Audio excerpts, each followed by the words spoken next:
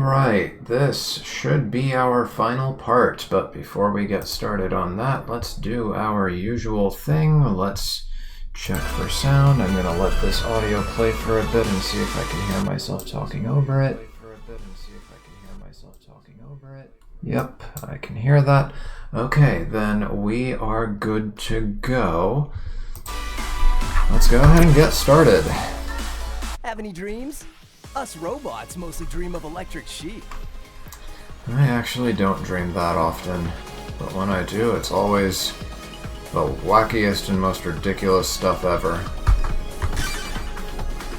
All right, let's go!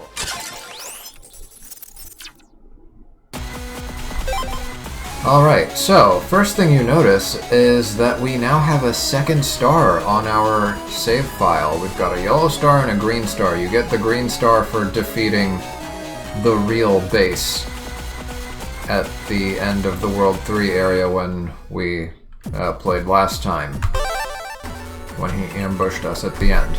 So, yeah, I have done some stuff off screen. I didn't pick up everything there is to pick up off screen, but I did do a lot, and I have a little bit of a highlight reel for that I'll be playing pretty soon. But the reason I'm in this area, there's two reasons. One is because this is where all the easy viruses are, so I've been farming them like crazy for chips to throw into the chip trader. And I figured since we're close enough to it, I might as well show off that the maximum number you can have of any chip of a particular code is 99, and we're almost at 99 Zap Ring 1s, so we'll probably do that today. Well, definitely, because there's something that's going to require us to do a lot of battles. I've already done some of those battles off screen, but nowhere near enough. We still have like 200-ish battles to go, so that'll probably be a not-so-fun part of this episode. But yeah, we're gonna have plenty to dump into the chip trader once we're done with the biggest items on our agenda for today. So there's that. The other reason I'm here is because somehow, by complete coincidence, I ran into this, and I could have sworn I picked it up before. I could have sworn I picked it up before, but there you go. That, I believe, is now our true final bug frag. Let me check. Bug frags. We've got 4, and I think we had just 4 more items to pick up.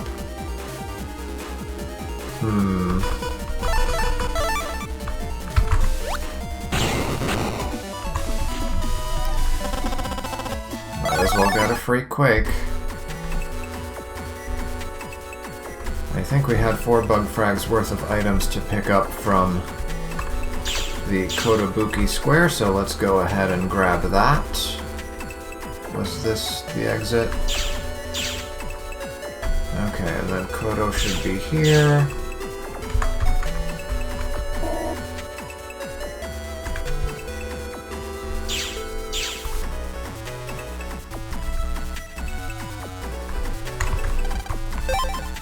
Yeah, there we go. The Recover 80 star, which we don't need, the Spreader M, which we don't need, and the Crossgun star, which we don't really need. Wow, that was loud. That must be my neighbor upstairs. I don't know if the microphone picked that up, but there you go. We have bought all the items that can be bought with bug frags in the game, and we've found all bug frags. So that's taken care of. Let me jack out of here now, and you will see this girl over here that we spoke to last time.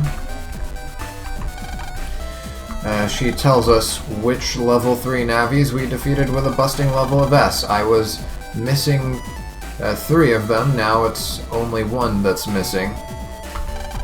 We got Airman, Gutsman, Toadman, Quickman, Gateman, Cutman, Shadowman, Thunderman, Snakeman, Protoman, Nightman, Magnetman we were missing, I took care of him as you'll see in the highlight reel. Heatman we already had, Freezeman was missing, I took care of him as you will see in the highlight reel. I had lots of fun S-ranking him. Ferroman we had from before, Napalm Man we had from before, and all that's missing now is PlanetMan and Bass, although I don't think Bass is part of this list, so we'll check back with her after we defeat both of those guys, because those are the last two that we haven't had a rematch with. Well, I guess with Bass technically we had a rematch since we fought the fake one when just completing the main story, and then we fought the real one last time when trying to escape the World 3 area. So technically we have had a rematch with him. But yeah, there you go. So I guess without further ado, let's have a look at that little highlight reel. And, oh yeah, I don't need to mute this because once I click out of it, there we go. And let's open this. Okay, perfect. So, first order of business. I found the final HP memory. It was hiding. Not there. Right there. I could have sworn I already picked something up from one of these doors, but either I'm misremembering, or it was something I did off screen and I decided to reload my save file and not pick it up so I could show it off later. I don't know what happened there, but I could have sworn I picked something up from there before, so I was shocked that that was the one I missed. Here's me finishing off Magnetman with an S-busting level. I did a better job of dodging his attacks, and yet still ended up with 270 HP remaining. I took advantage of the area grab here and used the magnet panel to my advantage to pull me out of the way of his tackle. And there you go, we finished him off with an S rank. Not long after, while wandering the Undernet, I finished an encounter and was offered another style change. Of course, I rejected it, because one thing I was trying to do, I was hoping to do, is see what would happen if I rejected Elec enough times. Would I start getting offered the wood style? And I would love to continue that experiment, but there's a reason we can't, and you'll see why later. I don't want to spoil anything, but there's a little something special that we might end up getting today. It might require some grinding though, so I'm gonna need to figure out what to talk about during that boring grind. I probably should have just written some notes and come up with a list of potential stories to tell. Anyway, my strategy for S-ranking Freezeman centered around the Elec balloon. Basically, I loaded my folder that I built last time with all the elemental blades. I loaded it up with some more defensive chips, invis and barriers and all that, and I also added my Heatman star to the mix. And the reasoning was I needed the barriers and defenses in case he attacked me while I was trying to attack him.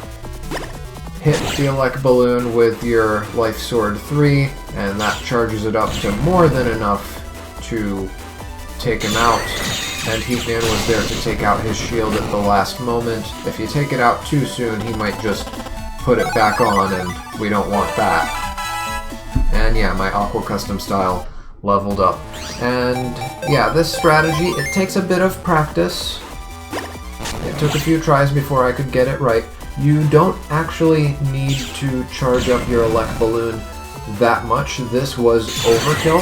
350 is enough to take him out, because he's an Aqua Navi, and he's standing on ice panels, so he takes quadruple damage from Elec. So, as long as you remember that, just charge up your Elec balloon to 350 and take down his shield, and there you go. That is an insta-kill. I suppose I could have done this without Heatman. I could have done this using a tree bomb or cannonball or something else that I could toss over to him, but he does have that one mechanic where sometimes he summons wind against you, and with Heatman it was a little bit more reliable because once you activate it, it dims the screen before he can even start pushing you back.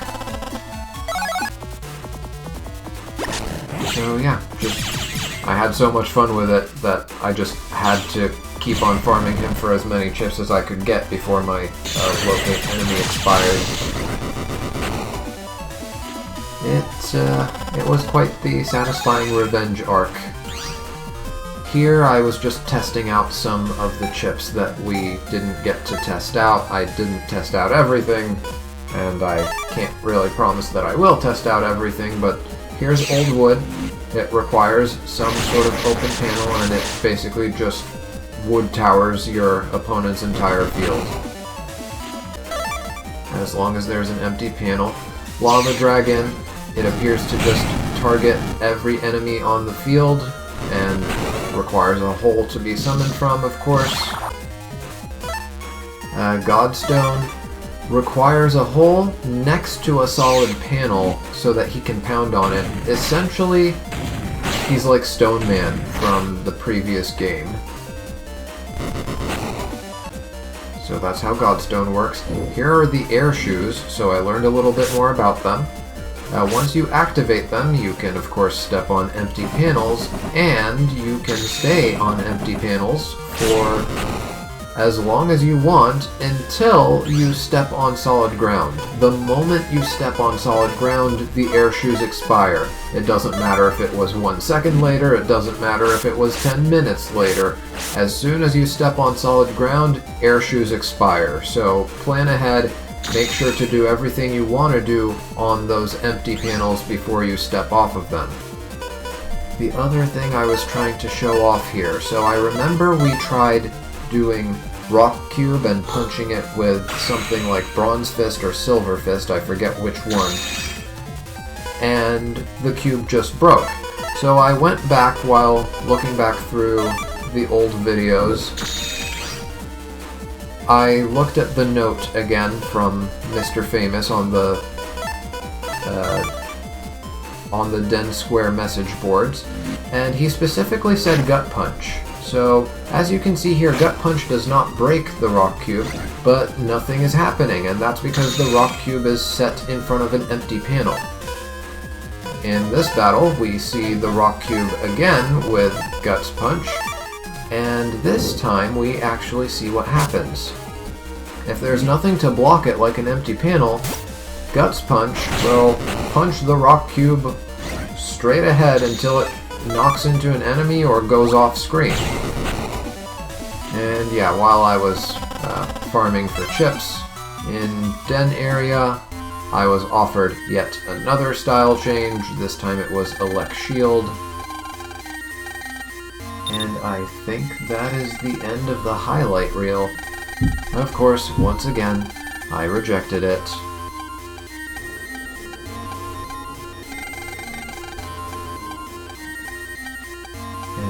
Yeah, that should be it.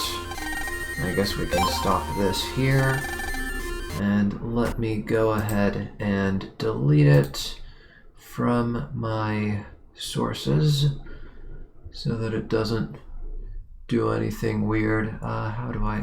wait. Oh, there it is. Just click that icon. Yes, I'm sure I want to remove it. Okay. And we're back in business. So, now, what do we need to do? I do have some notes. What's on our agenda?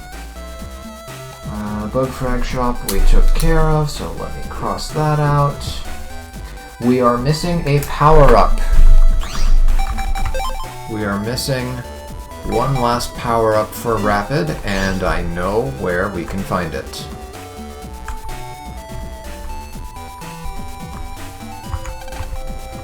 Again, just like with the HP memory, this is in a place where I could have sworn I already picked it up, but it might have been during my off-screen activities and I just chose to reload the file so that I could show it off during the stream and just forgot to do that. If we go over here,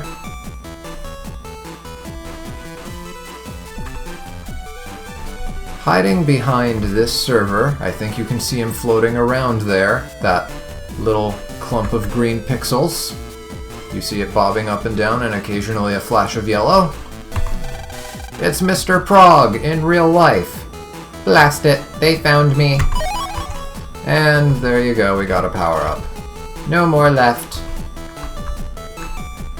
I don't know if that's confirmation that you got all the power-ups and he just doesn't say that until you have them all, or if he's just referring to the one that he does have, but there you go, we now have a level 100 Mega Man.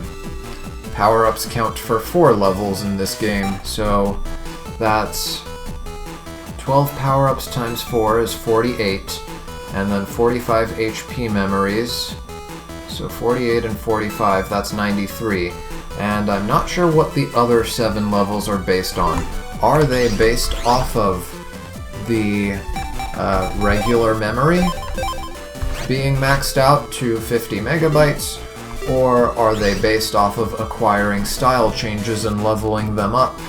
I don't know, I'm gonna have to look around online. I tried looking around online last night, and I couldn't get a straight answer from anybody about it, so we'll have to see. What else was on our agenda? Program advances, we're going to have to try and test those out later. I do want to try and see if Anti-Sword works on those shadow viruses. That's another thing for later.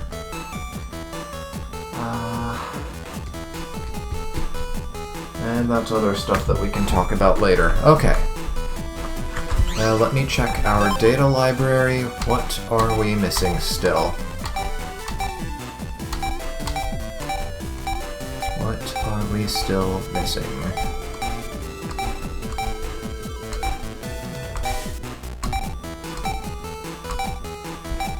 We're missing Life Aura 3. I did try out the Jealousy chip, so it does work against navis that alter the field, like Magnet Man. He uses Magnet Line up to 5 times. Jealousy can do damage to him. What was it? I think it was like 80 damage per chip that they're carrying, so you can use it. You don't have to aim it or anything, it's just a screen dimming chip that automatically takes HP out of the enemy. And that's all it does. I thought it had the added effect of just stealing their chips, but they can still use the chips, so maybe I need to use the catcher, which is something I didn't have the time to test out. Let's see.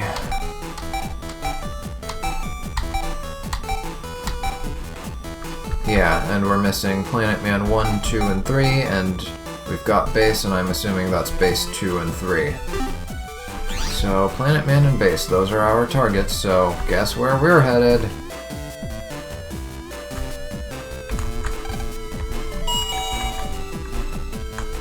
Off to the World 3 server, yet again. I did look up beforehand where PlanetMan is located, so we're not going to dilly-dally too much over there. Well, I mean, we'll have to do some dilly-dallying when trying to find his third version. Oh, and we're gonna have to log out for that encounter to even happen.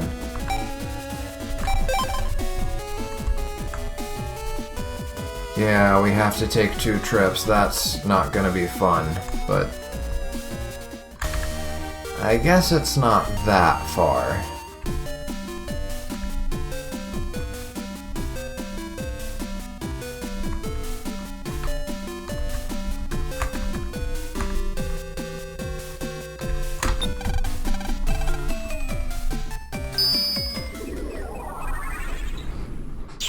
In case you were wondering where I did all those chip tests that you saw earlier, this is where. I'm sure you've seen this handbag enough times that you would recognize it, but just in case, thought I'd mention it.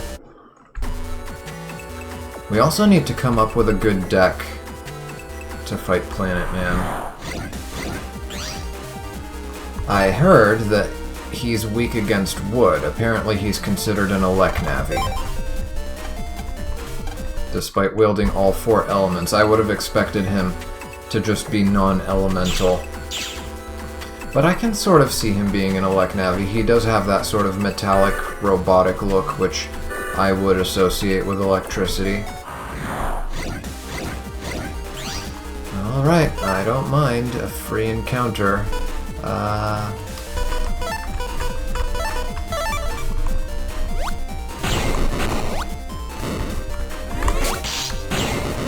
That's not how that was supposed to go, but oh well. I was hoping to get a free chip from that, but things don't always work out the way we want them to. I thought it was going to be quick, but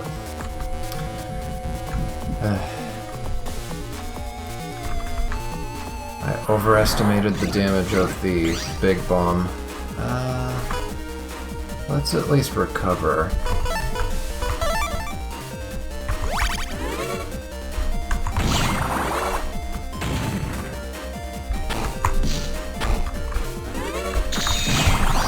Okay, now we can run.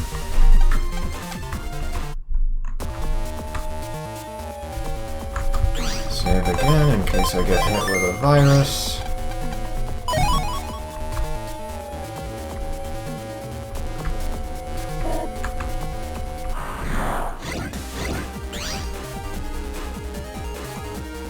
This I can take.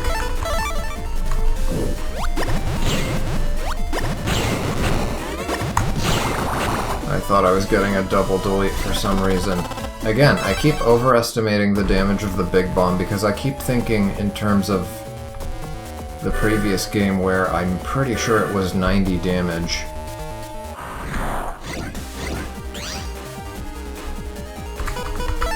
Should have just ultra bombed from the beginning. I think with this one, if I'm quick enough, the Cloudy 2 won't dodge it. Okay, I was wrong.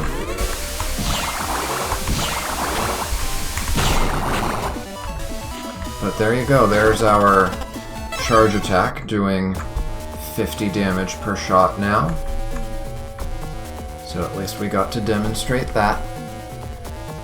Not that I'm going to be keeping this style once I'm offered something really good. The only reason I've been rejecting the elec styles is because of that experiment.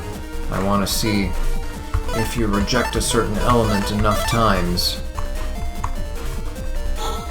will you be offered another element? Because that's what happened. We kept on getting offered elec for a while in wood style, and eventually we were offered Aqua Custom out of nowhere. So I don't know what exactly happened there, but I want to find out, because the common belief is that once you get offered an element, you'll only get offered that element until you accept it. And that's clearly not the case. Unless my game is just bugged for some reason.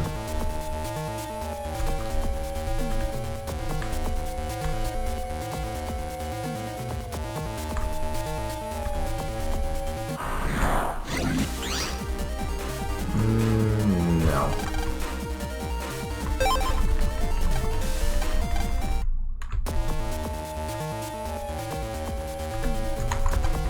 I don't think I have to worry about viruses and the mystery data in this area.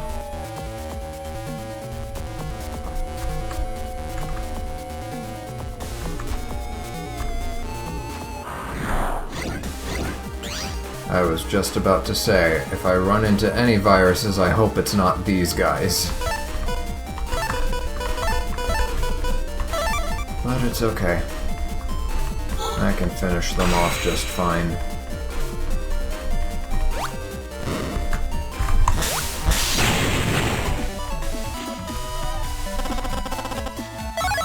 Not unscathed. I was hoping for a better outcome than that, but it's okay. Here we are, once again.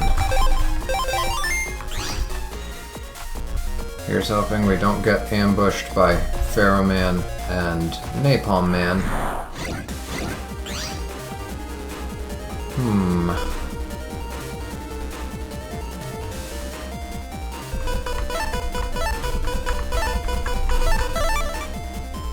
Oh great, I have to step on a lava panel to make this work.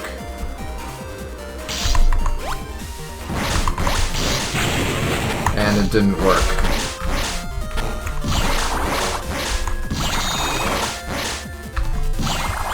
Because these guys slip. That's something I did not account for. Well, might as well finish the job.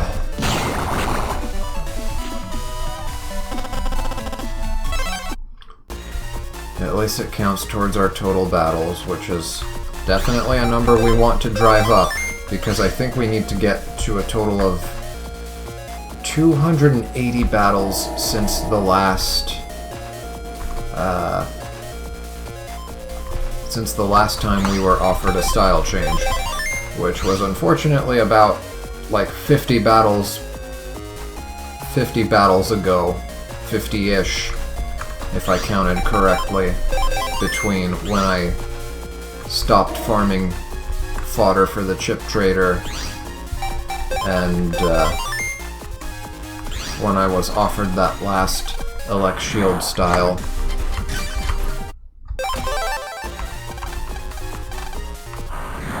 Let's see what it is. You know what? I don't mind it.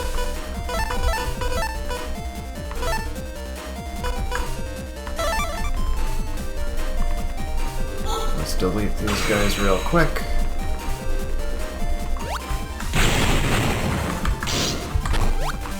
That's not what was supposed to happen. I keep forgetting that that guy throws bombs. I keep expecting him to do kind of like what the Can Devil virus does.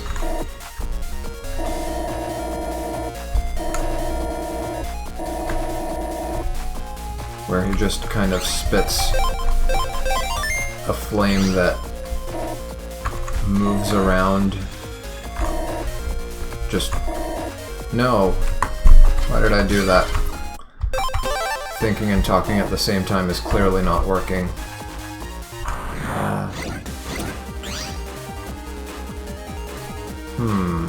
Do I want this?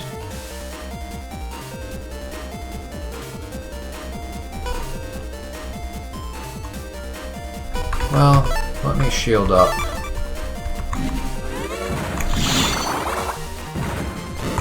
Yeah, at least I'm immune to everything these guys can throw at me. And let's heal.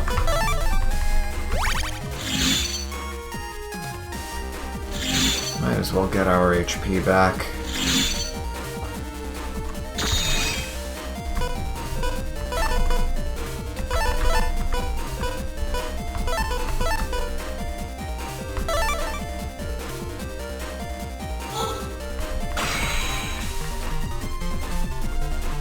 I don't want to kill you off just yet.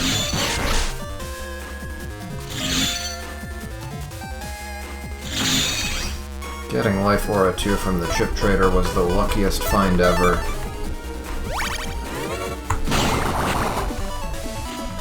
I should have tried the Invis just to see if it disables the aura. I don't think it does, but I remember in the previous game that was an issue. Yep, glad I saved before doing that. There we go.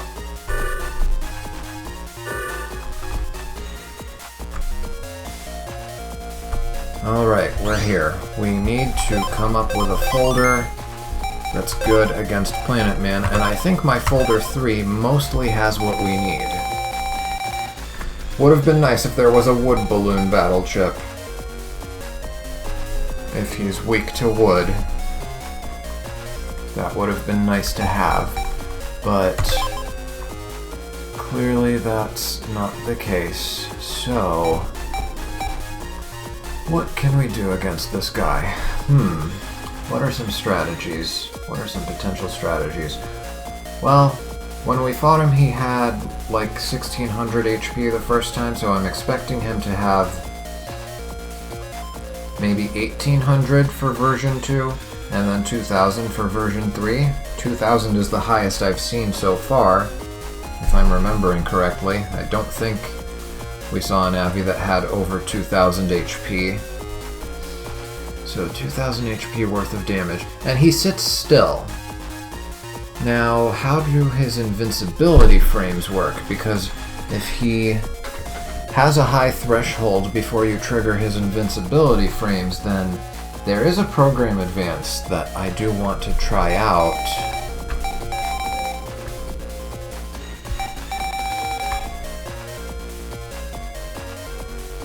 Hitting him with 3 Life Sword 3s might take him out if he has 1800 HP. I don't need this gut punch.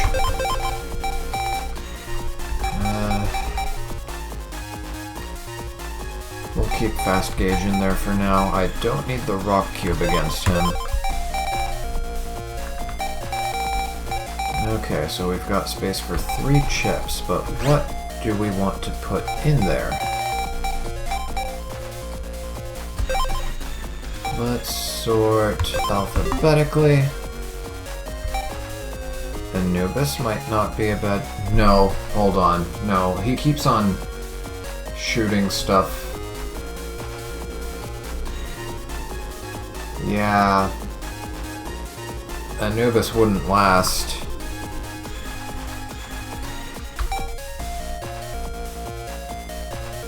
Anti-water, anti-fire, and anti-elect. He does use all the elements, so these might not be bad choices. But if we're going to have 3 chip slots open anyway, then I might as well just use them for the Shadow Man program advance. Anti-damage and drop down.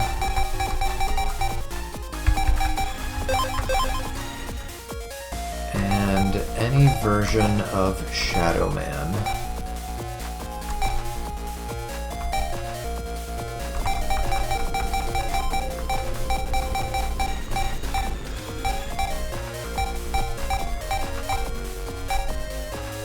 Any version of Shadow Man whatsoever. I don't have basic Shadow Man anymore because I traded it away. But we've got plenty of Shadow Man V2 and V3. V2 is fine.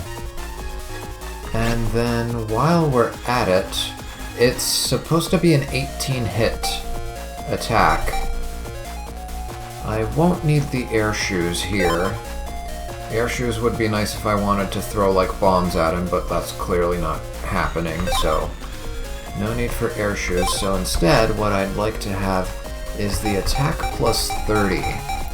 Because if we can add that on to the program advance, then that's 18 times 30 additional damage. So let's go all the way back to the A's. And where's my attack plus 30? There it is. Okay, and what do I want to set as a regular chip?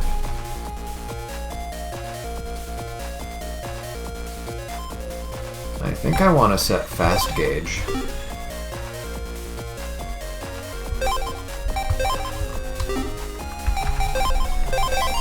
Okay, let's try this out and see how it works for us. I'm not expecting much, but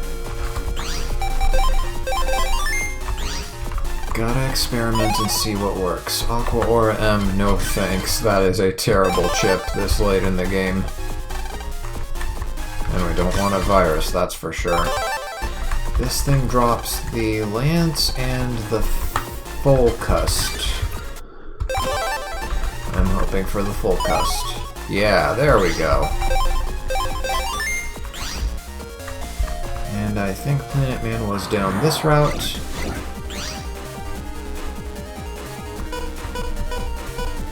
We don't have it. But we do have a program advance. Let's see if we can get lucky.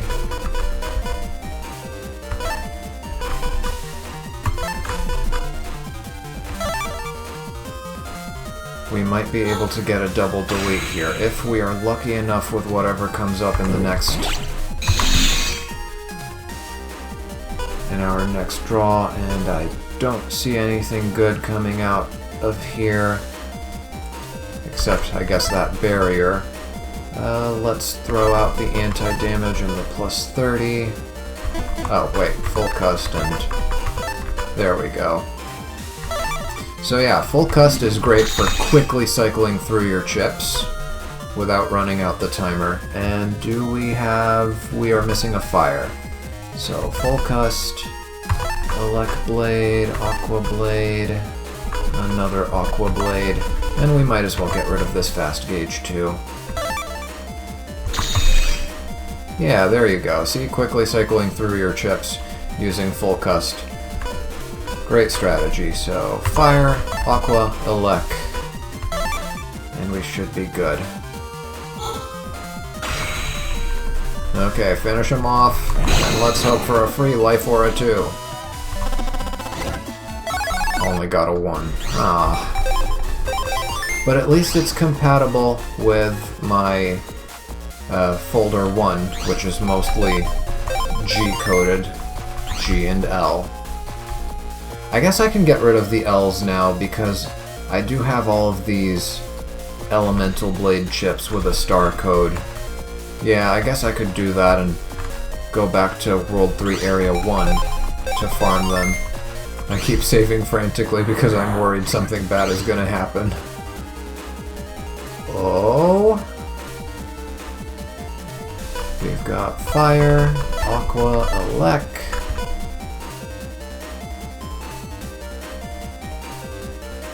Shadow Man does 3 hits, but he's only going to take damage from one of the hits. Yeah, not worth it. Let's waste the invis.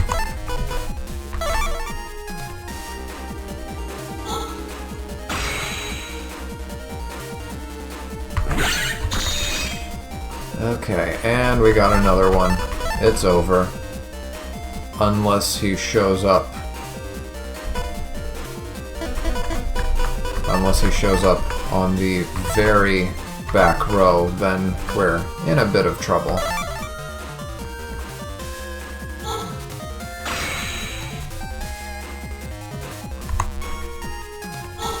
Might as well fast gauge just in case.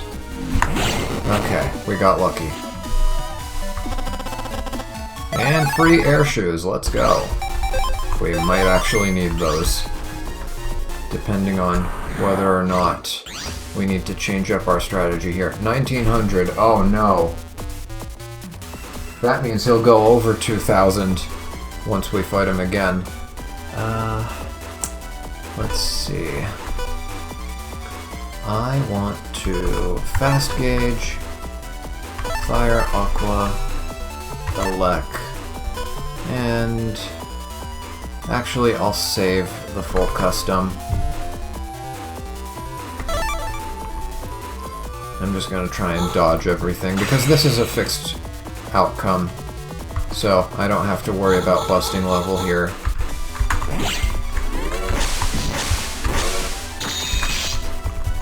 Oh god. We don't have a lek.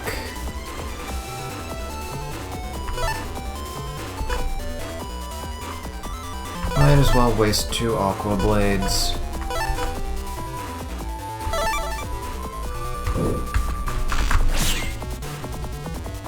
Okay, he doesn't have a very high threshold for when he activates his invincibility frames, so I'm worried that the program advance I'm thinking of won't do much for us, but we'll see. I want to fish for it and try it out anyway, just to see how well it fares.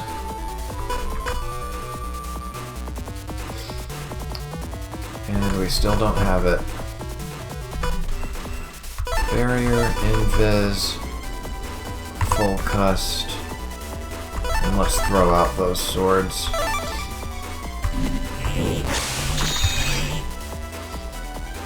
Okay, there's Shadow Man and anti-damage. I forgot the order. Oh no, it should be drop down and then the anti-damage and then Shadow Man. Because usually in these Navi program advances, the Navi is last. Okay, I don't think I lost my barrier, but just in case. Okay, we have it all. So, drop down, anti-damage, Shadow Man, and plus 30. And let's see how this works out for us. I have a feeling that it's going to end badly, but we gotta try. We need to figure out what our options are. Okay, bodyguard. And now he just... Okay, it doesn't trigger invincibility frames. So yeah, that is our solution. It doesn't trigger invincibility frames. Okay, that's good to know. Now, I did some research and found out that we can also find base in this area as a random encounter. Good luck getting him to show up, though. We might as well do it now, before PlanetMan becomes an option.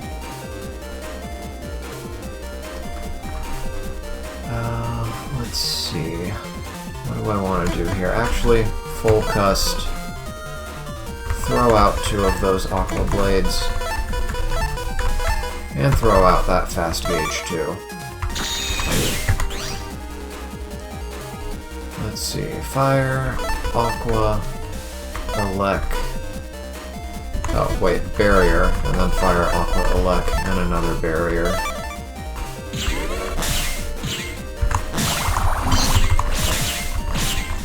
Oh no, I put them in the wrong order. This is... Let me reload. This was after we got PlanetMan, right? Yeah. Wait, let me see. What was he? He's... Okay, so he's weak to wood, but he does a wood-based attack? I mean, I can see wood if he's supposed to represent the planet and, you know, Earth and nature and all that. I don't know what this guy's deal is, but I'll figure it out for the review, at the very least, if we don't experiment with him a little today. But yeah, let's look around and hope we run into base. Well, maybe I want to heal up my HP first. He's not in a fixed location, he's just a roaming Navi at this point. There is no V2, he's just already like a roaming V3 ghost. Okay, we'll do Invis 3. And we don't have anything that can take out that shield. At least not yet, so... Full cust. We don't need the plus 30 for anything.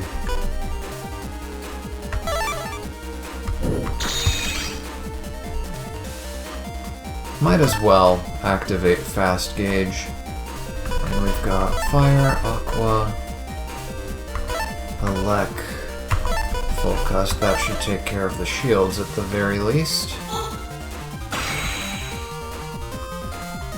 Okay, fast gauge. And let's hope for another one. We got it. Fire, aqua, elec, and invis for insurance. Can we get a life aura 2 this time?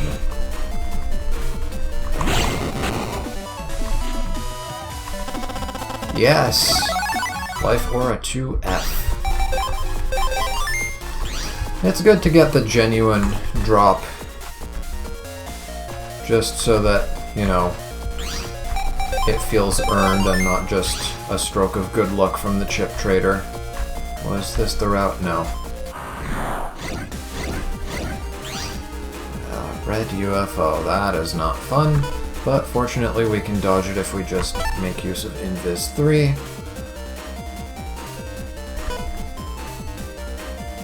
Oh, I thought I had the program advanced there.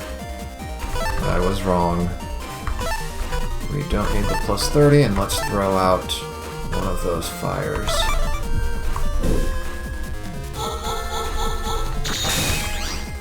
Okay, what's next? We've got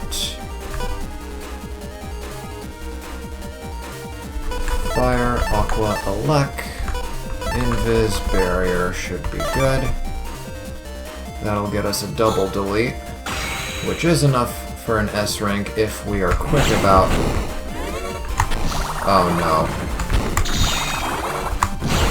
That's not how this was supposed to play out.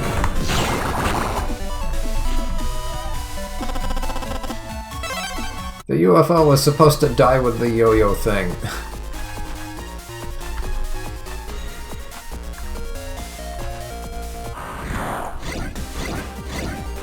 Okay, second chance. Barrier. Actually, no. Fire, Aqua, Elec. Then Barrier and Fast Gauge. Okay, let's wipe these guys out immediately.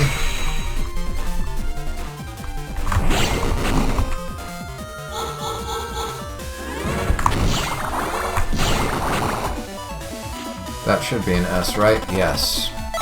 And we got a catcher. Can't give us the good stuff, huh? There are no recovery chips in this folder. So if I want to recover, I'm gonna need to use sub-chips or hope that these guys drop HP at some point, and not when I want a chip from them. I'm not liking this, but I can't run away, I don't think.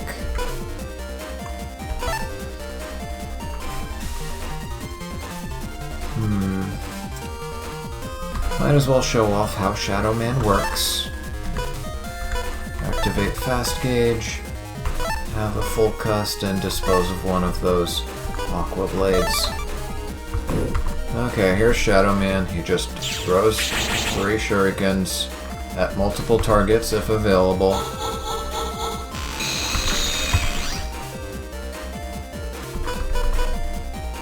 Drop down, I guess it gives us some invincibility. And we don't have any fire blades. Yeah, drop down isn't going to help us much because it expires immediately once you open the custom gauge. Might as well throw it out. Okay, now we're talking. Fire, Aqua, Elec, and a Barrier, and a full cust. That doesn't take care of the guy in the back, but come to think of it, I don't think we can take care of the guy in the back. I don't think we have anything strong enough here. Not anything that can reach him anyway.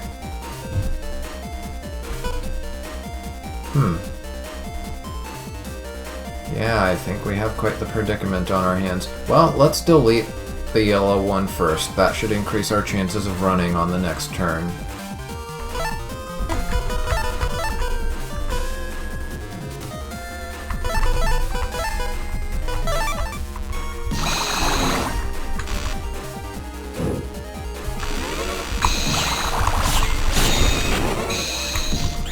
Okay, can we run? Nope. Denied.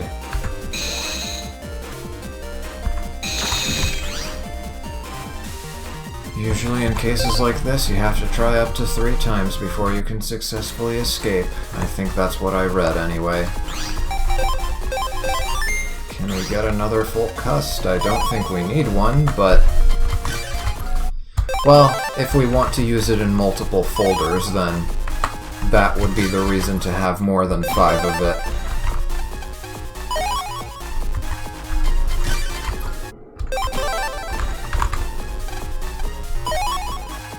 8,000. Nice, but I'm rich. I don't need it. I've got nothing else to spend it on anyway.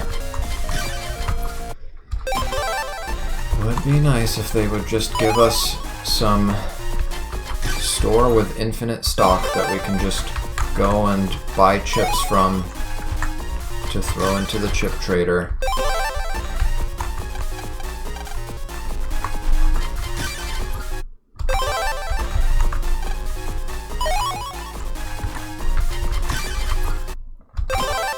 I'll even take a lance.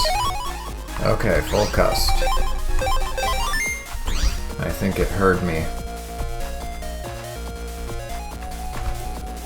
Oh, we've got one more.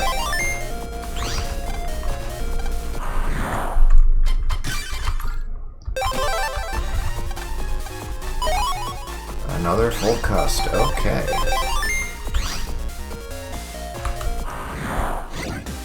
Mole virus, let's go.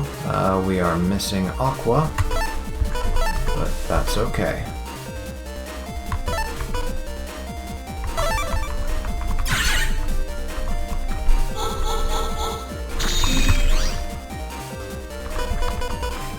Anti-damage isn't gonna do anything for us, but we do have an aqua now, and we might as well put the plus 30 on it and waste the anti-damage. Here's hoping he shows up in the first 2 columns. Come on. There we go. And we are missing an aqua. Throw out 2 fires, and 1 elec and a barrier.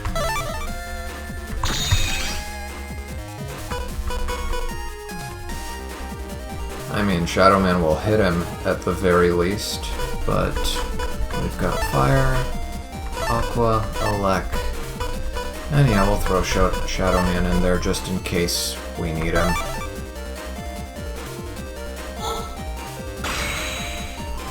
Here's hoping he doesn't show up in the back.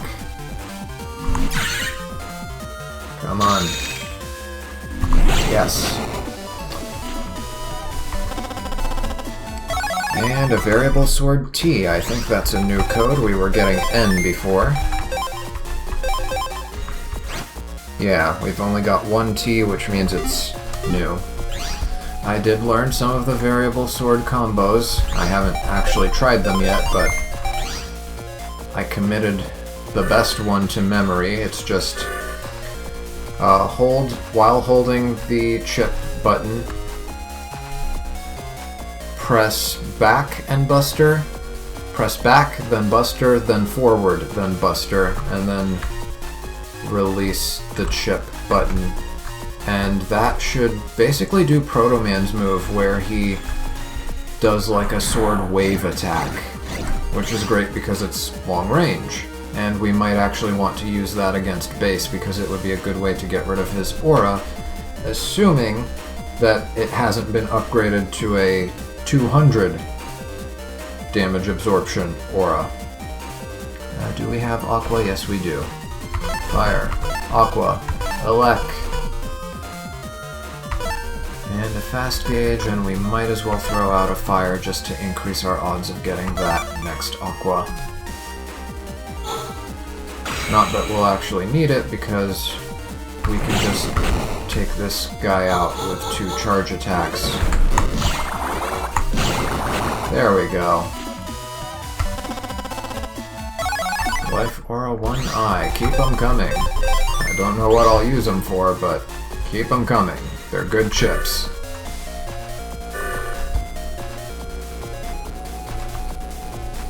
And we're supposed to run into Bass here at some point.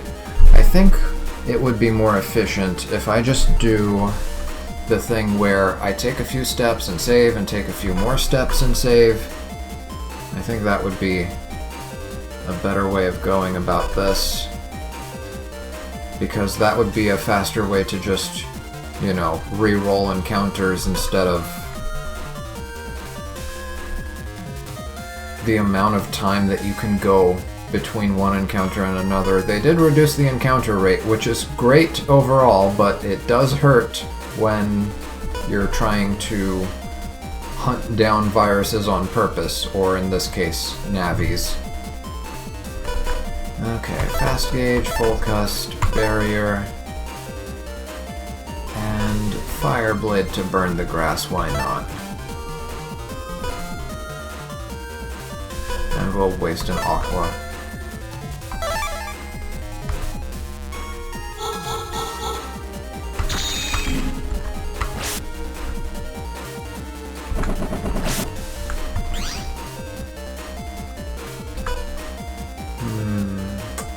Fire, aqua, elec. And Shadow Man should be able to finish off the other one.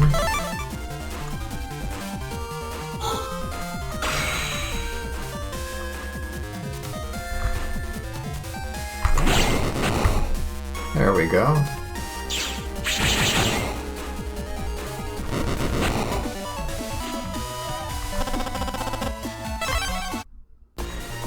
Okay, so what I want to do now is... I don't know if I should heal up, but... well... No, I don't think I need to, because as long as I can survive the battle, then I can use Locate Enemy, and that's when I'm gonna want to heal up, to give myself the best chances of getting the version 3 chip.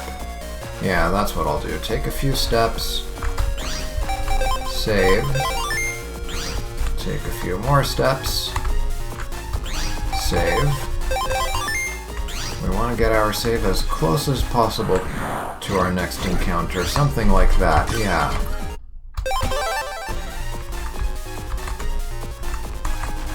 Okay, save. I'd like to save at a point where I just take 2 steps and get an encounter right away. And hope that it's base.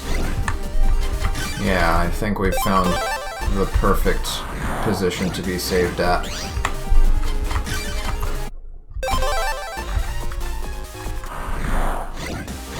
That's not base. But I'm liking the randomness. That's telling me we're not having the fixed RNG issues that we were having with the previous game. That gives me hope that there actually is a chance of finding the encounter we are looking for. I did not look up what the odds are of actually coming across base.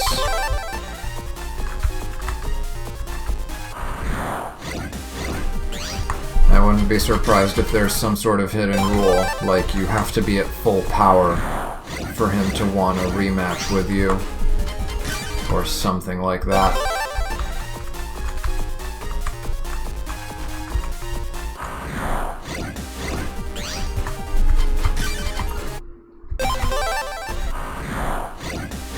Wait.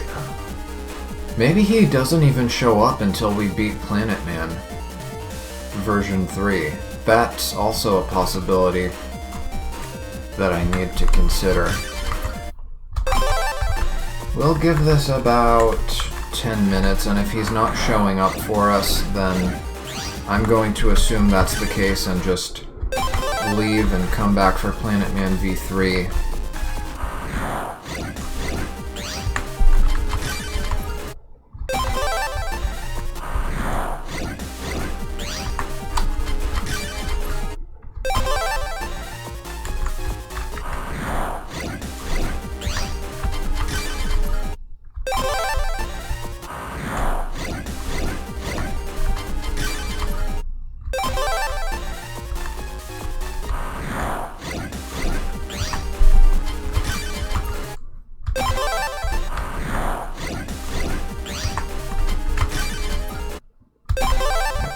found a good spot to save. Yeah, we're getting plenty of encounters this way.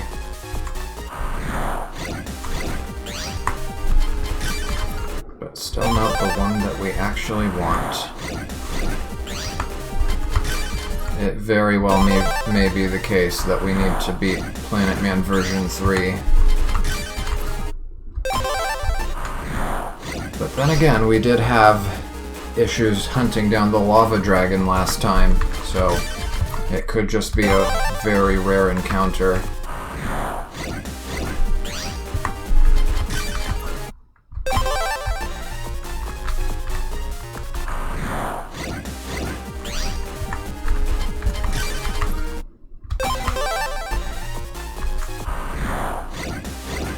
You know what? Before I dilly-dally any further, let me actually, for once, pause and look at the wiki and just make sure, just so that we don't waste time. Give me a couple minutes here. Should be open on this tab. Yeah, there we go. And then if I duplicate that tab, and let's scroll to main navigation, Battle Network 2. I'm looking for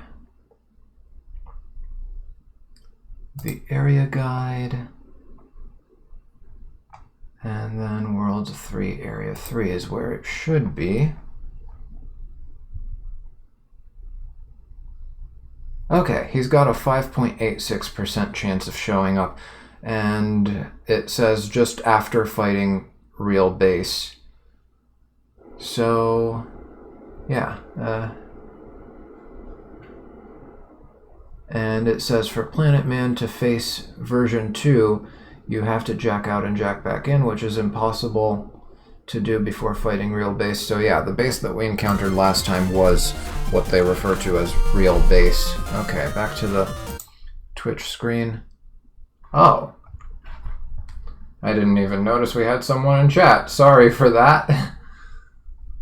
Let's look through what you had to say. How's the game going? Yeah, I'm in the post game. This should be the last part for me. Let's see. If I recall, the fire tornado destroys this guy. You mean PlanetMan? Okay, so he's actually wood-based. Okay, I'll keep that in mind. That might be something worth trying. It's a somewhat casual run. I'm not really that competitive about it.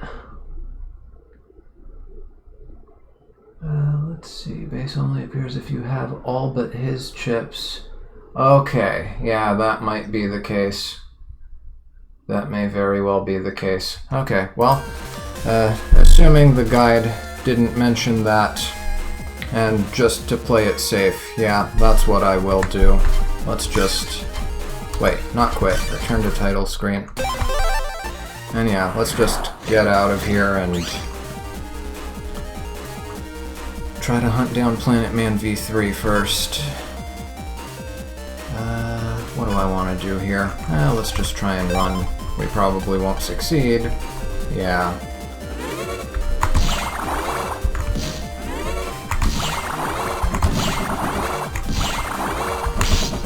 I wasn't expecting to have somebody active in chat today.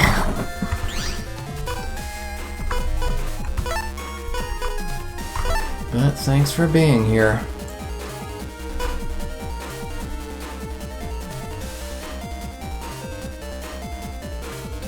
Let's see.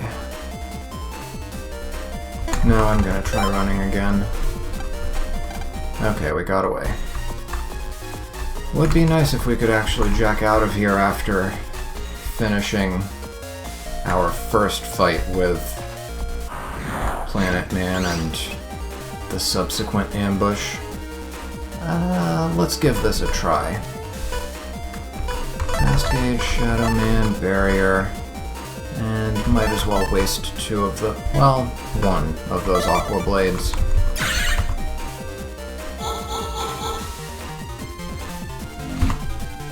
Alright, imagine he's only gonna take one of the hits here. Yeah, that's what I figured. Just like what happened when I tried out Gator against him. Do we have... Yes, we do. Fire, Aqua, Elec. And we might as well throw out those chips to make room for another fire.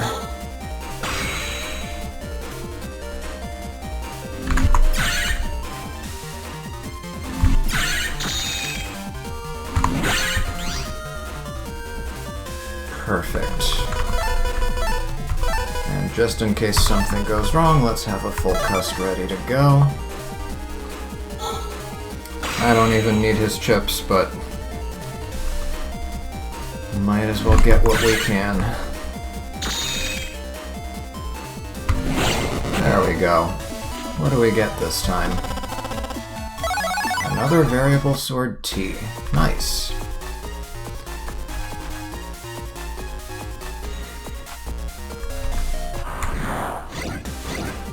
I should probably be saving after every single battle when I'm here.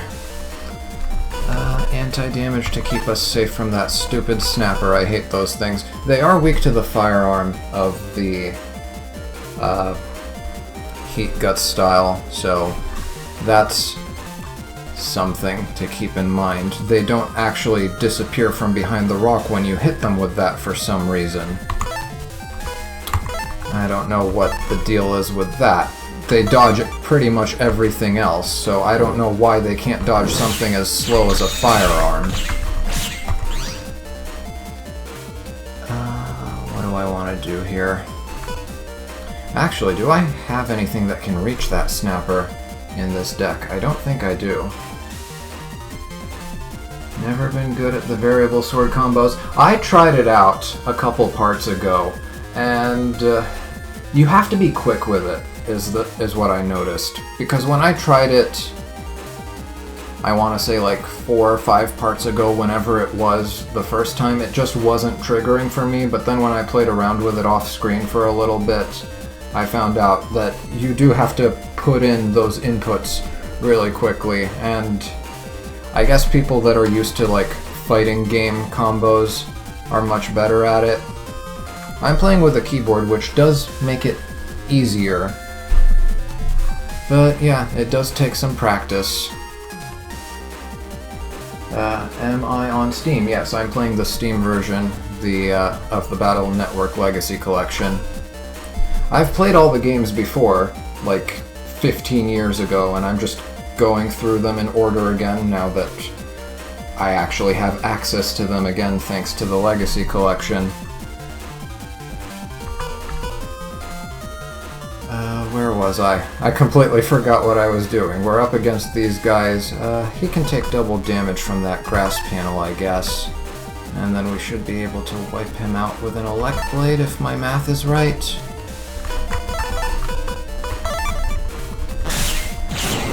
There we go.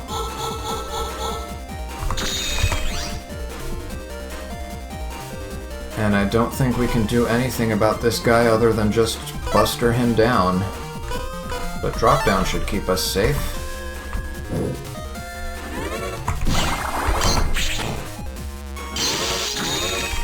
So much for that. Oh my goodness.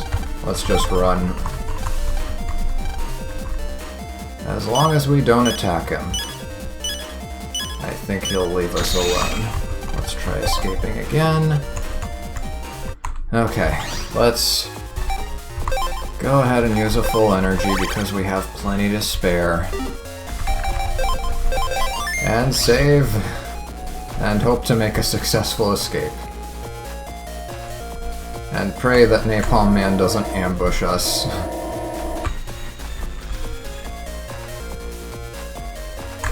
Are you planning to get the secret chips, or is that too much trouble? It's too much trouble. No, network battles, I'm not that interested. If you want to do it, if you've been looking for somebody, then I'd be more than happy to do that with you. Is there a way? I'm still not used to everything on Twitch, so if you know how to send like a private message and send that info. We can do that together if you want to, but I don't really have plans to show that off. I don't think it's worth it, because, I mean, there's just too much luck involved. I don't wanna. I'd rather not. But the bigger problem is just finding somebody to do it with. Yeah, that's the thing. It would take hours, and I don't have that many hours to spare.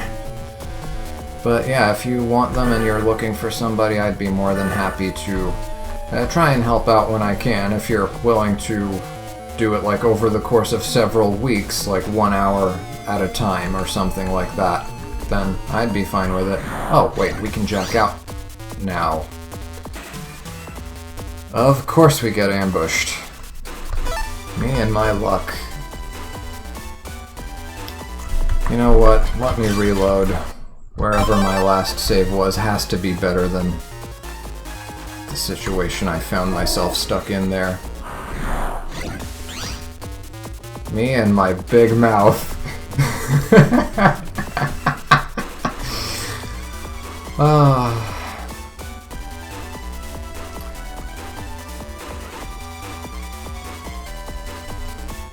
Me and my big mouth. This deck is not good for back row enemies. But you can run from these encounters. The escape chip actually does work against these random Ghost Navi encounters, is something I found. At least it worked in Battle Network 1. I would assume that's still the case for Battle Network 2. Okay, I'd rather just reload.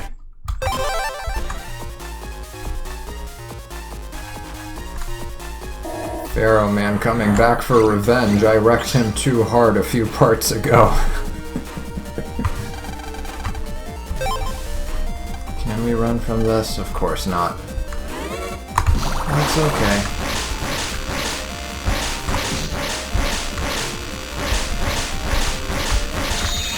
At least this is survivable. Okay. Now, let me focus.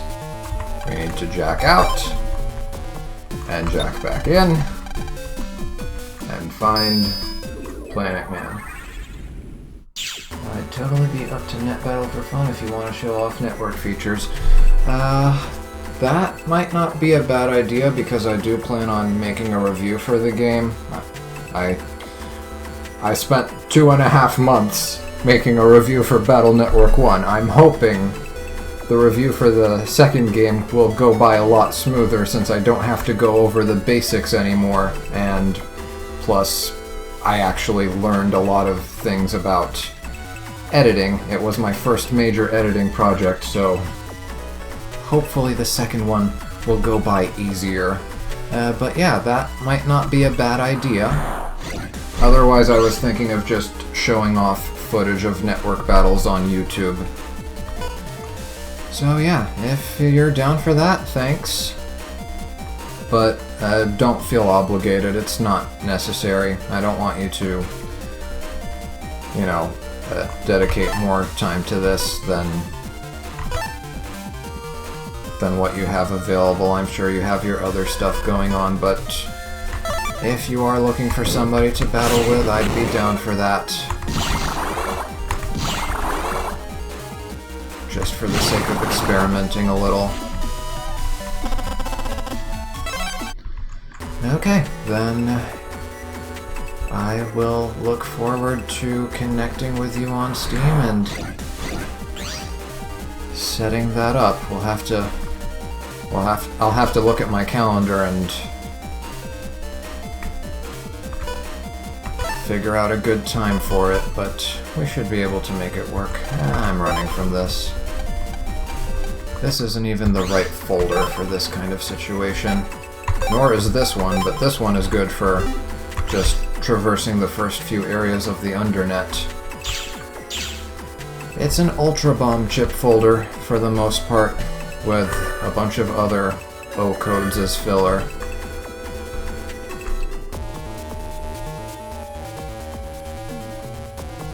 Okay, yeah, sure. If you want to experiment with your folders, then sure, I will be your occasional battle partner as long as you can be patient with my hectic schedule. We'll figure it out.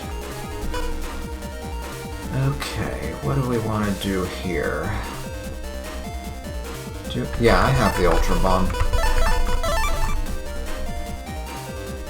Man, that one ice panel in the middle, that's the worst part of all of this. I knew that was gonna happen. Come on. Yeah, there we go. At least we are slowly chipping away at the number of encounters we need until our next style change. Uh-oh. I didn't mean to do that.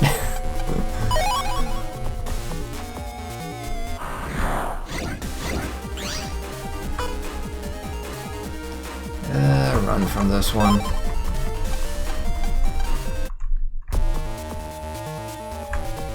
Yeah, that's the thing. I was on a wood custom style, but then aqua style was offered to me and I thought, you know what? I'm getting sick of the ice, so I picked it and then I found out. That's in Battle Network 3. In Battle Network 2, immunity to slipping on ice is not a feature of aqua styles, sadly.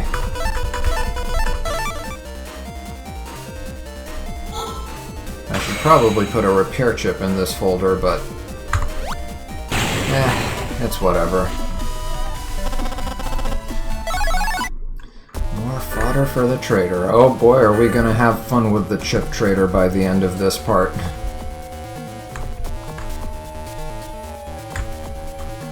Yes, that is what I'm planning on showing off. The secret style change.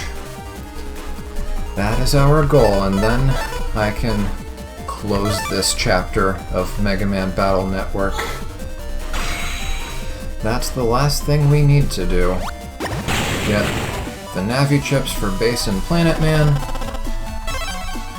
and get that last style change.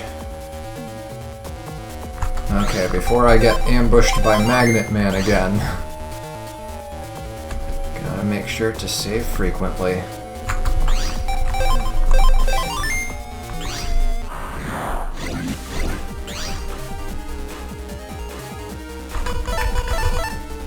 Oh man, they really had to put that ice cube in the middle. The other thing that I noticed that's absent in this game, which I'm pretty sure is a feature of future games, but I might be misremembering, is that you can peek at the battlefield while you're still in the custom screen. You can't do that in this game, but I'm pretty sure they started doing that at one point. I just don't remember when. And yes, we can get that last style change before Bass, but chances are that won't be happening because I started this part about 230-ish battles away from my next style change, so we're gonna have to do some grinding, I'm pretty sure.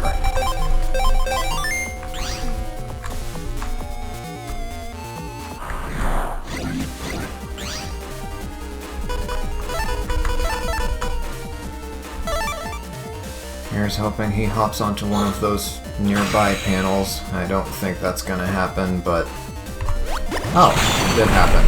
And I mistimed it, of course.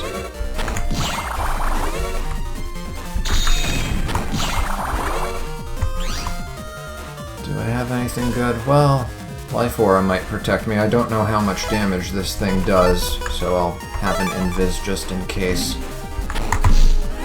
Oh no. Bad positioning, but Life Aura is protecting me. Oh well. Not getting chips out of this one.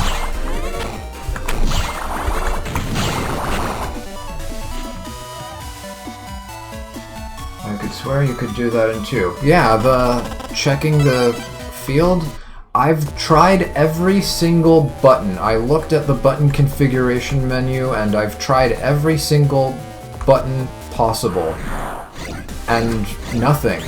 There's no way to take a quick glance behind the custom window, so you just have to have a good photographic memory and remember what state the field was in when the viruses were loading up. And this does not look like an easily winnable encounter, so we're leaving there.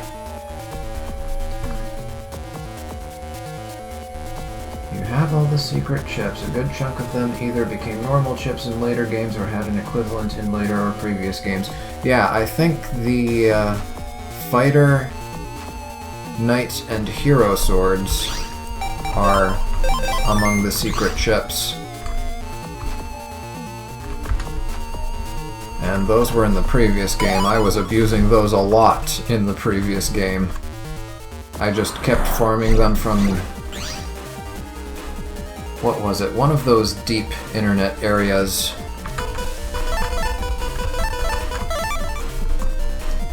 And I had like 7 of them in a folder. I think it was like 7 knight swords and 7 hero swords, and I was just wiping everything out. It was fun, but it was also just kind of brain-dead folder building. Freeze Bomb and Sparker. I remember chips like that from Mega Man Battle Chip Challenge, I think, was where I first got to see them, and I never saw them in Battle Network 2. But I know of them because I have been looking at guides to make sure I'm not missing stuff. For the most part, I've been trying to get as far as I can without guides and just using them as a last resort, but sometimes you run across things you weren't looking for, and yeah, I found out early about the secret chips, and some of them did look familiar from that game. Okay, we are back to the World 3 server. At least we don't have to venture that deep into the 3rd area anymore.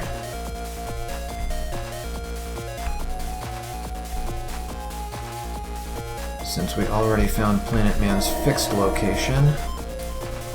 I think it was this one, or maybe it was the 3rd one. Let me save, just in case I make the wrong choice. Yeah, there we go.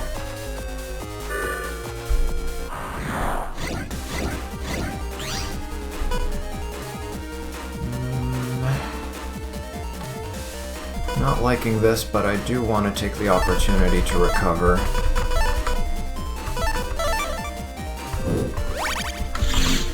Let's lock you in place. Yeah, there we go. And now we can just try escaping. Oh, this is perfect. I was about to say the ice blocks were going to protect me from those ratty viruses, but I guess not.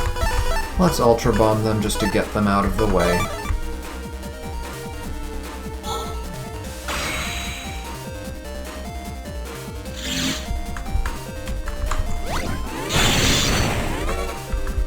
That is not how that was supposed to go down.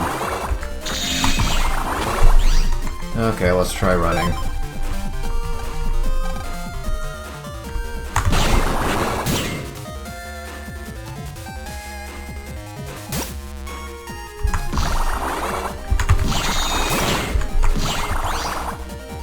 Might as well finish it off.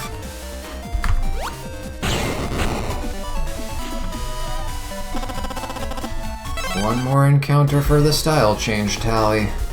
And I'm back to where I started, 900 HP. Okay, I don't have to go that far here, just take a few steps and save, and take a few more steps and save, until we're at a point where we're just a few steps away from a random encounter.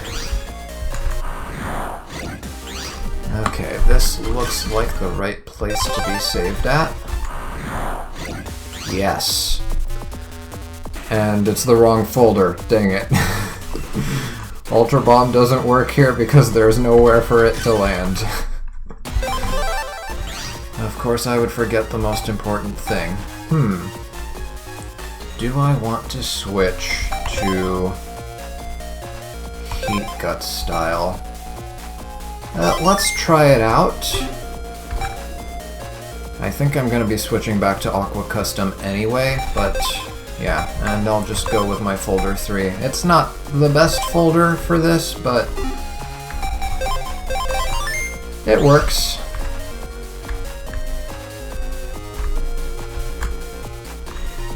Freeze Bomb is Iceman's bomb attack. It can turn your enemy into an ice cube. I think if you use a breaking attack, it does double damage. Oh! That's a nice double whammy. I've seen an interesting combo where someone used anti-damage, then froze them, then used Zeus Hammer. Yeah, double Zeus Hammer, that would be a whopping 400 damage. But what does the anti-damage do for the... Oh, because the Zeus Hammer hits you, so it would trigger the anti-damage. Clever. Okay. I never thought of using a combo like that before. I don't think Zeus Hammer and anti-damage have a code in common, though, so you'd probably have to activate it on a separate turn. Not what we want.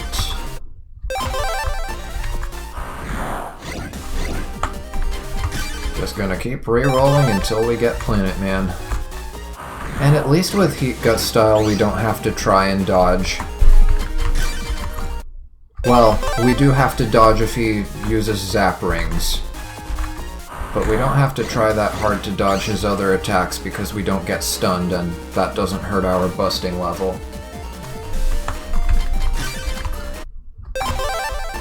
The downside, of course, is that it's going to be harder to get the program advances we want, but we've got plenty of star chips to sacrifice. I'm liking how quickly I'm running into these encounters. There we go. Found you. Okay, I do want fast gauge for long-term purposes, and let's get a barrier here. And I don't want full cusp just yet, or do I? No, not yet.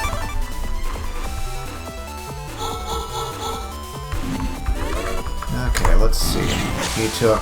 Yeah, he is wood-based, okay. I guess the chip gave that away, but if you didn't know based off of the chip, now you know based off of experimentation.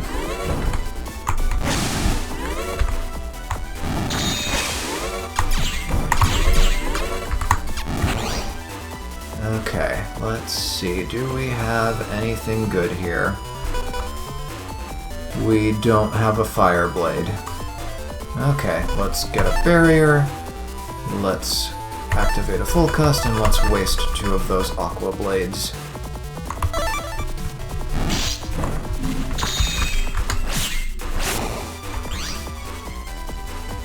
Okay, we've almost got the bodyguard, which should be able to finish him off. Yeah, let's just waste all this. Well, might as well hit him with it.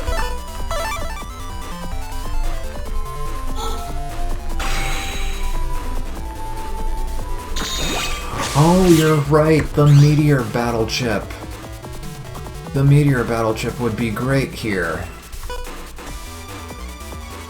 But I think we have our S rank. Drop down, anti-damage, Shadow Man, and plus 30. And I guess I'll have an invis to keep myself safe. And this should be able to hit him without triggering invincibility frames.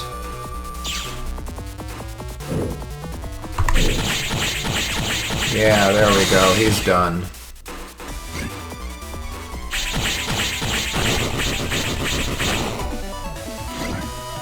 That was an S rank. PlanetMan V3. Now we have to deliberately lower our busting level.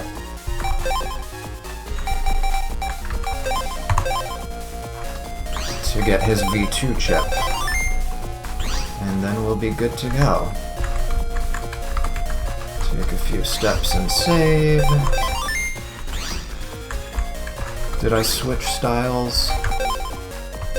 No. Aqua Custom, let's take a hit or two so that we can stay out of an S rank.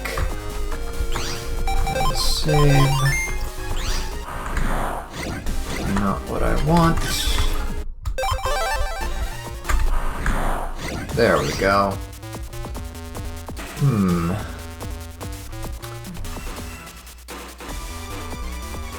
Let's go ahead and burn through... What do I want to waste here? I guess I'll just do the barrier, the fast gauge, and a full cust.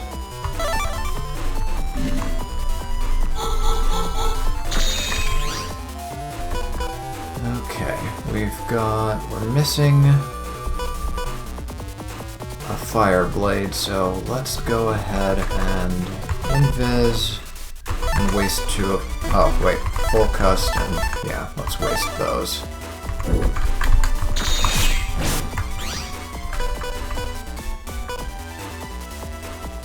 Okay, we have our program advance. I'm waiting for the attack plus 30. Might as well throw out these two and expand our hand a little bit.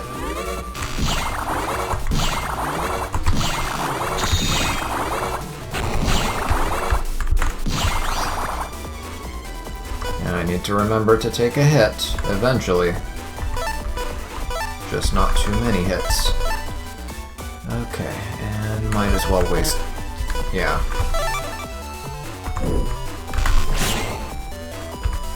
Can we get rid of you? I don't like that thing. Okay, we took our hit. 2 hits.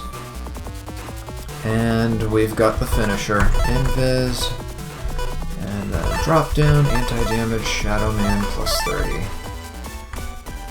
Okay, hopefully this will get us a V2. I used it too soon, but it's okay.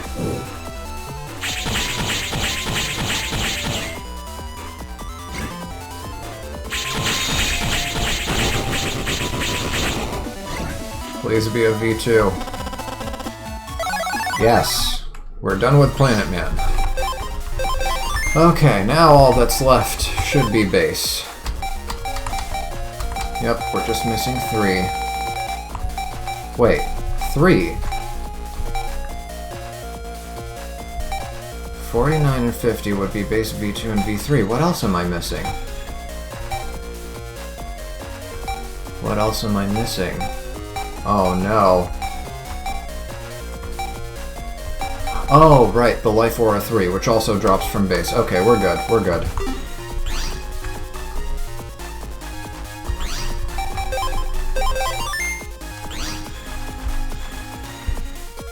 Okay, but now I have... You know what? I can just step out of here and make the sub-chip expire.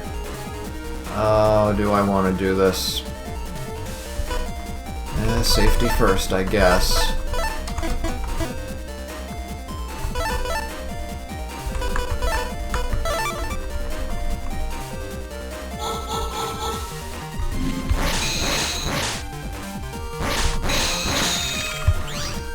Okay, now let's try and run. Yeah, I figured that would happen. Okay, try again. Okay, we got away. Yeah, if I step out of here... Perfect. Now we don't have to run into PlanetMan too much. Okay, it's all base from here.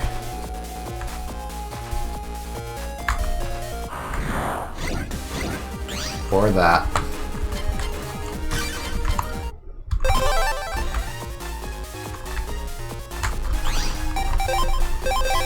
I should probably not wander too far so that I can get away pretty quickly once I'm done here. Not what we're looking for. But close.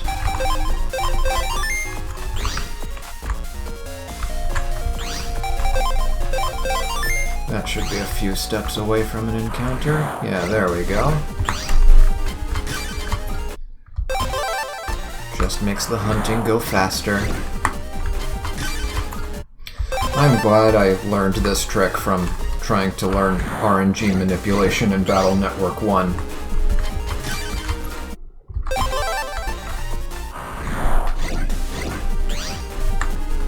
He's gotta be here. Hopefully we don't have to actually jack out after finishing PlanetMan. I would hope they would give us that mercy at least. According to the guide I read, he should be available right after we get our green star on the main menu. But I'll do what I did earlier, and if after, 10-15 minutes he's not showing up, we might want to try logging out and coming back in.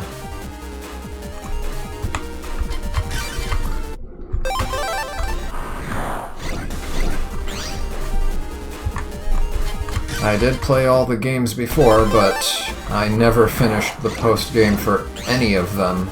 I think the farthest I got was the post-game for Battle Network 3. And to top that off, I barely remember anything from Battle Network 2 and 4. Those are the games I remember the least from my childhood.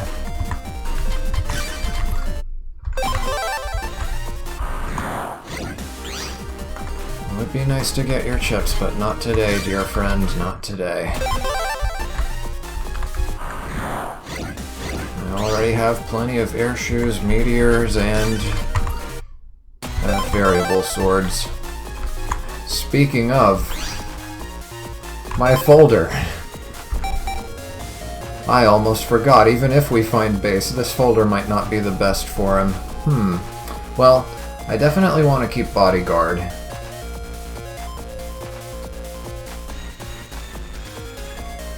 But he keeps regenerating that shield, so I'm gonna need something to take care of that. My first folder might fare better. My first folder is mostly a Life Sword 1 and Gator folder, and that's what I beat him with last week. We might as well go with what actually works. We just need a single win in order to use the sub-chip on him. And speaking of sub-chips, I might as well, full energy. We just need a single win so that we can lock the encounter, and then we can fiddle around and optimize our chip folder later if we need to.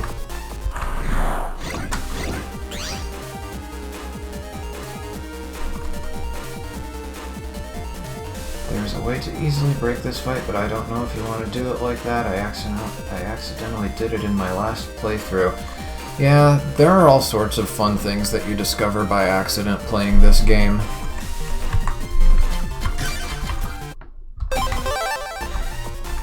Just last night I discovered that you can easily wreck Fragsman with the Elec Balloon chip, as long as you have something well-timed to break his little ice shield before the balloon hits him.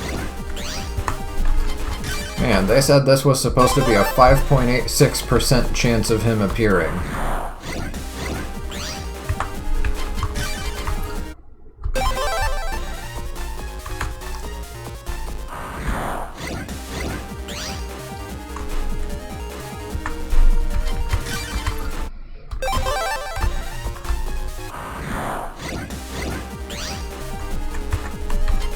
.86%, you would think we would have seen him by now.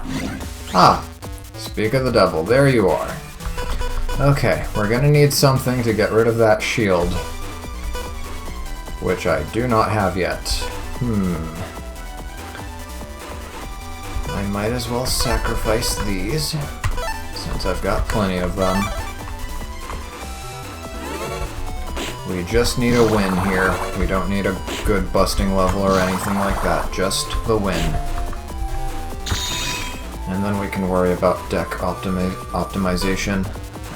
We don't need all of those long swords, but I do want to keep some. Ah, this is tough.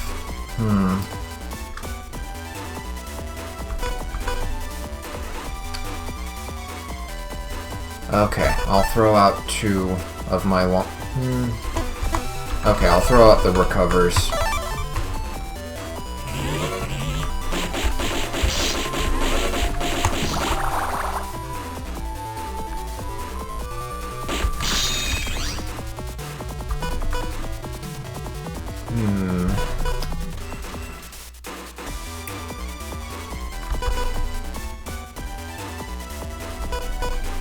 We'll throw out 1 longsword and an invis, and do I want to keep... I'll keep the dash attack. Gut shoot might come in clutch for us. Maybe I should have put a fast gauge in this folder. Oh, I should have saved the invis for this. Okay, yeah, this is not a good cycle we're on. But it's okay, we just need the win.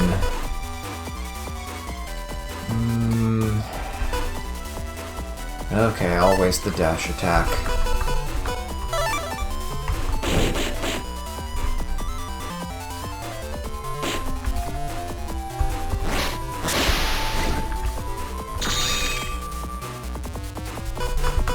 Okay, we got ourselves a life sword. I'm gonna wanna wait before using it. Gotta wait for the custom gauge to refill, and then we'll be good to go.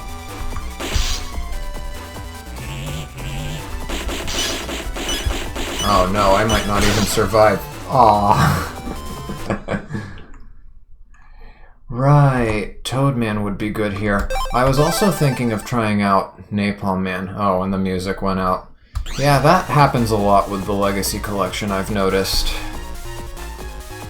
But yeah, okay, let's actually rebuild our folders.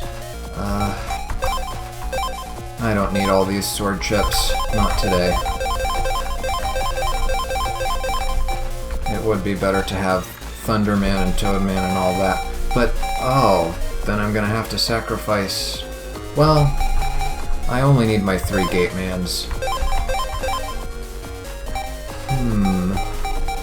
And then we could throw some cannonballs in here. I don't need the repair. If I'm not gonna use Life Sword, I don't need the area grab.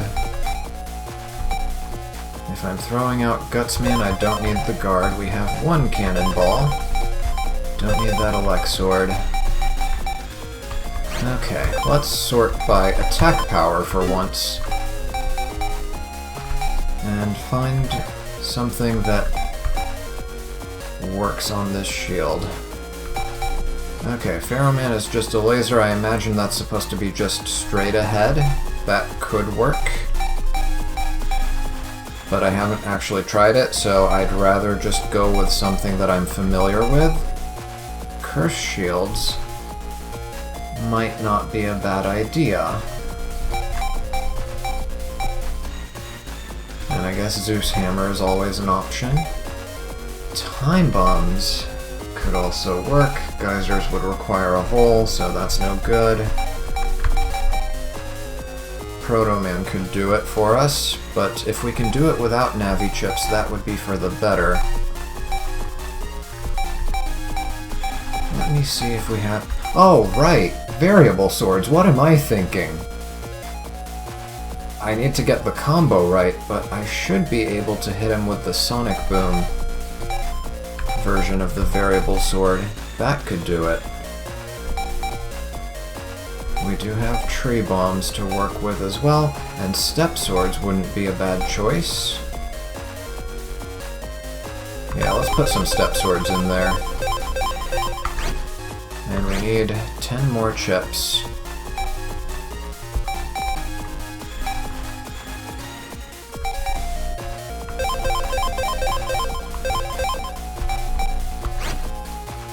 Okay, 6 more.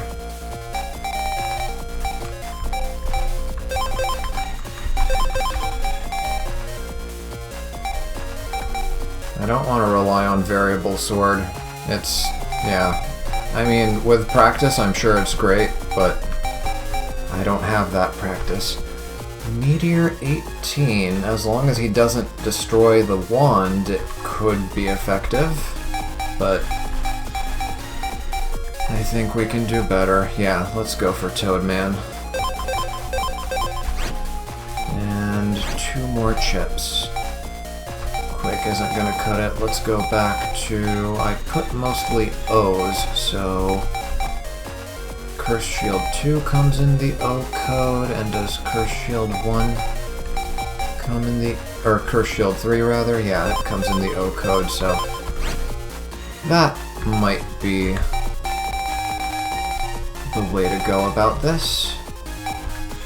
Let's see, we've got 3 Gatemans now.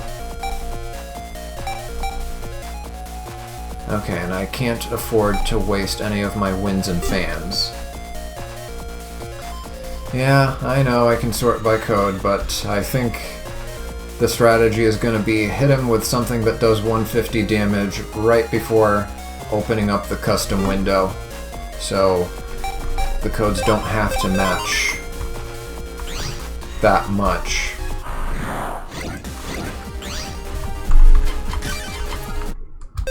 The important thing is having something that can do 150 damage. I'm just thankful that it didn't upgrade to a 200 shield. That would have been terrible.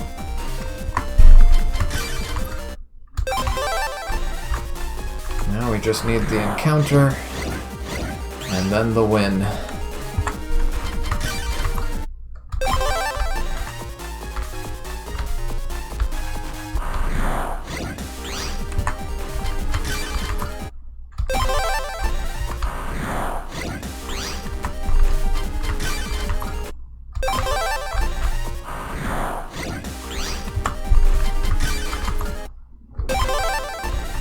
I will stay here until it's done. Okay, found him.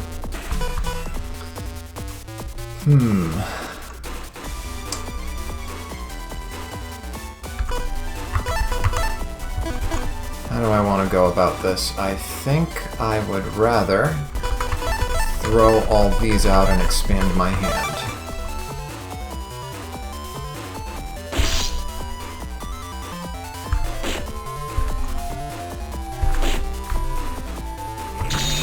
Okay, now we need to be quick about this. We still don't have our program advance ready to go. I'll use the 3-step swords.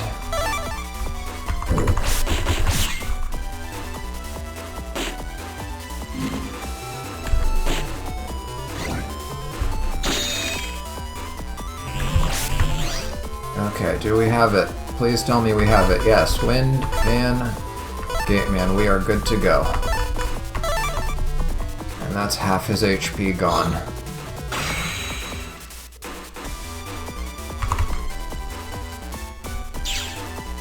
Will this interrupt him? I hope it does. Yes. Man, mistimed it.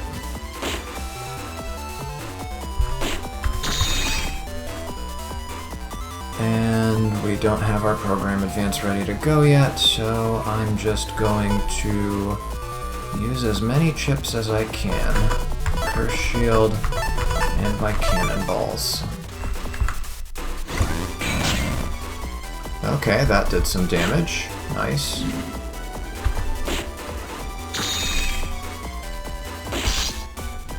Wait for him to charge up. Yeah, there we go. And I don't have my program advance. Dang it. I was hoping it would come out, but okay, let's try Toadman.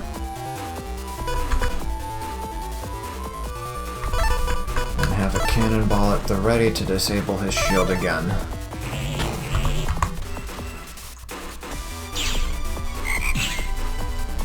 This is a stunt. Yeah, I can hit him I can hit him immediately with another one. Perfect.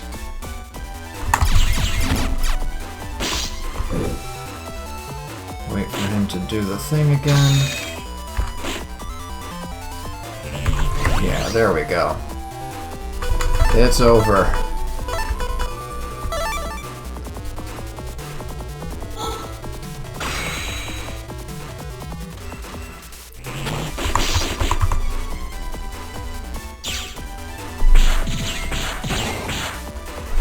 Okay. Whatever we get from this, as long as it's not Zinni, we're good. Oh. Yeah. That wasn't the best of performances, but the important thing is that now we can finally lock the encounter.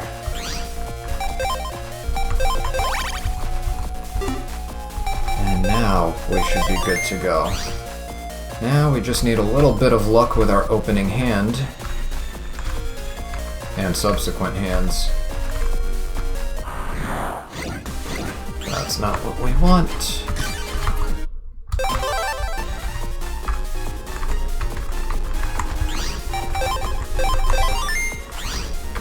Take a few more steps, save again. Repeat until they're just a few steps away. Yeah, there we go.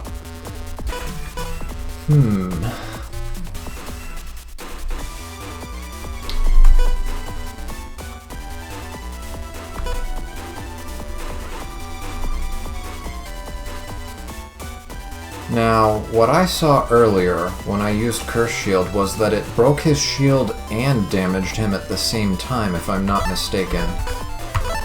I want to see that again. I don't think this is a good opening hand, but I just want to test this out.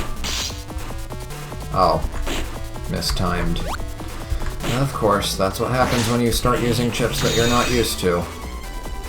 Okay, well that experiment has concluded rather quickly.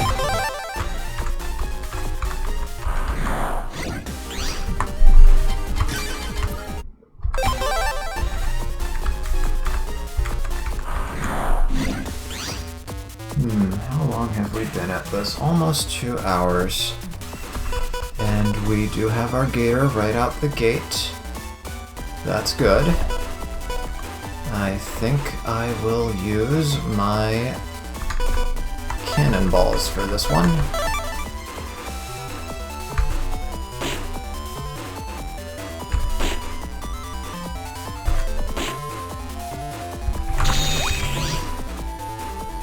Okay. Let's hit him with that gator.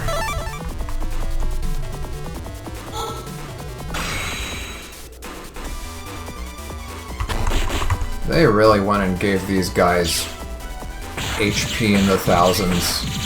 Quite the step up from the previous game, in good ways and bad.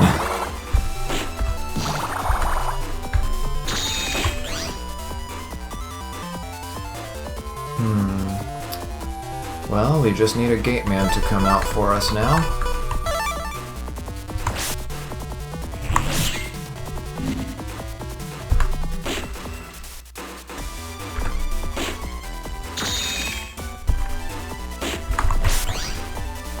And Gate Man did not come out for us.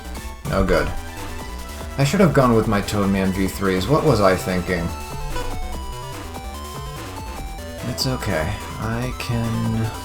What do I want to do here? A single Toadman? Well, it would lower his HP enough for Gator to finish him off at the very least. So yeah, let's do that.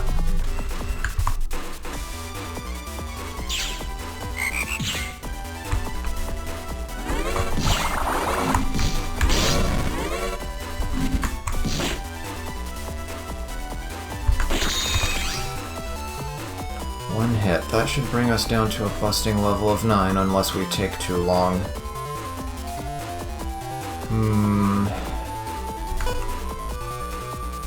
Shield up, tree bombs, cannonball.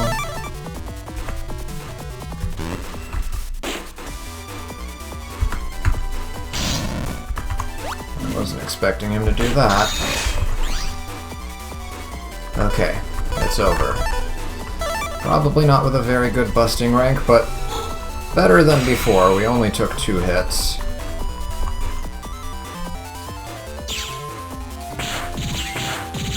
Hopefully we'll get a chip out of this, even if it's not the best chip. Wow. I need to rethink this folder.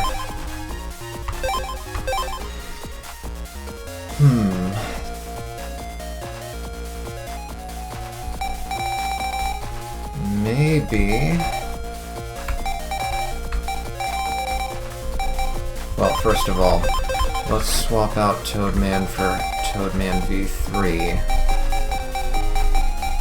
I know we have him somewhere in here. Yeah.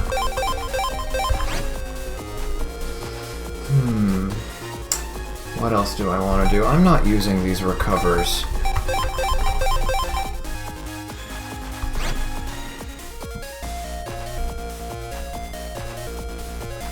I want to put my...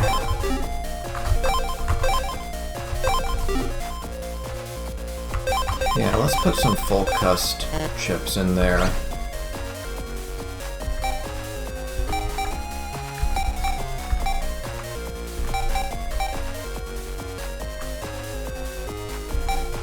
Let's throw out one of these cannonballs for another full cust. That should help us get through things faster.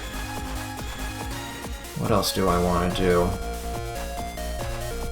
Well, let's work with this for now and see where it gets us, and do I want to pick something other than wind for my regular chip?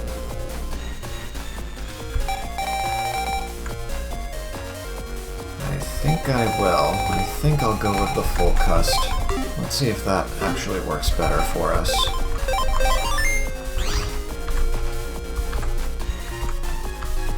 And maybe... do I want to switch to Heat Gut style?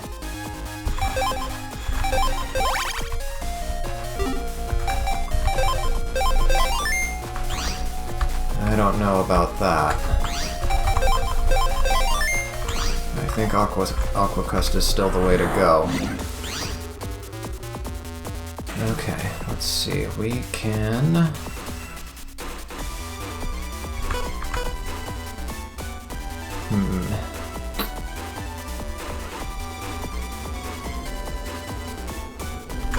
I think I want to expand my hand first.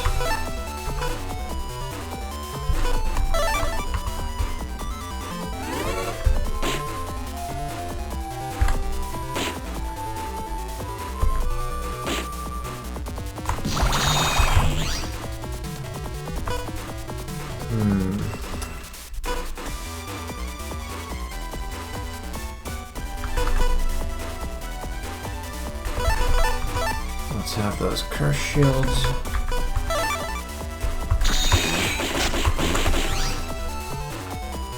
And do we have a gator? Yes, we do. Whoops. Almost messed it up. Almost messed it up.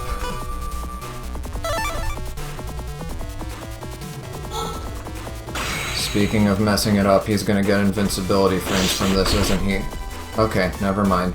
I thought he was gonna get invincibility from the curse shield hitting him, but it was mistimed. And we have another gator ready to go. So I think what I will do is Step Sword, Full Cust, and then we're gonna hit him with Toadman, and while he's stunned, we're gonna finish him off with Gator. I think that's the play. Toadman. Oh, wait. I don't have another full cust. That's okay.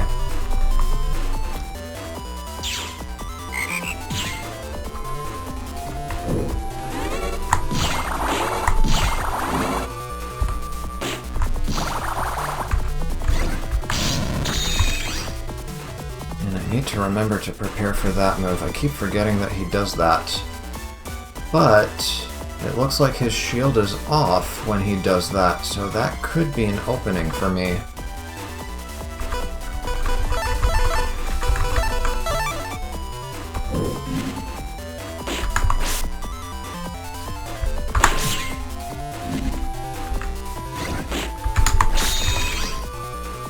Okay. Hopefully this is good enough for a chip. Any chip.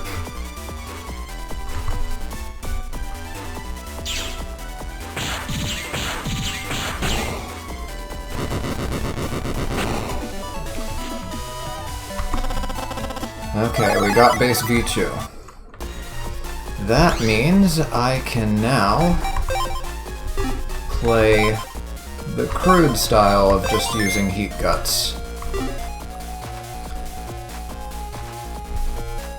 Oh, if I use a grass stage, then Firearm would do 200 damage. That might be a good way to remove his defenses. But anyway, let's... Do I want to use the full energy? Yeah. Better safe than sorry. Now we just need his V3 and his Life Aura 3, and then we're good. Then we can just play around with other program advances that we didn't get to see throughout the playthrough and mess around with the chip trader and unlock the secret style.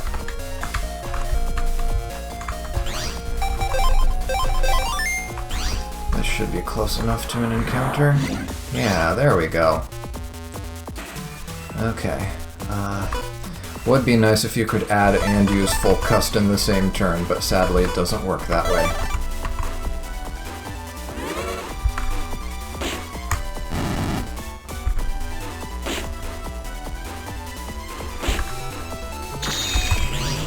Okay. We've got...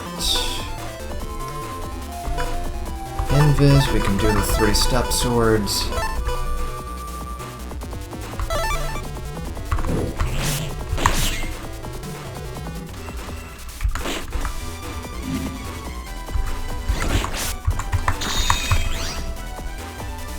Do I have? Yes, I do. We've got a gator ready to go.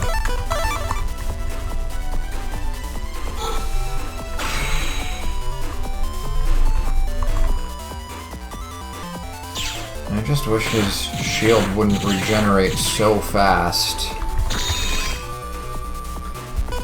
Oh? We have it already.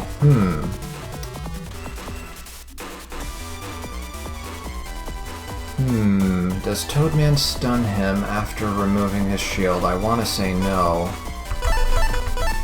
This is the safer way to go about it.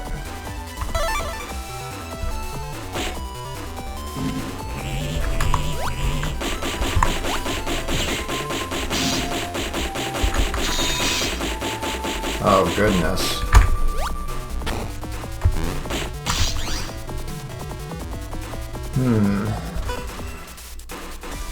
Well, this isn't shaping up too good.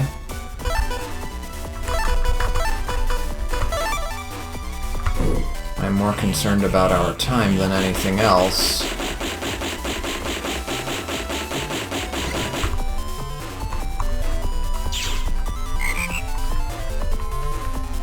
Yeah, no stun on breaking the shield, I figured.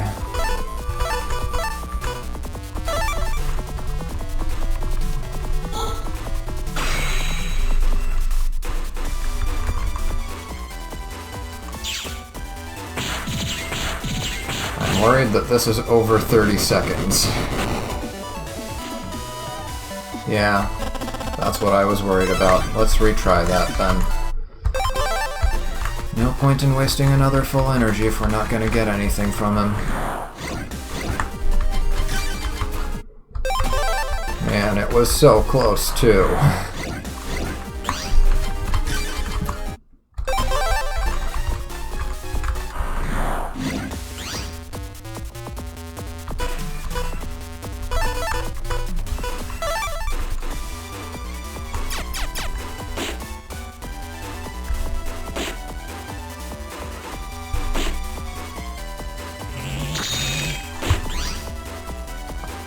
Let's see, we've got Invis. We can do our 2-step swords. Actually, no, just 1-step sword. No, we'll go for 2. And then full cust.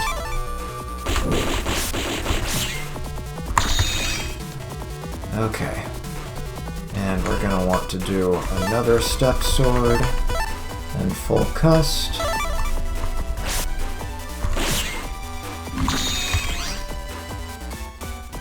We've got the program advance ready to go. This folder could probably use another full cust. I think that's the message I'm getting here.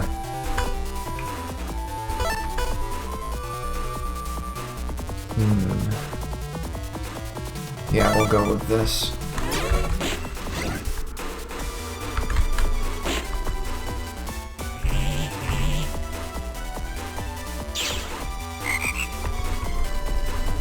And another one. Get some pot shots at him while he's stunned. Oh. I was hoping his aura would be down for longer, but okay. We can work with this.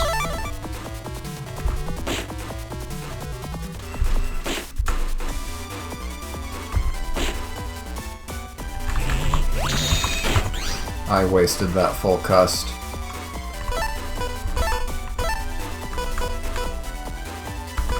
Might as well waste a fan.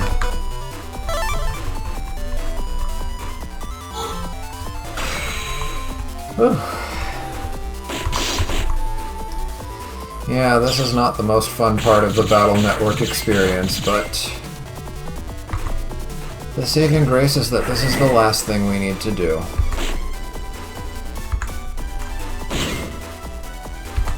At least that blocked one shot for us.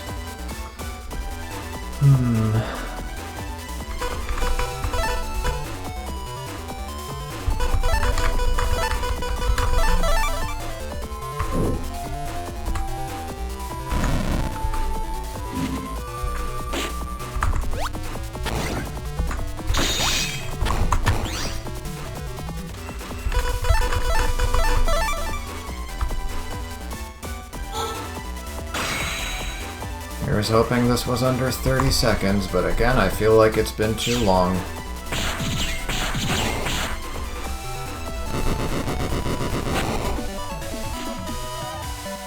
Yeah, way too long. Okay, let's revise our folder a little bit then. I want to take out... I think the fast gauge might actually be very important here, so let's put whatever random stuff in here. I'll put, yeah, just the cannon star and the high cannon star as filler for this folder. And let's go back to folder 1, and let's replace... what do I want to throw out?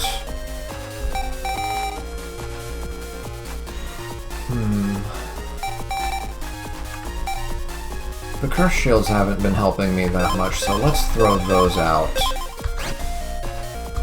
And let's sort by code, and get those full cust and fast gauge in there. And let's make fast gauge the regular chip. I think that's going to be the most important factor here.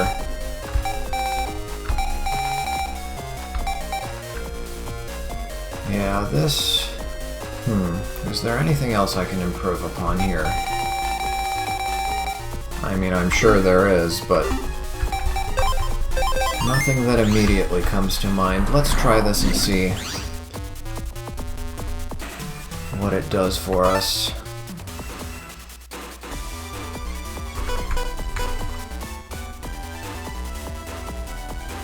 Do I want to waste the full cust like this?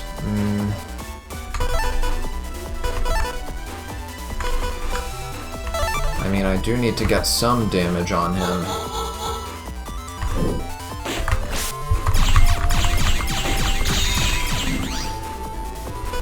Okay, those are both of my Gateman chips ready to go.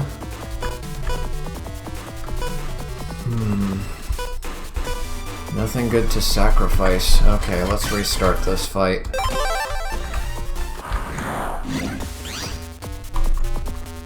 A little bit of strategy, a little bit of luck, a little bit of everything. That's what we need right now.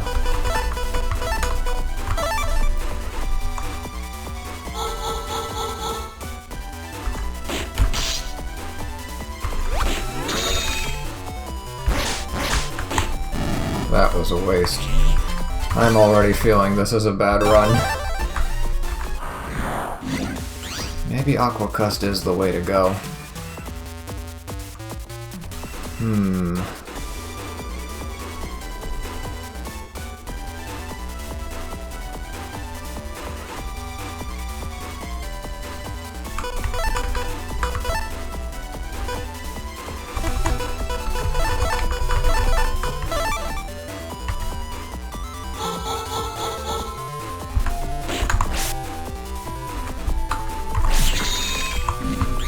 that was a waste of a full cust. I think I'm gonna have to waste both of these because I need to expand my hand.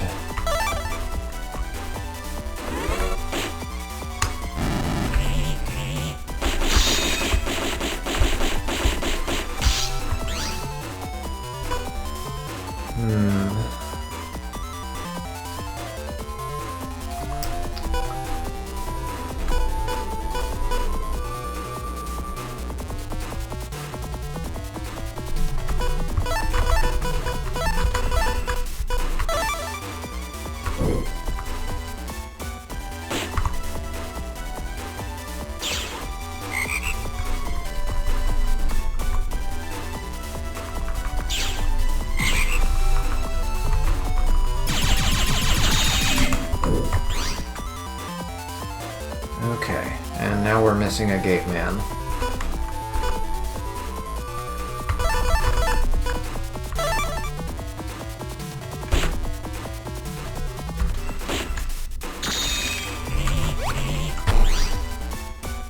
Still missing a gate man. Yeah, this is a dead run.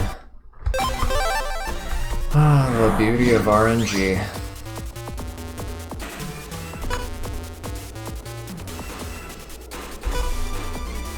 Getting fast gauge active is probably the most important thing for this fight.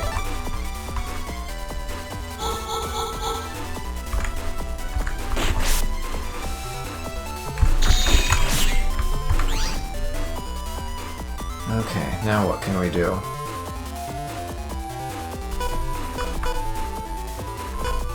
I can throw out one of these winds. Yeah, let's do this.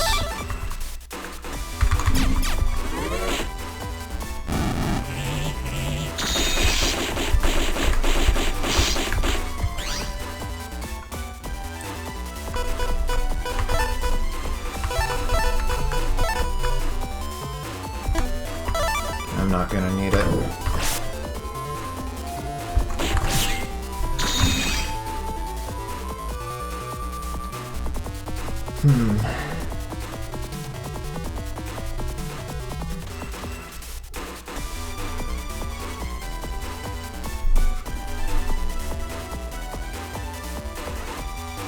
I really need to rethink this deck.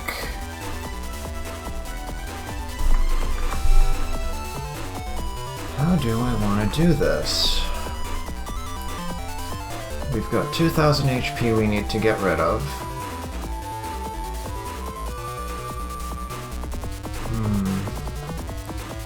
If we could hit him for 200 with something.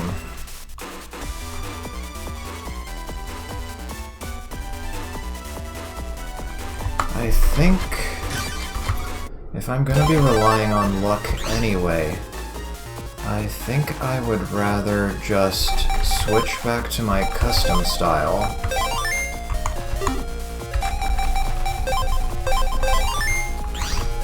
And just hope that I can dodge enough attacks and use invis to make up for the rest.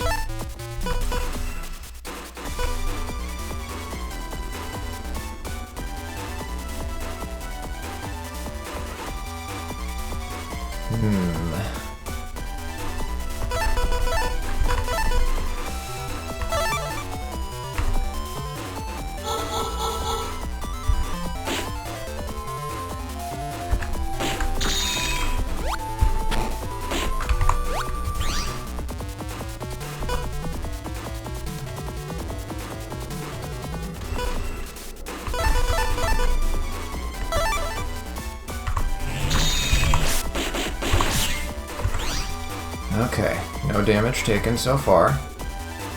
That's good. I'm gonna want What do I want here? I want to be safe.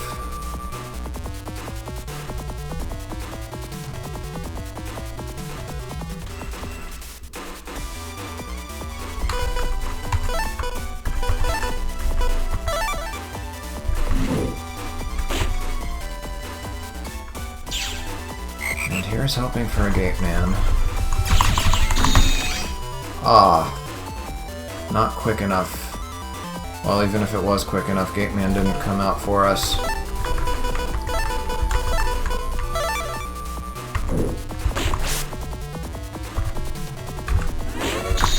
And that step sword failed. There he is, but can we get him in time? I think it's already too late. I think he's gonna shield up. Yeah, I figured.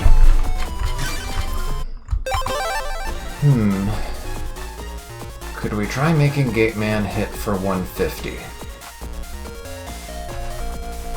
We could do that with an attack plus 30 and an attack plus 20. I might want to consider that, but let's try a few more times with this folder before we throw in the towel.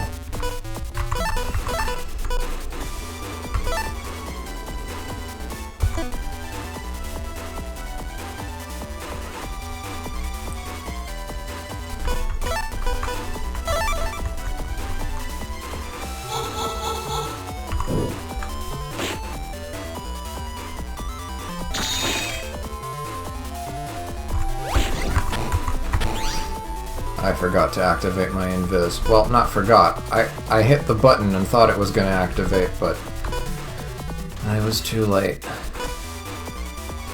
Yeah, Toadman isn't really helping me much over here. I think I'd rather just replace him with my Gateman chips, because I've noticed they're just not coming out.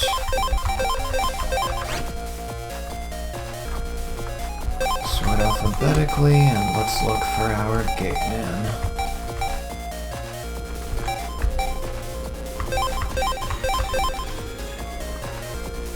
Okay, that should do it.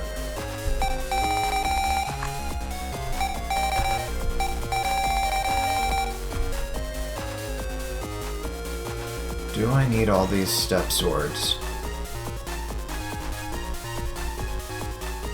Probably not.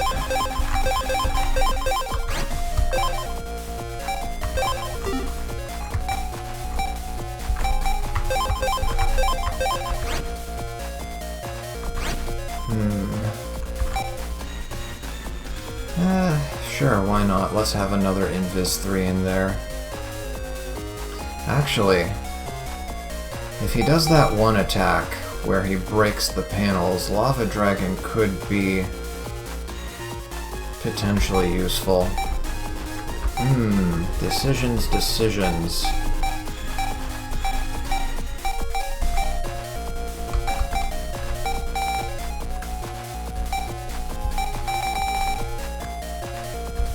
Yeah, I'll just put an Invis 3 in there. It's better than nothing. Gotta keep trying. I'm sure somebody out there has a perfect Uber folder that's built specifically for taking on base here, but I don't know what it is, and I don't even know if I have the chips for it.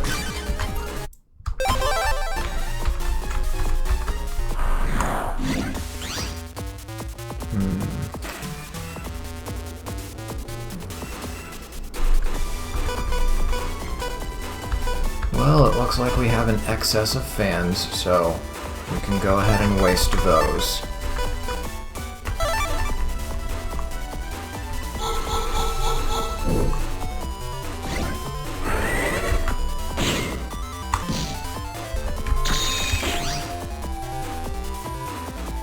Okay, and we've got these cannonballs.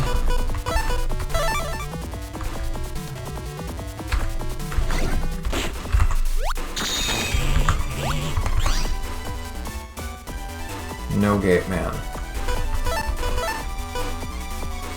We're gonna be pushing our luck here, but let's see. Fan, wind, wind. Yeah, we're gonna be really pushing our luck here, but we gotta try.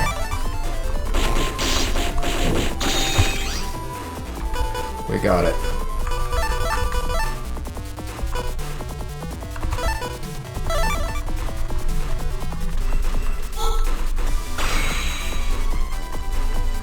And we still need to chip off an extra 200 damage from him somehow.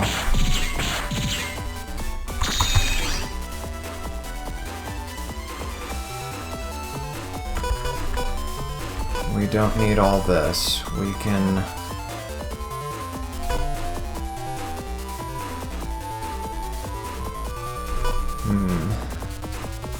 Step sword. Wait, no, that's not gonna work. We need to keep a wind and a fan. We can full cust, throw these out. Okay, this is looking much better.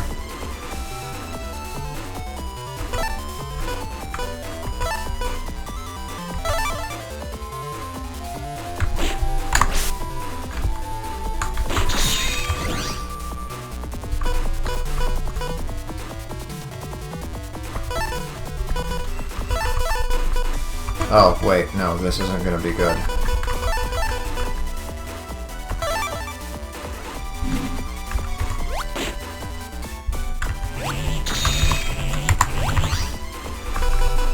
Okay, gotta act fast.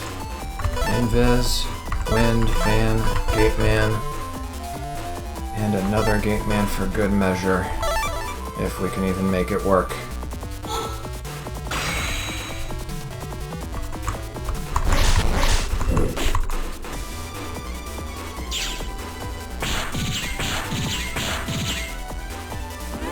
Can we get a charge attack in there in time? No.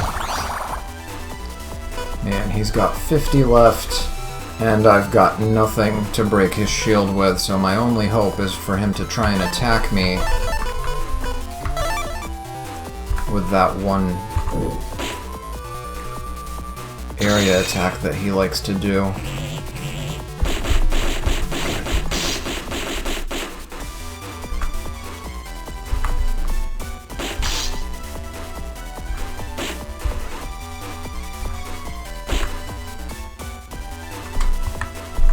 Yeah, it's over. Could have gone a little bit better.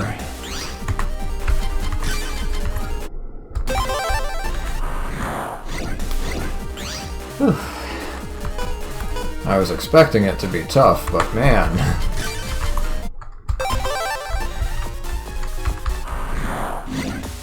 And here I was worried that the most time-consuming part of this stream was gonna be farming for the secret style change. I have a feeling this stream is going to end up being like 5 hours long. But we do have our program advance right out the gate, so that's good. I think I would actually like to just throw the tree bomb and full cust right away. Uh-oh. That's not what was supposed to happen. Man, I messed it up. That's what I get for being impatient.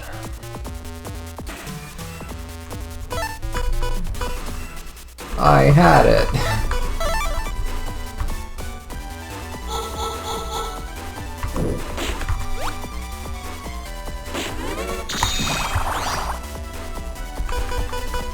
And no, I don't. Okay, I'm getting flustered. Isn't this the same... Yeah, this is the same starting hand as earlier. Well, I guess that means that we know for sure Gate Man is coming up. Just gotta be careful with when I throw out that tree bomb.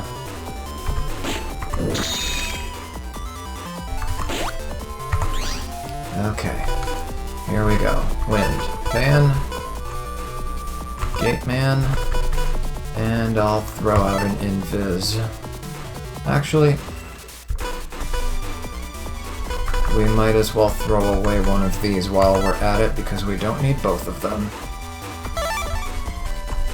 Okay, gotta be fast.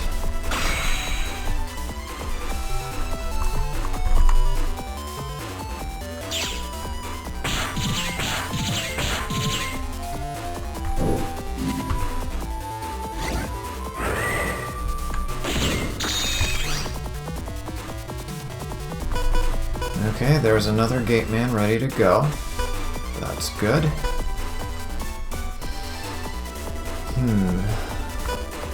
I already have an active invis.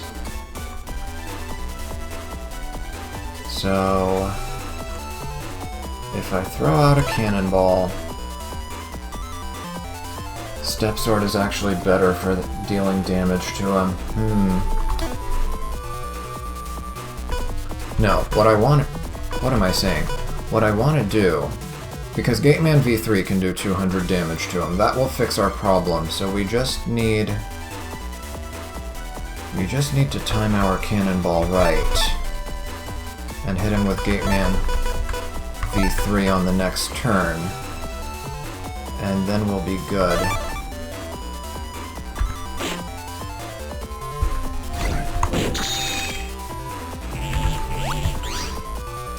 Okay, Gateman V3 is what we need.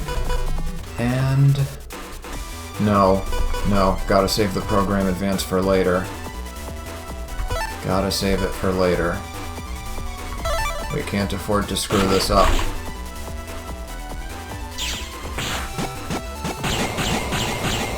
Okay, that should do it. This fan will at least block one of the hits from his buster. Yeah. Okay, Step Sword, Full Cust, another Step Sword as a backup. This might be it.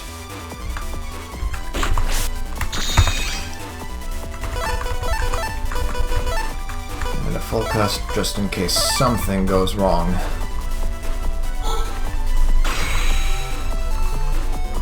I think we have it. Pretty sure this is under 30 seconds, even if just barely. S rank. Base V3, we got him. Now, we just need his Life Aura 3. Okay. Because I'm pretty sure until we get it from him, we can't get it from the chip trader. Actually, even if we do get it from him, I'm not sure if it gets added to the chip trader pool. That's a no.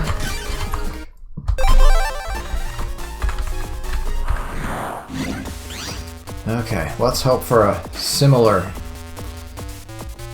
setup to what we got last time. Fast Gauge, Step Sword. Do I want to? No, that's not a win, so using Full Cust would not be advised here.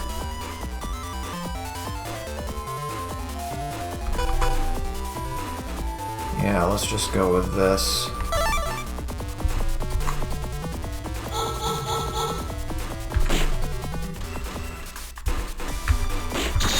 Just in case we do end up getting... Yes, we do end up getting it. Okay, I want to save the Gateman V3. Let's use the Gateman V2 for this.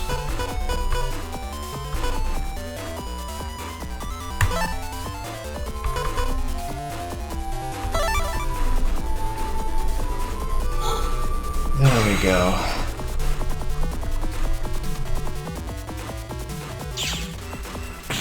And I think I want to hit him with the Gateman V3 before my second Gator. Because otherwise, we're gonna have problems.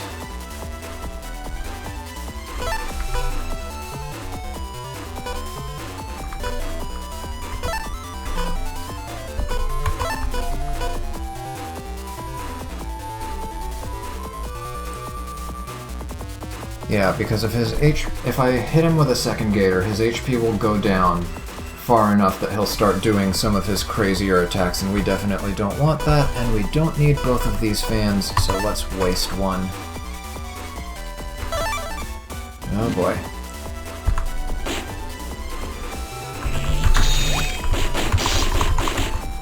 We took one hit, but that's okay. And I did not need the full cust. I should have saved it for this turn.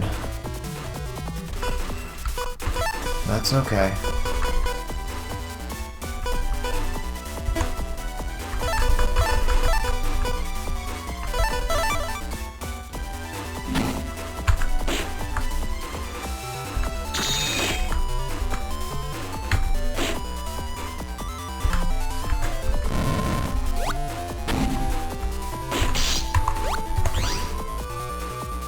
Yeah, I'm not feeling this one. We're not getting anything out of that. Might as well cut our losses.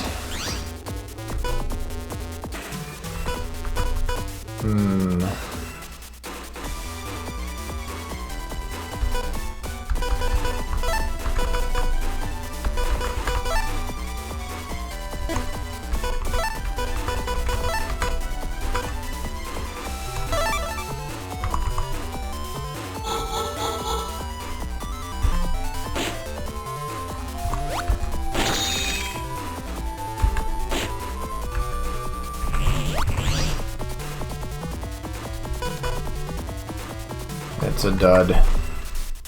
Well, actually no. If we use this Gateman V3 and at least waste one of those fans,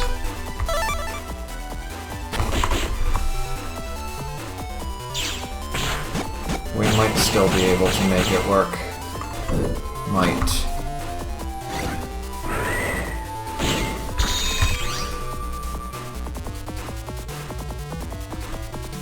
If we can actually get a Gateman to come out of here. We've got 2 wins and 2 fans, so that's all good to go.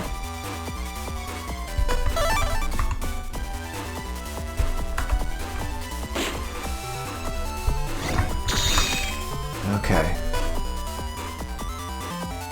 We want to do a step sword and a full cust.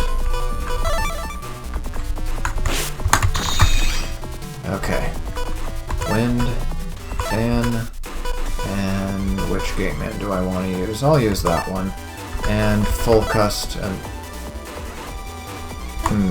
Actually...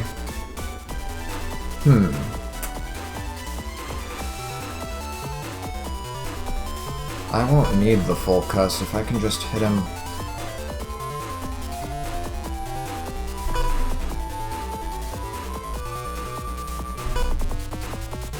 Okay, take out the cannonball with a full cust and hope we get an invis.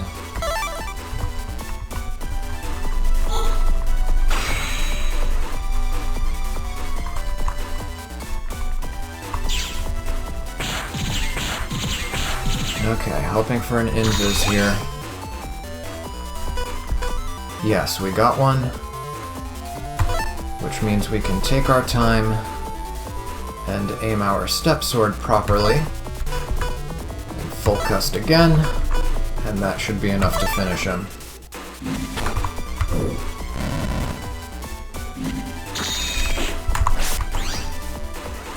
Okay, wind fan, Gateman, and invis for insurance.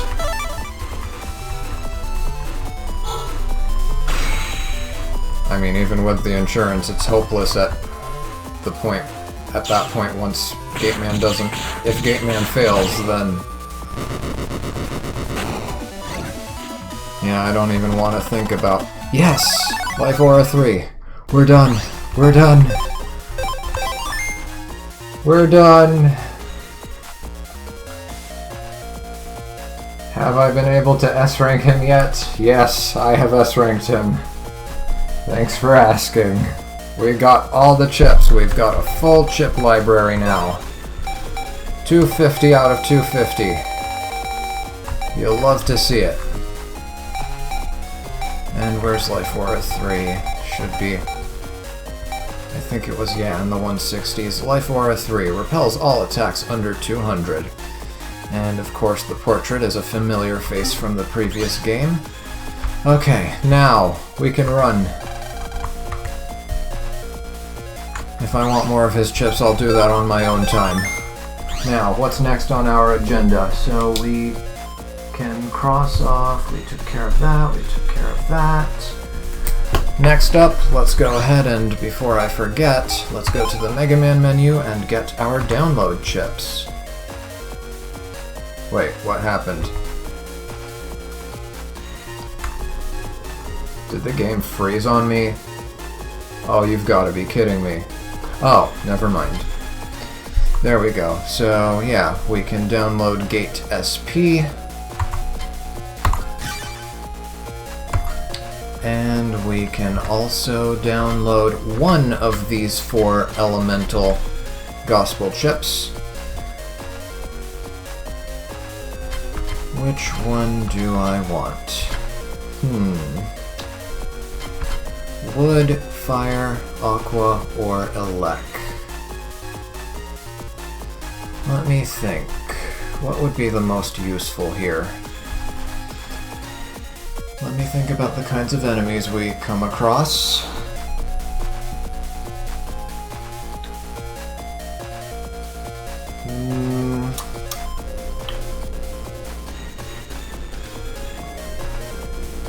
Wow, this is a tough choice. I feel like we don't have that many options for wood. Let me actually look at... Rather than the data library, let me look... Can we sort the data library? Hold on. Can the library be sorted? No. So yeah, let me sort my pack by... Whoa, 300 damage. We'll have to try that out. But yeah, let me... What am I doing? I keep pressing buttons without thinking. Let me sort by element and see how many wood enemies do we have in this game? Or not how many wood enemies, how many wood-based attacks do we have in this game? We've got the tree bombs, the twister, the spices, which are not that useful. Yeah, I'm going with wood. We don't have that many options as far as wood is concerned. So let's go back to the Mega Man menu. I'm gonna take wood gospel, since we don't have that many offensive wood chips. And we might as well put them in the folder and show them off. Let's see. I'm gonna have to rearrange this folder later. But for now, I guess we can throw out those step swords. You can't have over 5 Navi chips. Oh! Wood Gospel is considered a Navi chip. Okay. Then let's get rid of Gateman Star for that. And speaking of Gateman, where was that Gate SP? It was a G Gate SP. There you are. Let's replace our Gateman V2 with that, and if the opportunity arises, we can try them out. And after we've experimented with those a little bit, we can switch back to our Ultra Bomb folder and farm for our final style change.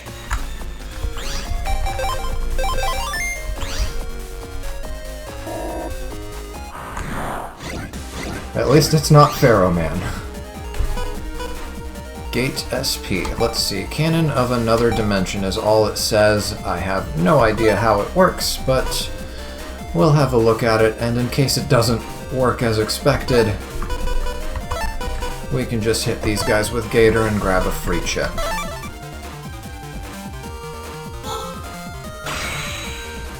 Okay, Gate SP, what do you do? Fires a cannon. Just straightforward, okay. So, single target from what I'm seeing. Though there could be more to it than that. Free Invis 3, I won't complain about that.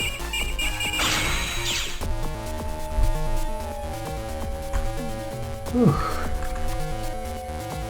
Okay, now we can jack out of here. Well, before that, let's actually try out our wood gospel.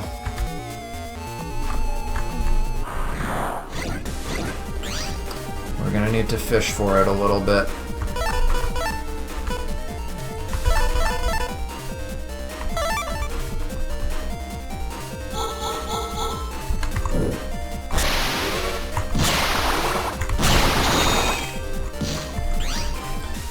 Okay. Let's waste all of this. Wait, what am I doing? Fast gauge up front.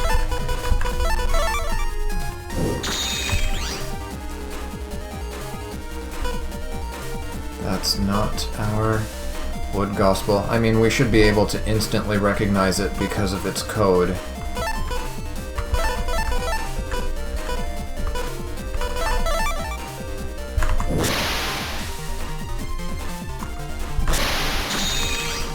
Yeah, there we go. Wow, and the way the X looks, it's more like a multiplication X than the letter X right there under the mini portrait of the chip.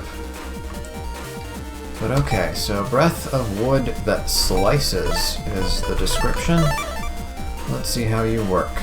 I imagine it's directly in front, probably with... Oh, okay, so it doesn't matter how I position myself. Good to know. So I guess you are gonna want to have an area grab for that one. Okay, good to know. Now we can run back home. Did I save? I better save after all that hard work.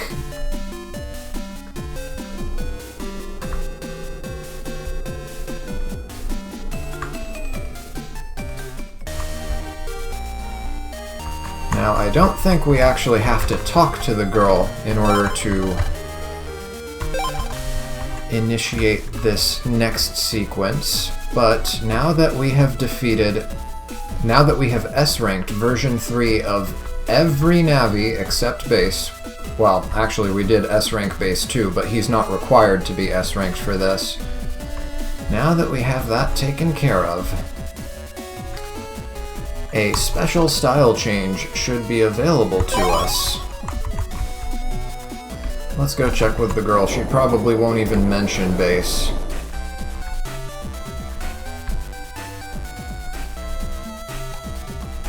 Yes, Little Miss Spirit Medium over here. What do you have to say for us? The ghosts I can see now are Airman, Gutsman, Toadman, Quickman, Gateman, Cutman, Shadowman, Thunderman, Snakeman, Protoman, Nightman, Magnetman, Heatman, Freezeman, Pharaohman, Napalm Man, PlanetMan. That is all. Yep, she doesn't even mention Bass, even though we did S-rank him. It seems all the ghosts visible to me are present. May the changes that visit you be changes for the better. Alright, so that's confirmation that we're not missing anybody. So now we can just go and meander around the net, looking to raise our total number of encounters. I don't know how many encounters we did in the World 3 server, but I would guess with all the saving and reloading, it's probably not even 10. Wait, what am I doing? Taking this route is better because we have more encounters this way. Watch me get ambushed by Airman. Actually, let me switch to my Ultra Bomb folder. And let me switch to... Oh, I'm already on Aquacust. Okay. We're good to go.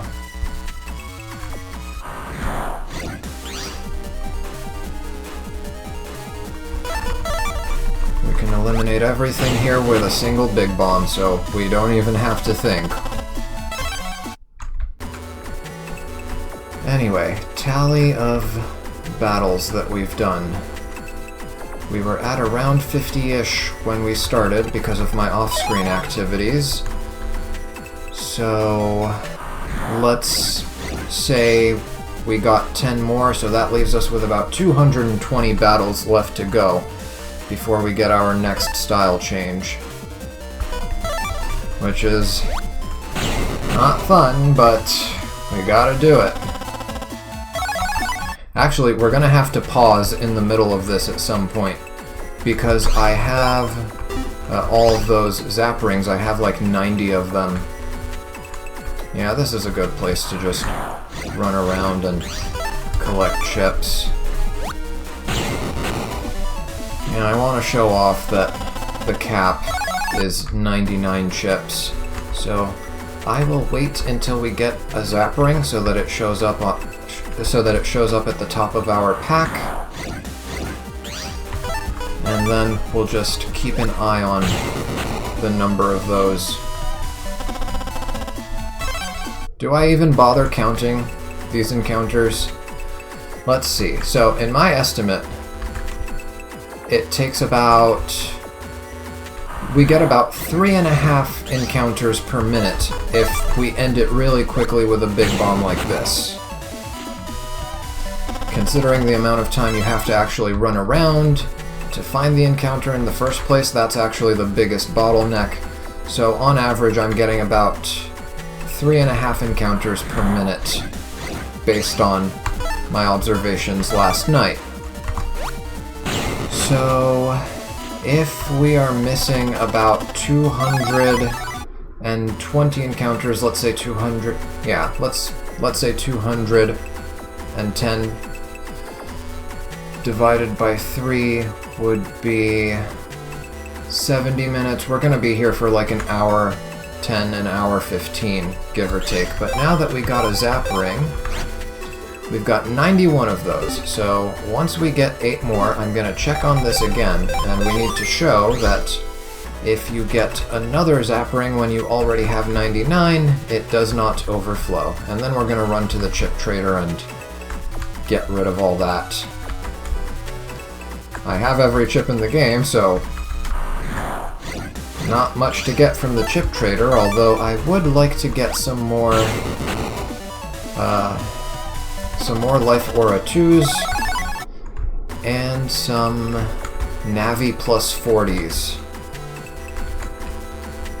I don't know what for, but just for the sake of having them, I guess. Maybe I can do cool stuff that I can show off in the review.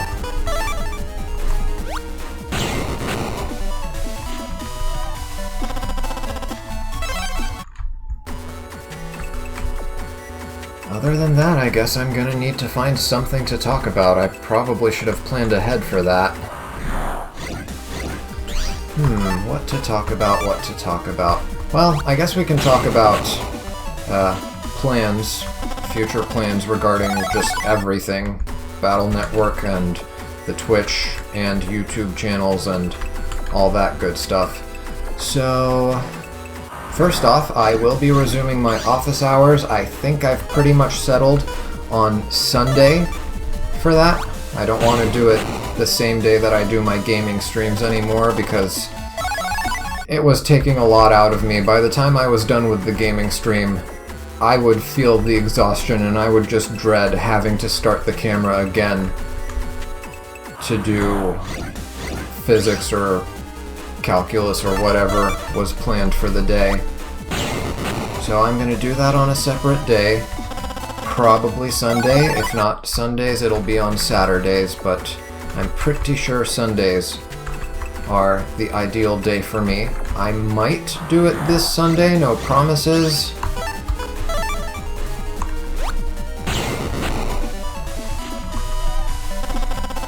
But yeah, office hours will be resuming soon.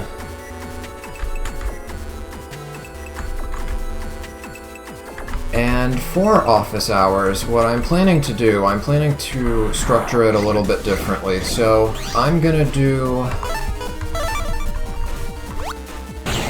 I'm gonna do AP Physics a little bit, kind of like a mixed AP Physics 1 and AP Physics C, very mechanics focused. It'll be accessible enough for AP Physics 1 students, and I'll like warn them if you're like an AP Physics 1 student who wants to watch.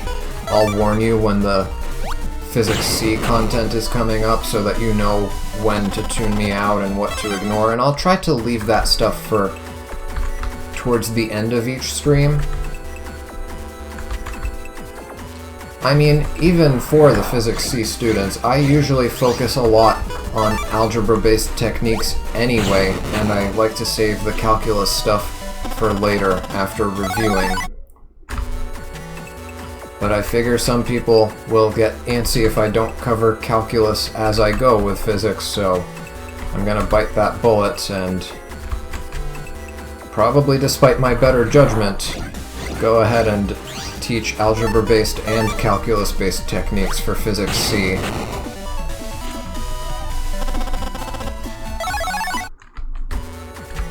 Although I will try to heavily emphasize algebra. And after that, so that will be like the main first hour and a half, 2 hours of the stream, and then there'll be like another hour, hour and a half if anybody has questions. So if people post questions about outside topics during my discussion of whatever main topic I have prepared, that'll be for like after the main topic is concluded. We'll address any random questions that people in chat will have, and that will be taking place on my main YouTube channel, youtube.com/@althetutor, all one word, all lowercase. It is linked on my Twitch. The second channel where I'm posting the gaming VODs now is althetutor2, just same name but with the number 2. So if you're looking for that, that is not linked in Twitch. I need to update all my pages, YouTube, Twitch, and even my personal website. All of that is going to need updating, and I'm going to be working on that in the next 2 weeks or so. And if I'm absent for the next 2 weeks, I might take a short break before starting Battle Network 3, so if you don't see me next week, you know why.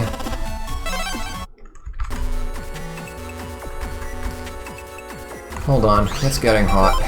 I need to turn on my fan. Give me a minute.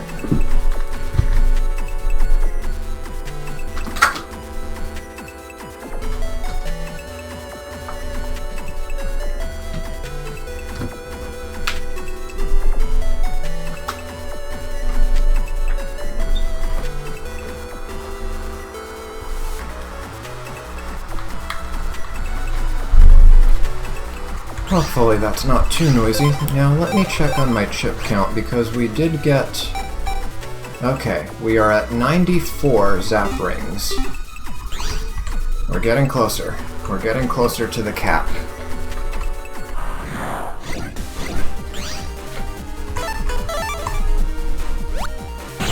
Ooh.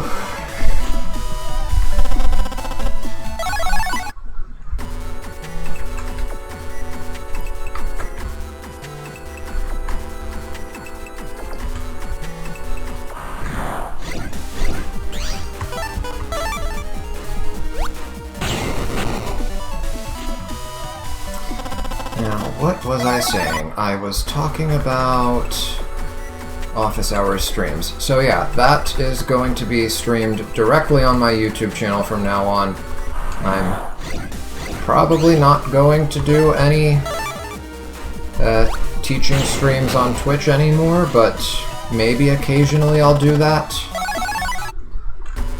But I just feel like YouTube is the better place for it.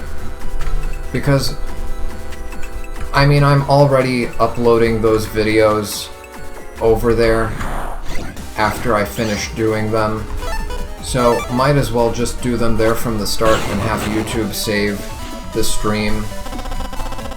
Especially if I want the chat to be saved too.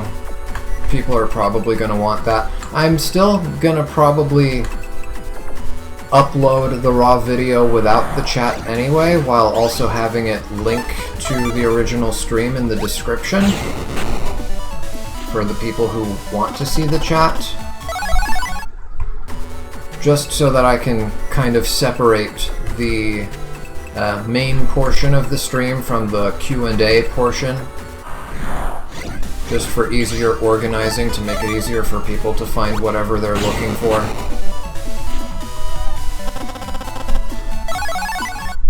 How are we doing on zap rings? I know I just checked. 96. 3 more before we hit the cap. There are no threats here, but I still want to save, because if you guys remember what happened a few parts ago, apparently, the game can crash.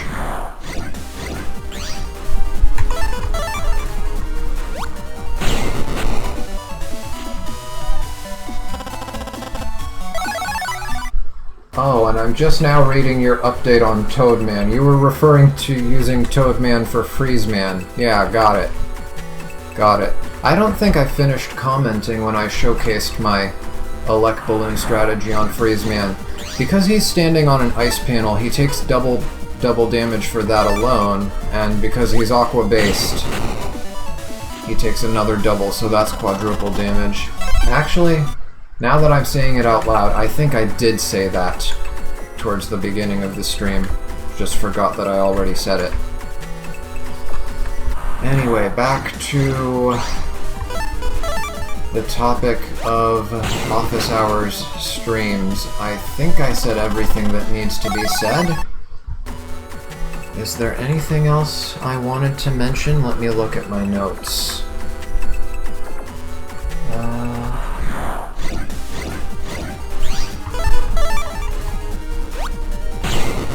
Let's see. I talked about office hours.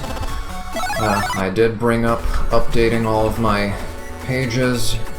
That's something I'm going to be working on. Just making sure all my stuff links to each other. Gotta make sure that Twitch links to the new VODs channel now.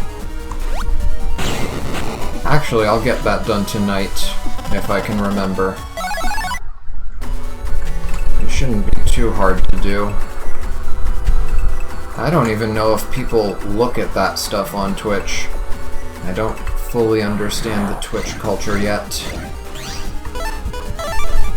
I'm sure there are a few people who do, so for them, it'll be there. Oh, your internet went down. Yes, I beat him. I got his Life Aura 3 and his V3 chip. I've got all the chips now, and I'm just farming for the style change, which is gonna take about 200-ish battles, so we're gonna be here for like an hour. But yeah, I was just talking about updates to... I don't know if you've seen stuff on my channel before, or if this is your first time here, but one thing I was doing before the summer break was office hours. Did I do that program advance? Oh, you mean the one with the download chips? No, I just downloaded the chips and showed them off. The Gate SP, and I chose Wood Gospel. But maybe we should show that off. Let me try and remember. What were the ingredients? Oh, wait. It's easy to remember because of the chip code. Yeah, we might want to show that off later. I think I want to get the style change first, though. I'm talking all over the place. What else was I in the middle of saying? Yeah, I was in the middle of talking about my office hours streams. In case the name didn't make it apparent, I teach math, chemistry, and physics, so sometimes I like to stream that stuff, just a sort of open-ended, if people come in with questions, I'll answer it, and if people have no questions, I just pick some random stuff to work on that might be helpful, at least to my students.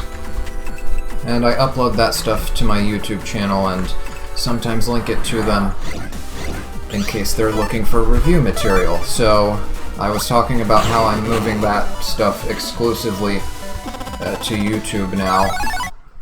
while the gaming streams will stay here on Twitch, and the VODs will stay on a second channel that I created a couple weeks ago.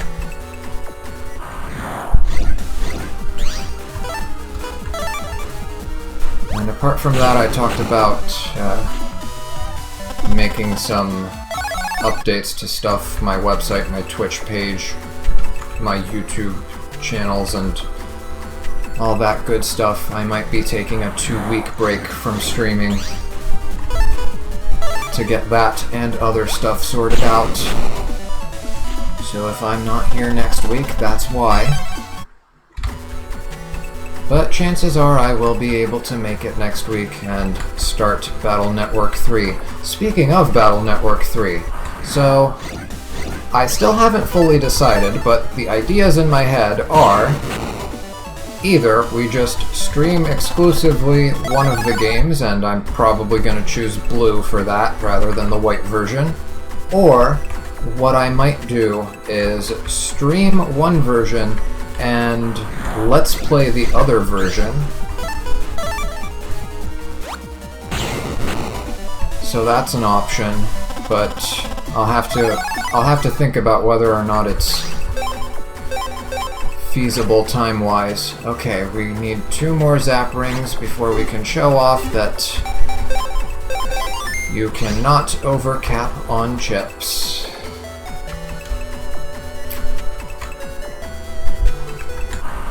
What was I saying? Battle Network 3. So, yeah, second option is to play the second game off-stream, which is a little bit more flexible, but I don't know if that'll be flexible enough. Maybe I'll do it unvoiced.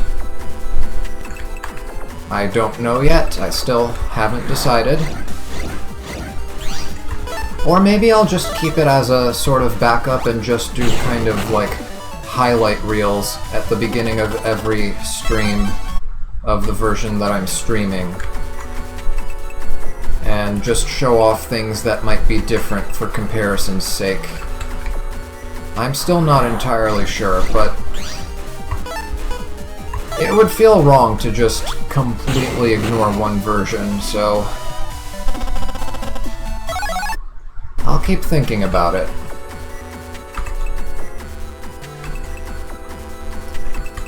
What else can we talk about? Let me see my notes again.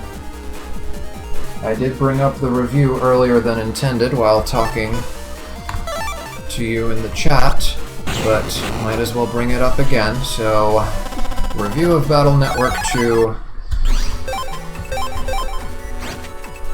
I can't give you a deadline for it, but I will start working on it. I kind of have started working on it. Let me think. How do I want to word this? The words aren't coming to me. I've been going through the recordings of our playthrough of this game and just putting down like timestamps of important things that I might want to have in a review, so hopefully it'll take less time to sift through the videos and search for that stuff now that I'm actually documenting what is in each video. And yeah, hopefully it won't take 2.5 months, but I'm not putting a time frame on it. Are we gonna get a zap ring here? Okay, so just a minute ago I was at 99 zap rings, and now it still says 99, so if we leave here for a minute and toss a bunch of these into the chip trader, we will see that there is no overflow. It does not overcap. I don't know why I bother saving here when it saves automatically, but just habit. Okay, as you can see, if I use 10 of these, I've got 89, not 90. Anyway, might as well fish for a few chips here. I'd like to use more of them on the Marine Harbor Trader.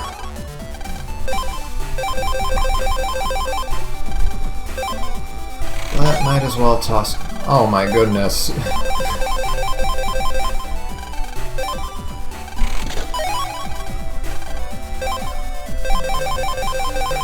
We're getting L's. Wait. What just happened there? Wait. Oh, Shockwave overtook because... Okay. For a minute there I thought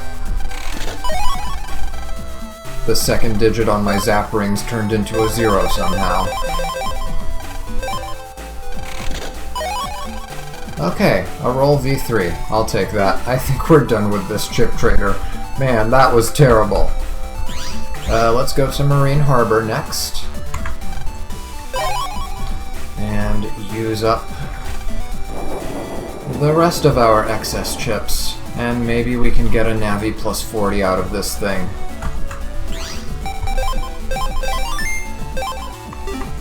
Again, I don't know why I save, just force of habit.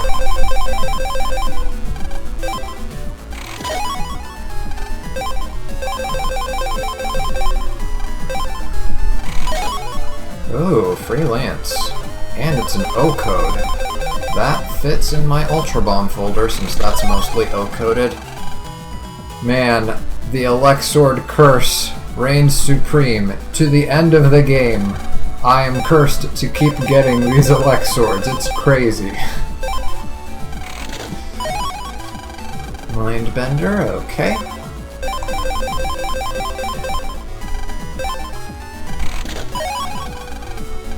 Not the best chip, but not the worst. I mean, we have cannonballs. Ooh, blower. That's good. We've got another one now. I think we had to buy our first one. Gut Punch N. I don't know how good that code is for Gut Punch. Attack plus 10. You couldn't give me a plus 20. Actually, does this thing even drop plus 20s? I don't think it does.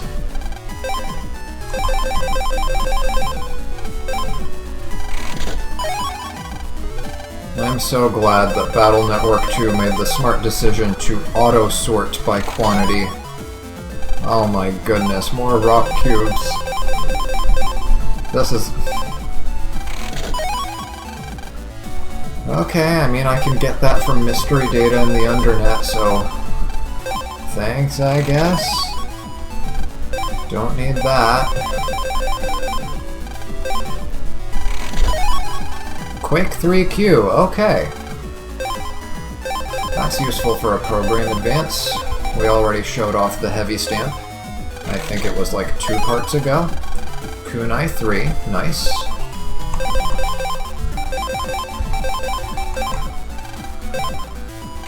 Last few trades here. Magnet Bomb 3, alright. I don't think H is a very convenient code, but then again, I haven't looked at the codes of most of my chips. Okay, and I think this might be the last trade. For now. Meteor 12 Star. I think I already had one of those, but good to have another one. Okay, I think I'm just going to take this shortcut over here instead of going back home. And let's resume farming for... Actually, hold on. Is there anything new on the message boards? There better not be. I'm sick of reading. Oh, thank God. There might be something on the undernet board, but... I don't want to go.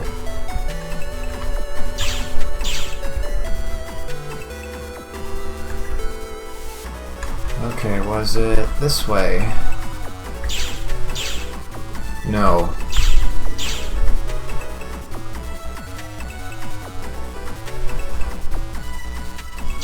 Symmetry is nice, but the downside of it is everything looks the same, so you can't tell where you are half the time.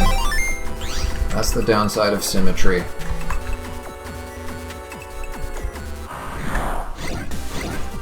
Okay, let's continue seeking out our secret style. I mean, it is amazing, but it's just offered to us way too late in the game to be useful. Then again, there is some more stuff you can do in this game, which I won't be showing off because screw that. We've been here for 16 episodes.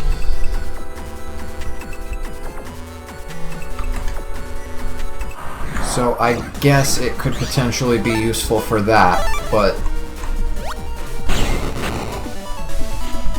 I don't like it when games do that. When games give you this ultra-powerful thing, or this special thing that requires you to finish the entire game anyway, and there's nothing new to do with it.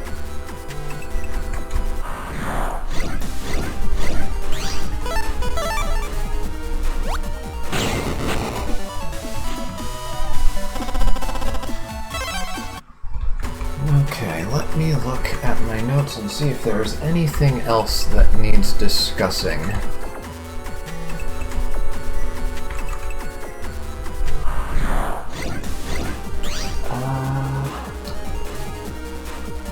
I already talked about the review, so we don't need to bring that up anymore. We already did the download chips. Right, I still need to test and see if Anti-Sword works on those shadow viruses. Do their attacks technically count as sword attacks, and if they do, does Anti-Sword count as a sword attack? I'm sure I could just find the answer online, but I think I'd like to just learn by experimentation instead. And I guess I need to pick a place where those shadow viruses even show up. They show up in the Gospel computer, in the Gospel server, so we can go there. That's the second version, what's it called, the Red Devil. So yeah, we'll go there if I remember to, and if I don't remember, I've got my notes, and if I forget to look at my notes, well, then I guess you'll see it in the review. Because those are some of the things that I would like to show off in the review, just kind of little secrets and subtleties and stuff like that. I would like to showcase a few of those things.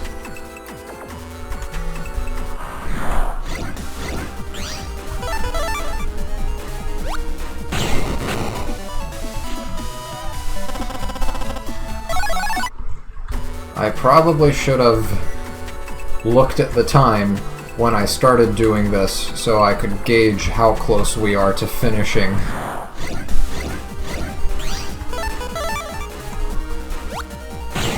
Yeah, my estimate is a little over an hour from whenever we started, minus that short trip we took to the chip traders.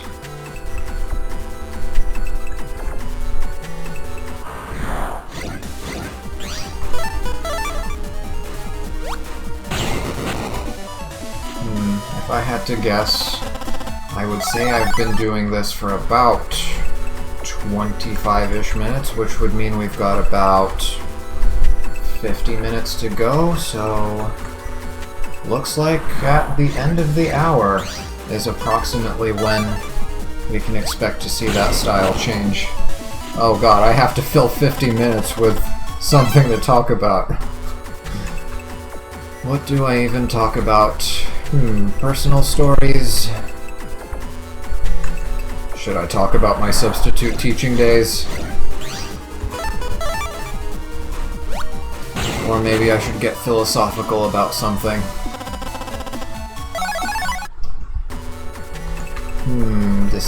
Decisions.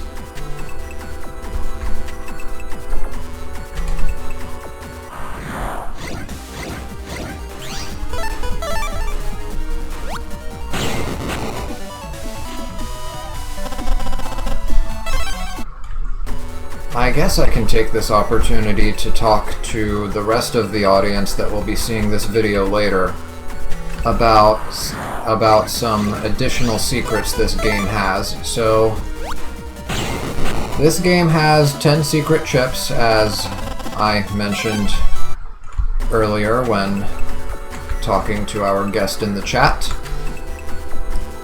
And some of these secret chips are old chips from the previous game, the Fighter Sword, the Knight Sword, and the Hero Sword, which we abused months ago.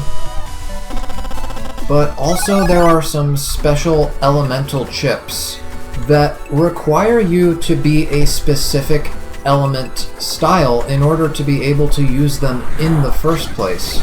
Actually, even those sword chips, I think, require you to be in the same style that we're actually looking for.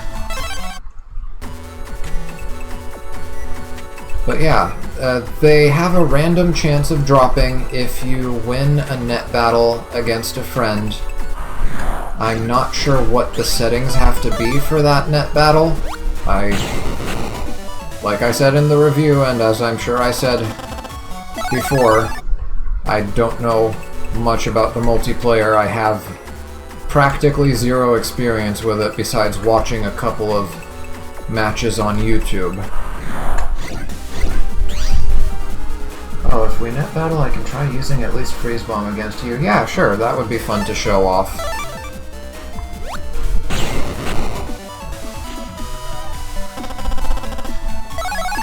Sure thing, sure thing. We can definitely show that off. People probably will have to wait until the review is done in order to see it, or they can just look it up online if they're that impatient, but yeah. Freeze Bomb is one of those chips. You need to be in Aqua style in order to use it. One of them was, I think it was called the Salamander chip. You need to be a Heat style to use that one. And I think, doesn't that one also require an empty panel on the opponent's side? I forget the exact rules for them, but they can be looked up. And then there was, for wood style, there was, I think it was called the Gaia sword. And for elect style, there was the Sparker.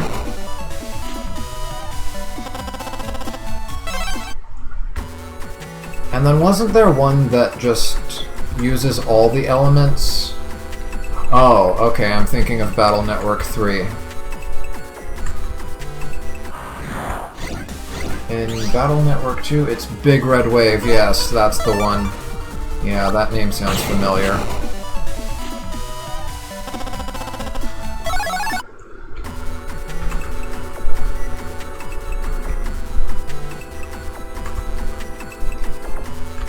And I think I've listed most, if not all of them. There's 10 of them total. Let's see, 4 element chips, the 3 swords.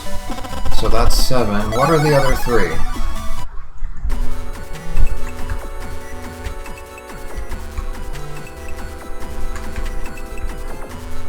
I can't remember them off the top of my head. Oh, one of them was, I think, Poltergeist?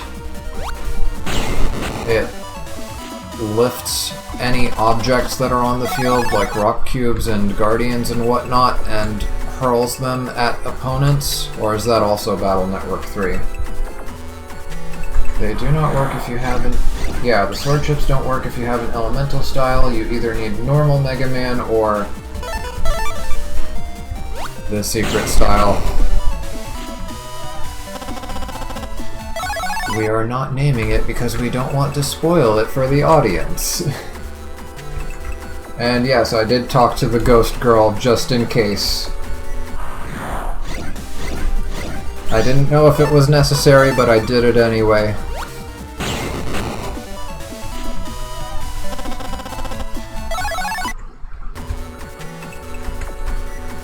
So we are good on that. Wait, does the tally for the number of encounters start from when you talk to her? Because if that's the case, then we're gonna be here longer than expected.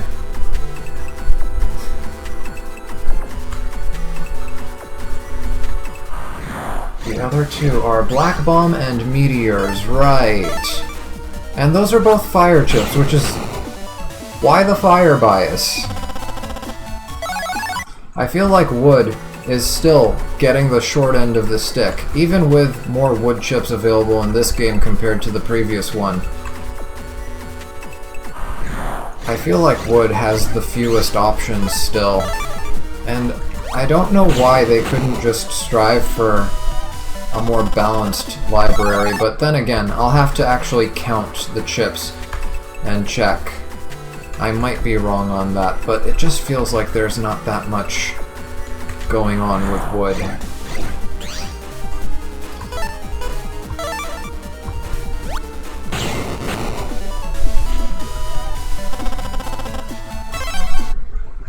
I love how I'm able to do this so mindlessly now. Can you tell I was doing this for like an hour and a half last night?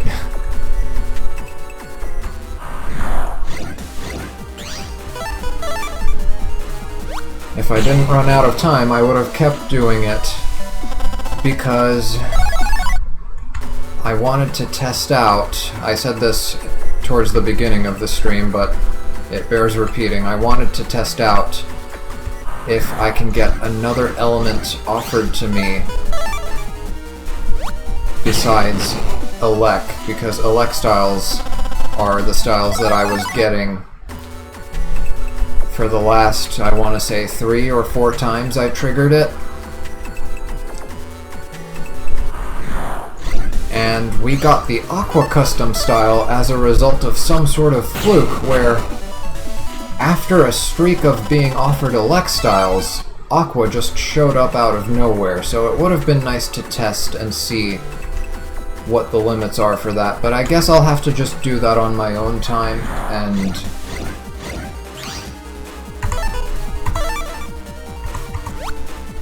figure out if it's like based on, do they cycle the elements after you reject style changes a certain number of times in a row, or is it rejecting a particular combination of style and element, or I don't know what triggers it, but it happened and we've got footage of it happening, so I want to investigate that because according to most people online, that's not supposed to happen. They're supposed to keep offering you the same element until you accept one. Sparker is interesting, your health slowly drains and you become invincible while you hold A down. Damage continues to increase as you lose health. Oh, so it's kind of like a contactless Muramasa in a way. Well, that's probably not going to be as useful on the style we're aiming for. Well, oh, wait. We couldn't even use it in that style anyway. Never mind what I said. I spoke before thinking.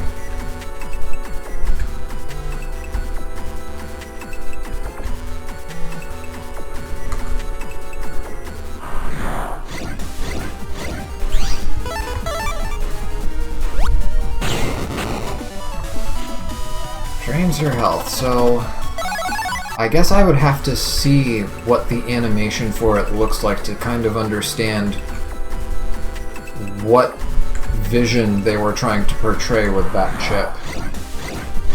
And Big Red Wave is just Red Wave from Battle Network 1. Yeah, that's what I would have assumed.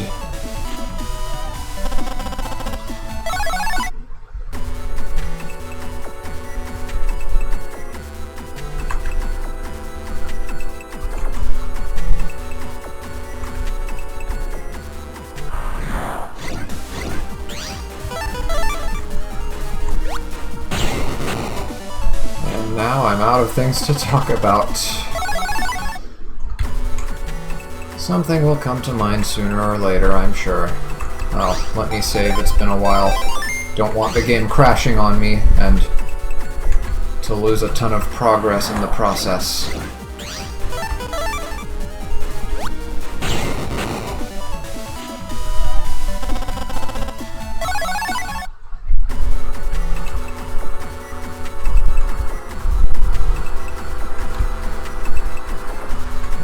Potentially be here for another 40 minutes. That is miserable. Why did they have to make it 280 encounters?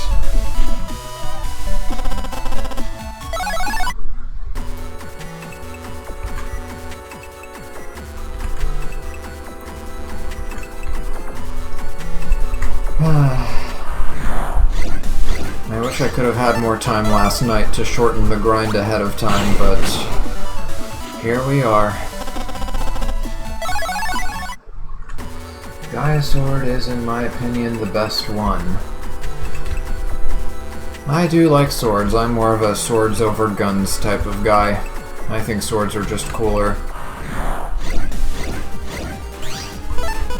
If I had to choose between high-tech and high fantasy, I would choose a high fantasy world to live in. It absorbs the power of all chips after it. You can truly have ultimate power in a sword. Oh! Then would it be smarter to... I guess it might be more effective to stack a bunch of Navi chips after it, especially the high damaging ones that hit for 200 plus, versus a program advance. Because the heaviest hitting program advances don't actually have high attack power, they just do multiple hits. So I don't think that would be very cost effective. And also, usually for the ones that are just one big hit, like the Life Sword... Actually, wait, no. Life Sword, let me think. The damage of Life Sword is more than the total damage of the 3 chips combined. Never mind. I was gonna say, if you sacrifice chips for a program advance in order to amp up the damage of the Gaia Sword, you might be better off just leaving the chips individually, but I guess that depends on which program advance you're going for.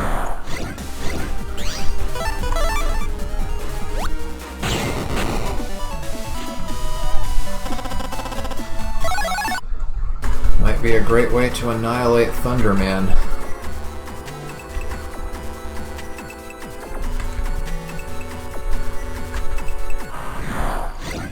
If you somehow got 4 Guardians, I believe Gaia Sword would do 900. Oh! Does Guardian do 2... Wait. Because Guardian does 200 damage, from what I remember. But that would imply it does 225, unless... Does Gaia Sword have a base damage of 100? Is that the implication there?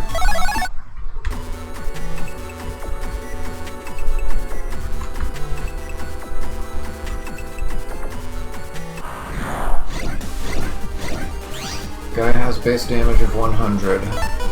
Or what?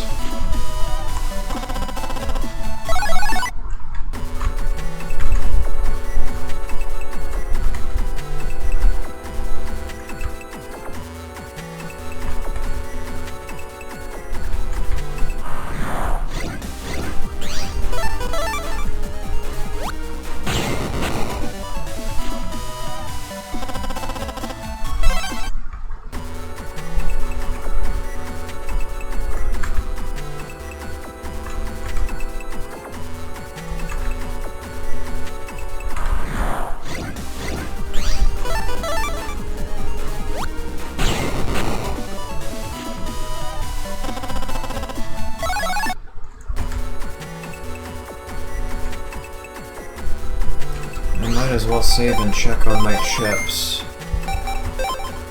See if we need to visit a chip trader soon. Oh no, we've got plenty of time before that.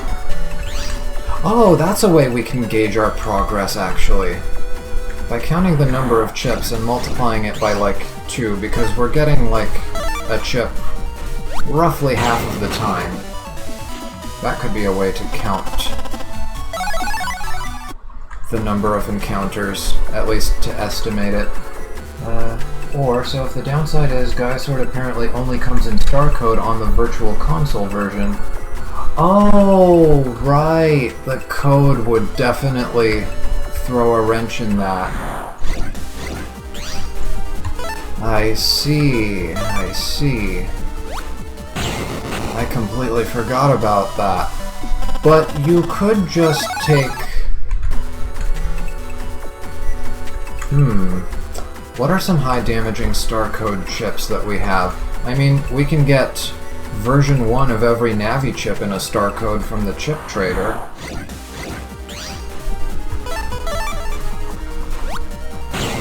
So that might actually be the best option without using the Virtual Console version.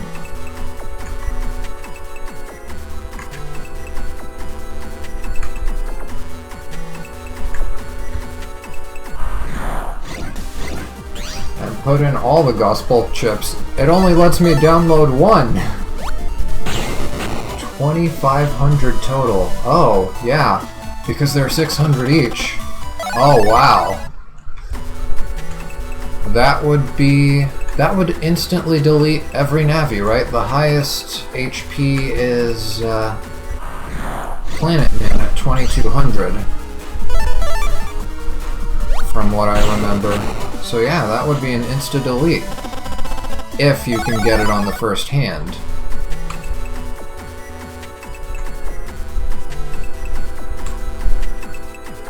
A bit overkill, but that's what makes it fun.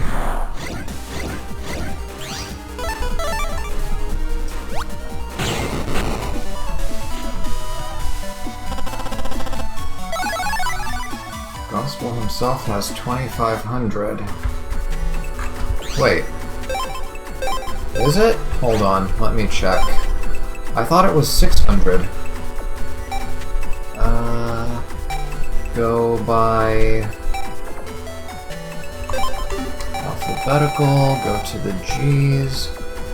No, wait, what was it? Wood Gospel, so run towards the bottom. Wood Gospel is what I picked.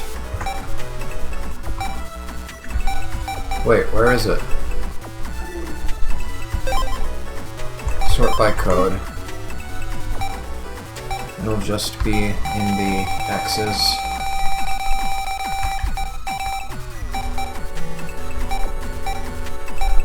No? Oh, it's in folder 1. That's why. Yeah, there it is. Wood Gospel. 600. Oh, you mean the boss. Got it. The Gospel boss. Because I remember him from his Battle Network 6 name.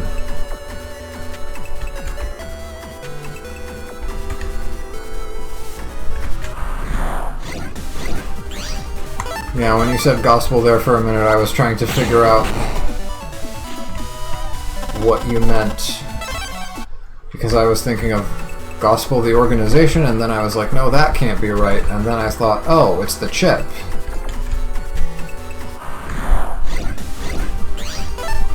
But yeah, if we're talking about the final boss of this game, then that makes sense. But at that point, I mean, like I was saying earlier, you have to beat the game in order to get the Gaia Sword in the first place, so I guess it's nice, but you don't need it. And there is no...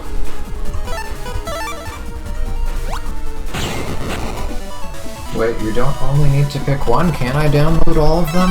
Hold on. Let me check. Can I go to download chip? Okay, so I've got Wood Gospel there. Can I... Wait, I can? Oh, I can get all of them. Okay. Because I could have sworn I read something... Huh. I could have sworn I read something saying that you could only pick one. Okay. Good to know. Now I can show off all of them. I don't know what I'm going to show them off against. Probably Navis, because they would actually have enough HP for us to show how much damage they can do, with elemental weaknesses taken into account, but thanks for letting me know. I wouldn't have realized that I could do that. I didn't even bother trying, which is probably my fault. But yeah, thanks for that little heads up. You've never heard of something like that. I feel like... Wasn't there some sort of limit? No, I think that's the patch cards for some of the later games. I think there's like a memory capacity something that you have to stay within, but you can like swap out. your choice of patch cards, that might be it.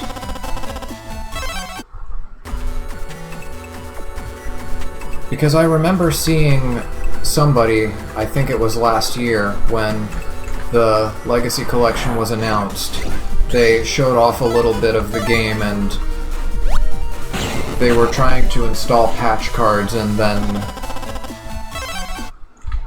they said something about how they didn't have enough memory, but maybe that was because of their in-game progress? There is one chip you might want to talk about, but it would be brutal to get. Oh no. And in that case you would need the secret chips, yeah. Probably saving that for if we have the opportunity to net battle and farm that stuff. Maybe I'll showcase that in the review. But definitely not gonna continue streaming this game for the sake of that one chip. I think I'm ready to move on to Battle Network 3.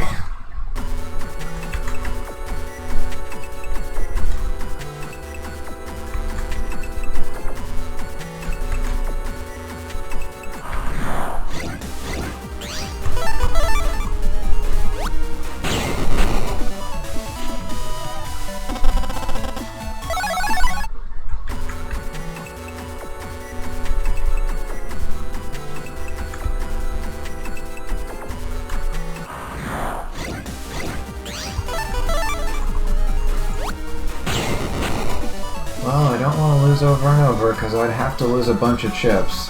That be— oh, you have to use the setting where you can lose chips? That being said, I've asked on the Discord and some people are willing to just give the chips. I mean,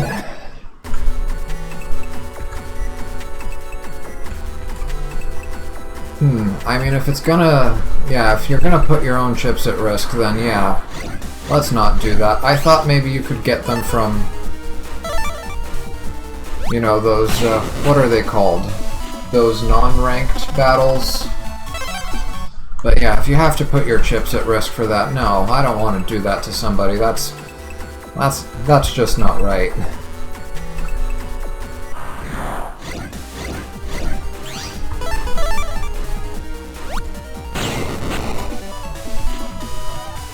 That's just not right, but we can at least just net battle to showcase what the multiplayer experience is like, and that'll be good enough for us.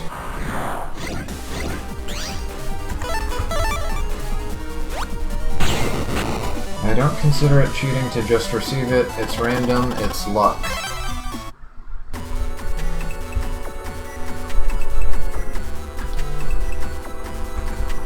Yeah, but isn't it? Because from what I read about it, the way I understood it was that you just keep battling against an opponent, and multiplayer net battles have a busting level, and if you get a high enough busting level, you just get a random chance of getting the chip even though neither one of you might have it. It just, you know, just like what we would get from viruses, just materializes out of thin air. But if you're actually taking it from somebody who already has it, or not even taking the secret chips themselves, but taking any of their chips, having a chance of taking their chips as opposed to randomly generating the secret chips, no, that's not good. If that's how it is, then I don't want to do that to anybody. Even if the chip they lose is random and they just happen to have 99 cannons that keep getting picked, I'd still feel bad about that. No.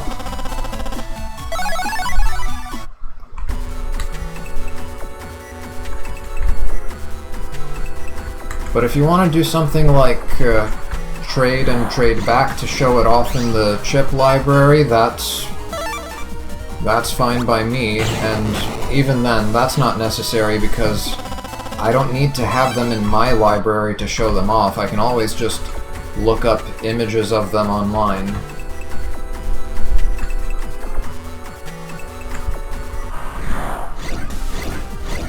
Yeah, don't risk your chips. That's basically gambling at that point. Not something I want to encourage.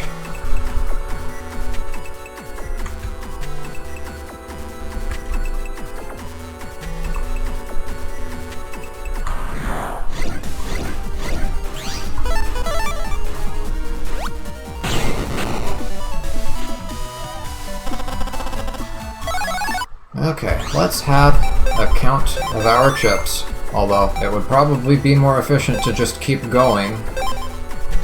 But let's count our chips and see. So we gained 9 cannons, 24 zap rings, and 19 shockwaves. 9 and 19 is 28 plus 24 would be 52. So that's approximately 100-ish battles now.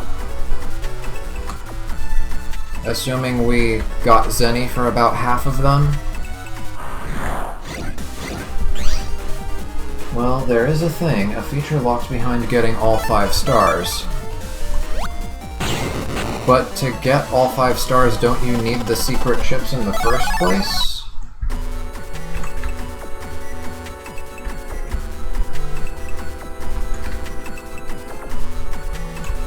Because you need the secret chips to unlock the extra mode, and the extra mode is what gives you that last star. Yeah, that's...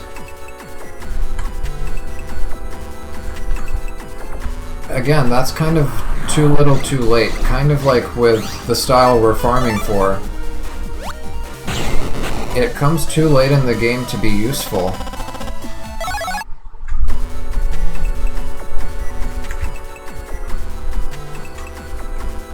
So my recommendation would be find someone on Discord to give them to you. I don't know. I don't want to bother anybody with that. I think I'll just stick to my original plan of looking online for footage or pictures and insert that into the review and call it a day. I don't want to trouble anybody for that.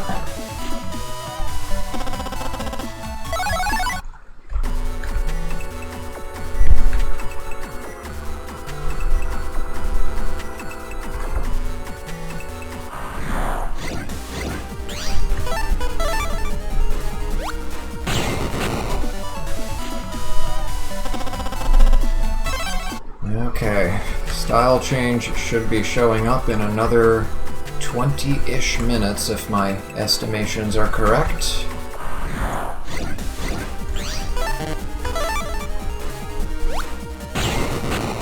Some people have found ways to back up their saves. Yeah, you can do that. It's a little bit hard because Steam obscures where your save file is, but if you look around online, there are instructions for where to go in your computer's folders to find your save data and back it up.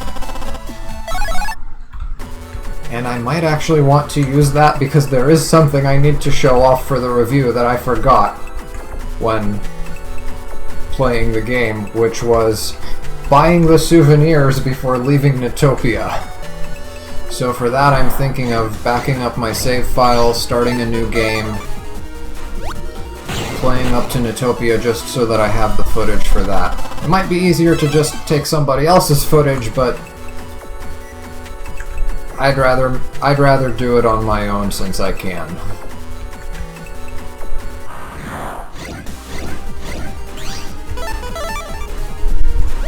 But yeah, that is definitely an option. I mean, it's not a bother. Put a message and say, hey, I'd like some help with the secret chips. If anyone's interested, DM me, then walk away till someone messages you. Then if they message you, they clearly want to help. Yeah, I suppose I could do that.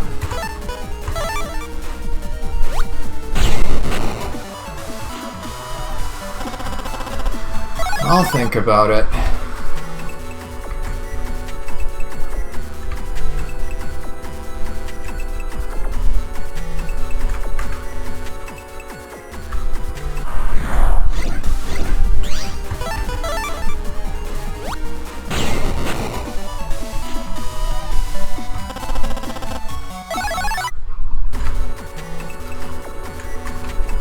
worried that it'll happen and I'll miss it. The style change, I mean.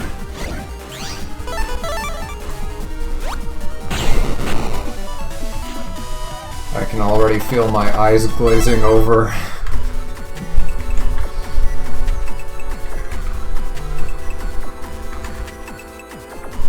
I'm just running on autopilot now.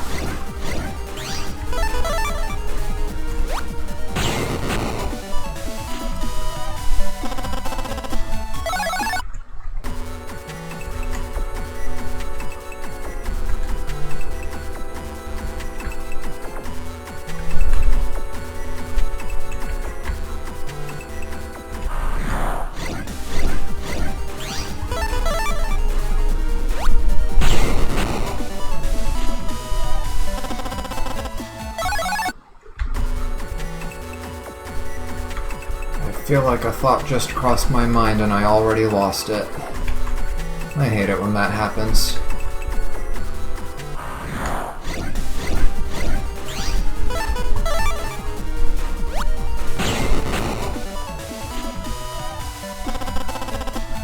But I think overall I have gotten a little bit better at speaking somewhat spontaneously.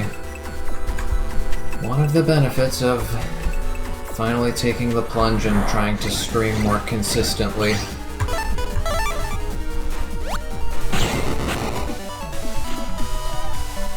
Someone really nice helped me get the secret chip in 3. We actually had connection problems and...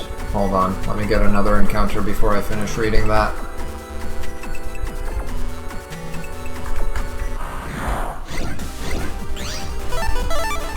Now, what was it? We actually had connection problems and tried no less than 4 times. Our battles kept disconnecting because unfortunately in 3 the secret chip is not tradable. Gotta get it the old-fashioned way. I will have to look into that once I start Battle Network 3.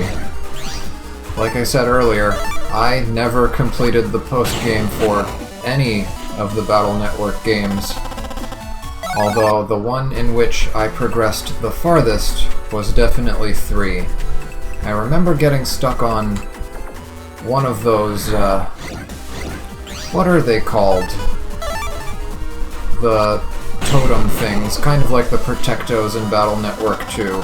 They need to be eliminated in one hit. I forget what they were called in 3.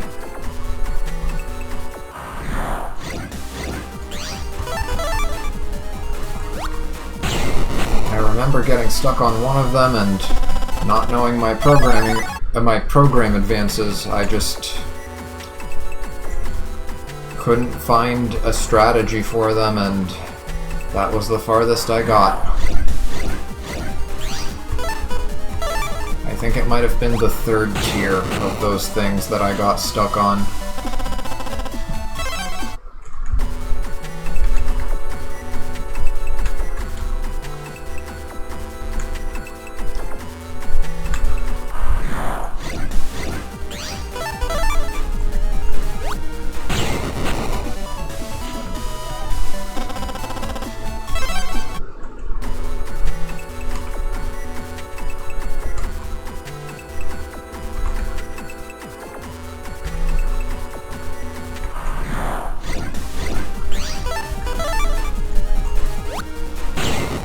And after this, we still have to show off some program advances.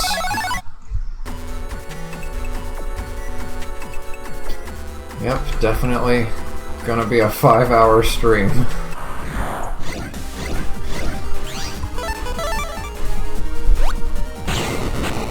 I'm dreading how long it'll take to upload the VOD.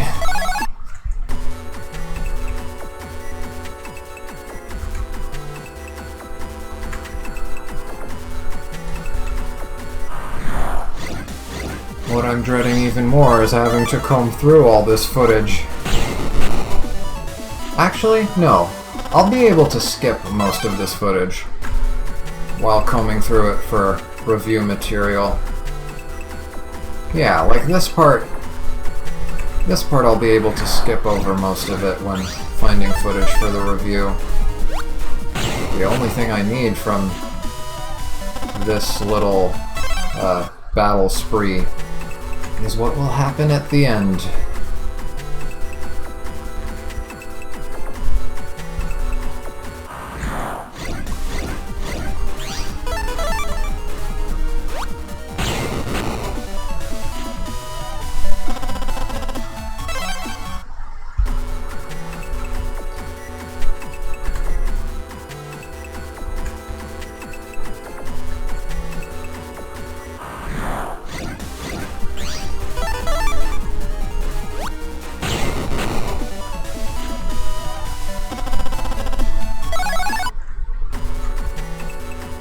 How are we doing on battle chip count?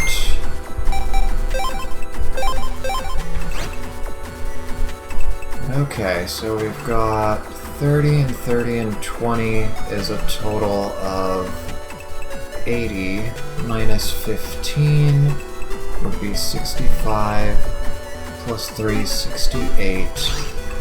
So we got about 140-ish battles done, plus the 50 from before. We're close to about, or maybe even past, 200 battles at this point, out of the 280.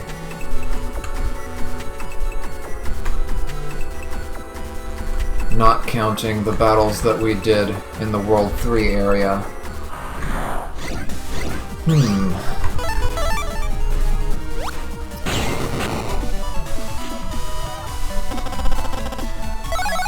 So with about,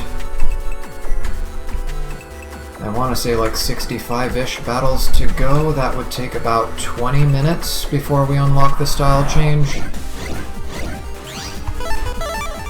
They really had to go and make us farm all this. I mean, couldn't they just give it to us immediately after our first battle upon S-ranking all the bosses? Was that too much to ask for?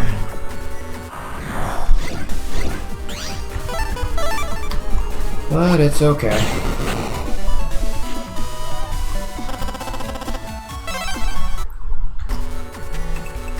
The reward is cool enough.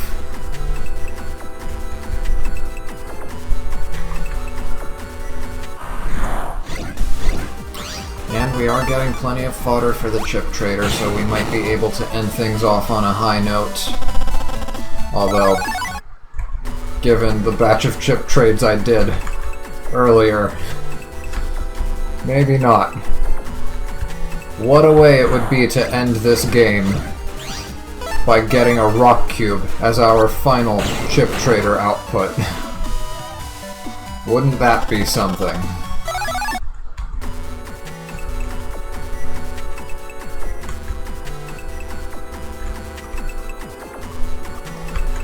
I can already feel it.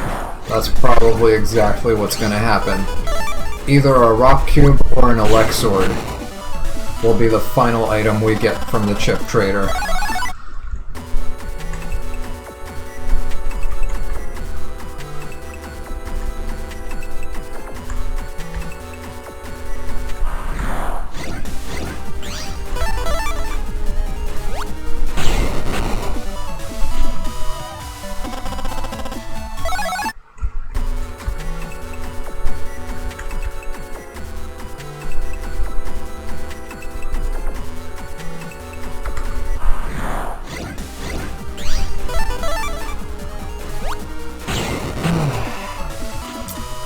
There's a reason why I tend to do this sort of thing off-screen and not during the actual live stream, but I really want this to be the final part, so I'm seeing it through to the end. Gotta pick something better to talk about. Let me think. What would make for a good topic? I don't want to talk about the weather. That's for sure.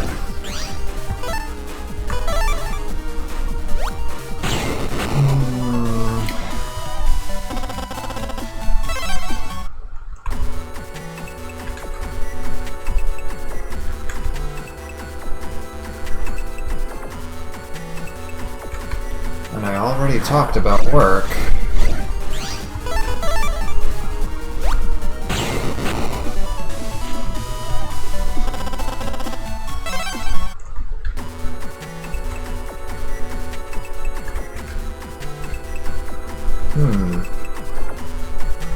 Anything eventful that happened this week? I'm trying to think.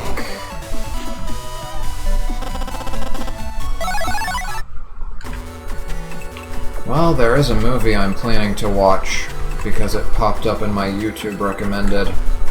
Apparently it's available for free temporarily, so I'm gonna want to watch it. And the movie in question is The Karate Kid Part 2.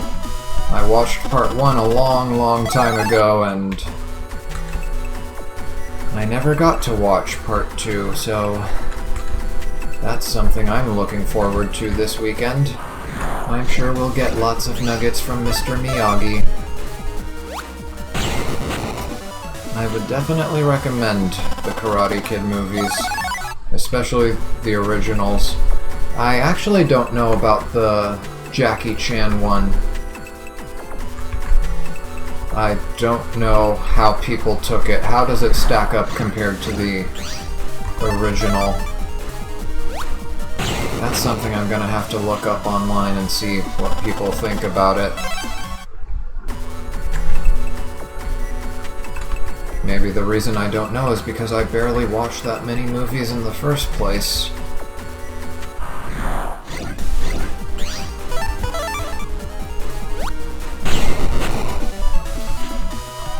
But yeah, if I'm understanding it correctly, there was a Part 2 and then I think a Part 3. And then there's a movie that I did watch several months ago called The Next Karate Kid, which comes after all of those. I might be wrong on the total number of movies, but I think the total is 4.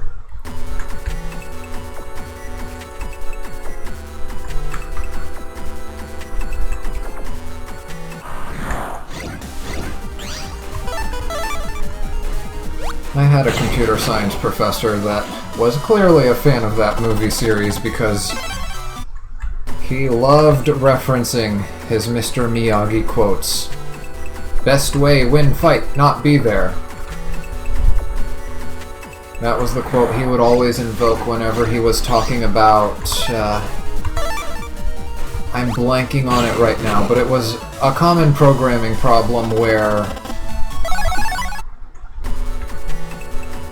the best solution was to avoid having the problem happen in the first place by doing something correctly in your code, but I forget what specifically the issue was that he was referring to. We got it! Finally! What's this? A style change? It must be. But what style? Looks like a new style has evolved, but what? Your synchro rate is 200%! Mega Man, is this? Yes, I can feel it, just like before. It is. What is it, Dad? During battles with strong navis with a continuously full synchro state, Mega Man's subconscious runs hub.bat, which was supposed to be switched off before. Call it hub style. Mega Man is probably very powerful now, but his body is in worse shape, with 50% of the usual HP. So he does a lot of damage, but is weak. It's up to you, Lan. Lan, use all your operating skills. Hub style. Cool, we're unbeatable. Wait, listen well, Lan, and he's gonna tell us about... Yeah, we need to discard. I gotta be careful here and don't accidentally... Yes, we do want to overwrite, and we want to get rid of stupid Aqua Custom. Do you know how many times I got killed by Sparknoids using this? Do you know how many times? I guess I could do a tally for the review, go back through the old footage, but yeah, the fact that it doesn't give you immunity to slipping What's the point? Goodbye, Aquacust.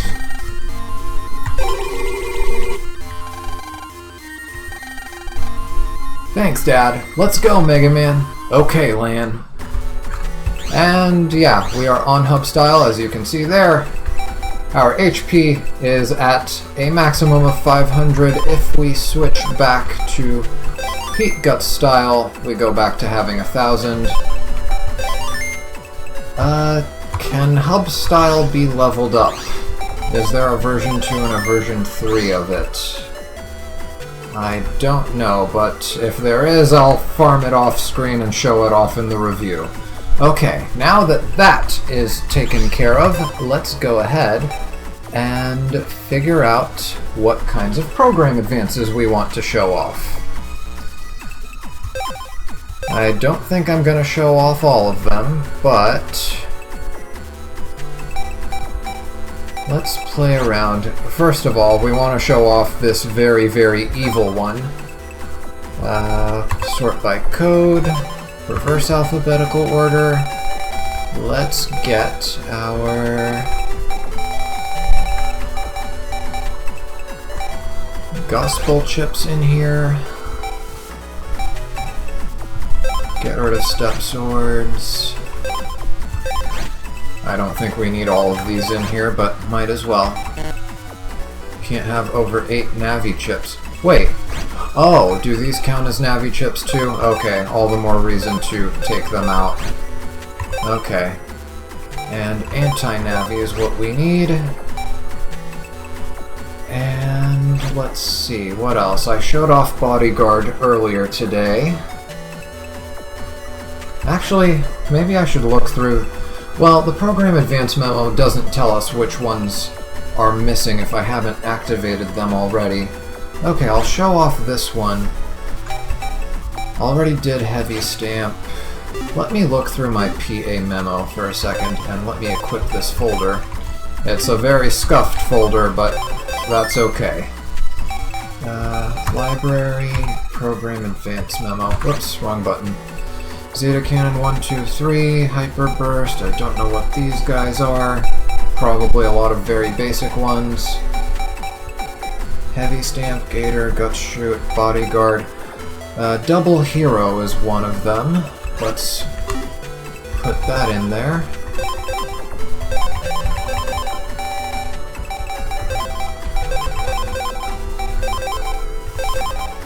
We're gonna need a variable sword, keep that full cust in there.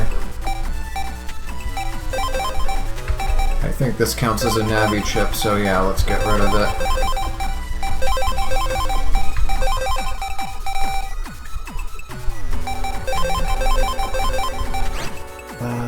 Let's see. Double Hero, so I'm looking for code B. Cust Sword, Variable Sword, and we need Proto-Man. Any Proto-Man will do. Let's just go for V3. What else do I need? Curse. I think I have code O for that. I think I have all Curse shields in code O. Yes, we do have that, so let's show off Curse. And Poison Pharaoh. What was the recipe for Poison Pharaoh? I think it was Poison Mask, Poison Face, and Anubis? Or was it... Yeah. And I think that's under the U code.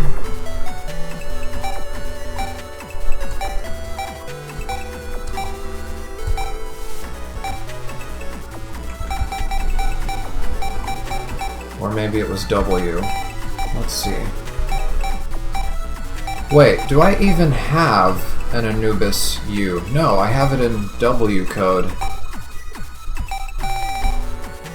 Okay, Poison Mask, Poison Face, and where is Anubis? And there's Anubis.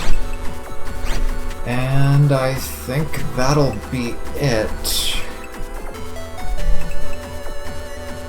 Anything else? Anything else worthwhile to show off?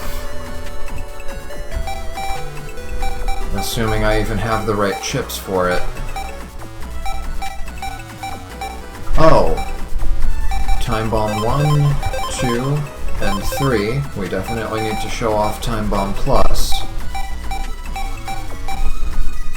I don't know if there's a program advance between these three. Might as well play around with it and see. I'm not expecting anything, but let's experiment and find out. And I think, yeah, folder is full.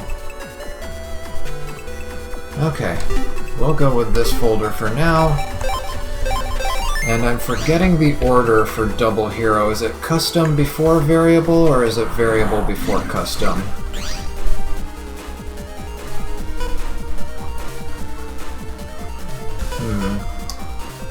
Looks like Poison Pharaoh is the way to go.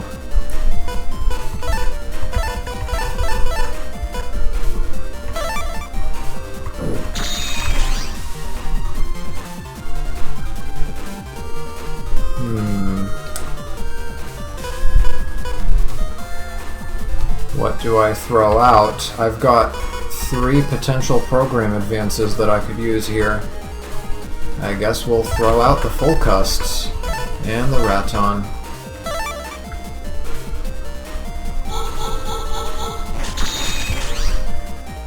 Okay, I've got Curse. So 1, 2, 3. I might as well throw this out.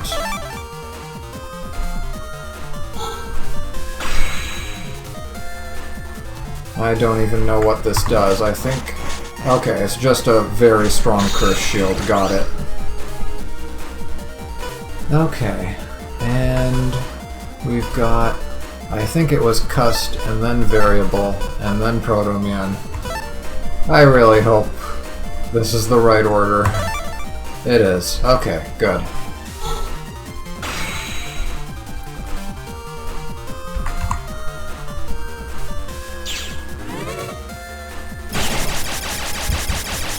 So there's that, pretty much the same as it was in the previous game.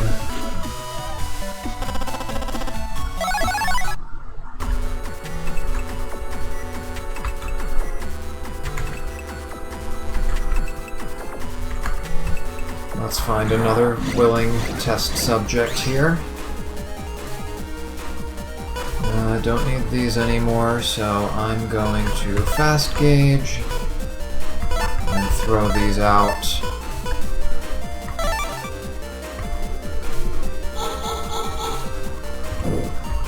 But yeah, this is hub style, so like shield styles, it starts off with a barrier, and if you press the back button while hitting the buster button, you can summon a shield anytime.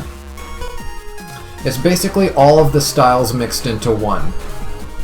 It's got the resistance to interruption from gut styles, so getting damaged won't kill your busting level because Mega Man won't flinch from it, and it won't interrupt your usage of a chip or your charge attacks unless, of course, you get stunned. What else? As you can see, we have this big custom window out the gate. So, just like custom style, we get extra chips to choose from. Anyway, we've got a really, really good program advance here, so I'm forgetting the order on this. Oh, yes, thanks for pointing that out. It also has the 10 attack and rapid of gut style.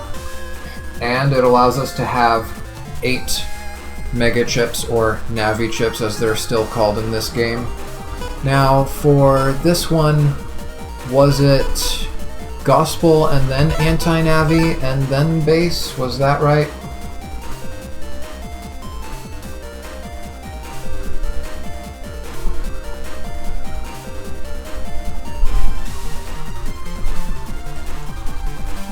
Because usually the Navi chip is last, but here we've got 2 chips in that same category. So I'm not entirely sure. I guess I might as well experiment. Yeah, that was the wrong order. Okay. Well, we'll get them next time. We can toss that out. We can toss this out for now. Wait, what am I doing? Yeah, there we go. And... actually, let's toss out the masks. Yeah. I shouldn't have tossed out the masks. Nah, that's fine. We've got Time Bomb 1, 2, and 3 to show off.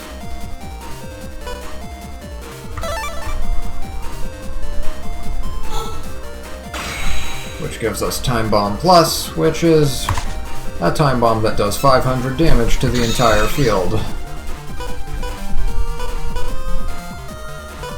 Anything else we can pull from here? No, I think I already wasted everything else. Yeah, I'll just wait for the time bomb to go off. Base, and then anti-navi, and then gospel. Yeah, I had it in the wrong order. I had a feeling. It's okay, we'll be able to show it off pretty quickly.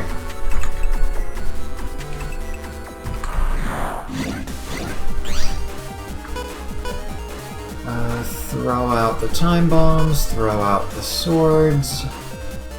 I guess I might as well show off, if I can actually pull it off, the sonic boom of the variable sword. I might hang on to that, actually. Fast gauge, and let's waste those.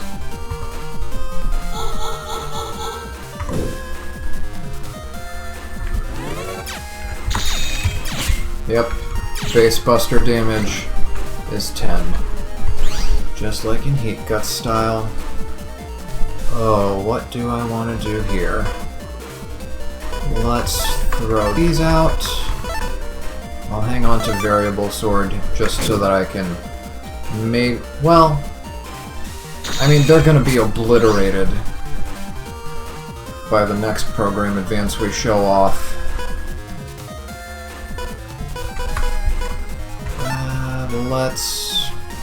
Let's throw these out. Okay, we can do Poison Pharaoh, and hopefully we can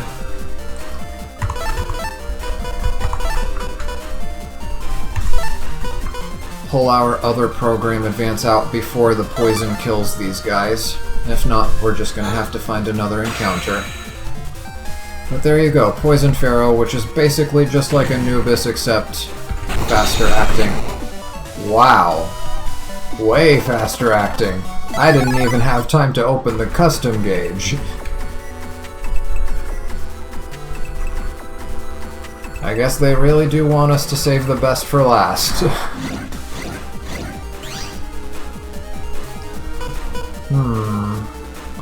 What do I want here?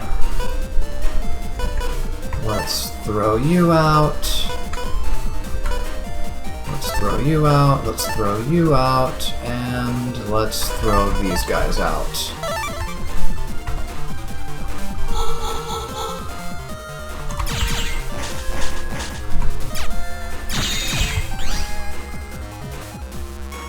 For a minute there, I thought we had it.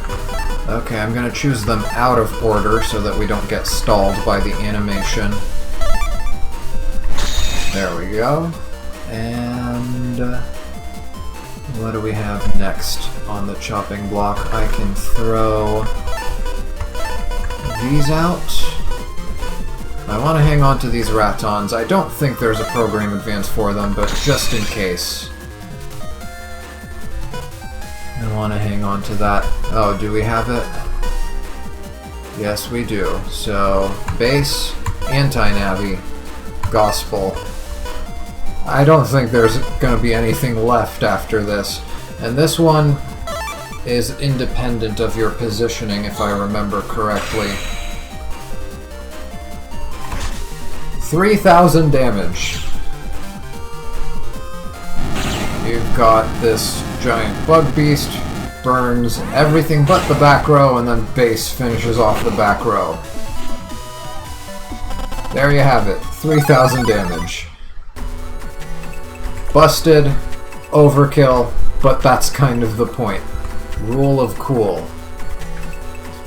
Okay, and last but not least, I want to experiment with those ratons. Again, I'm not expecting anything, but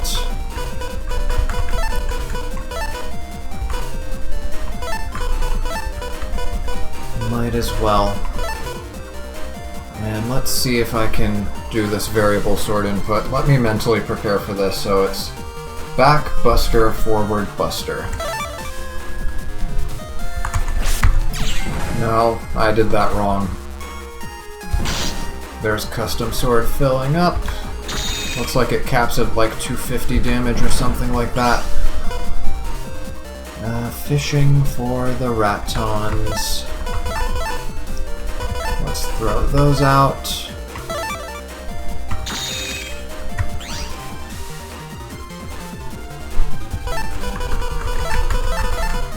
Throw those out.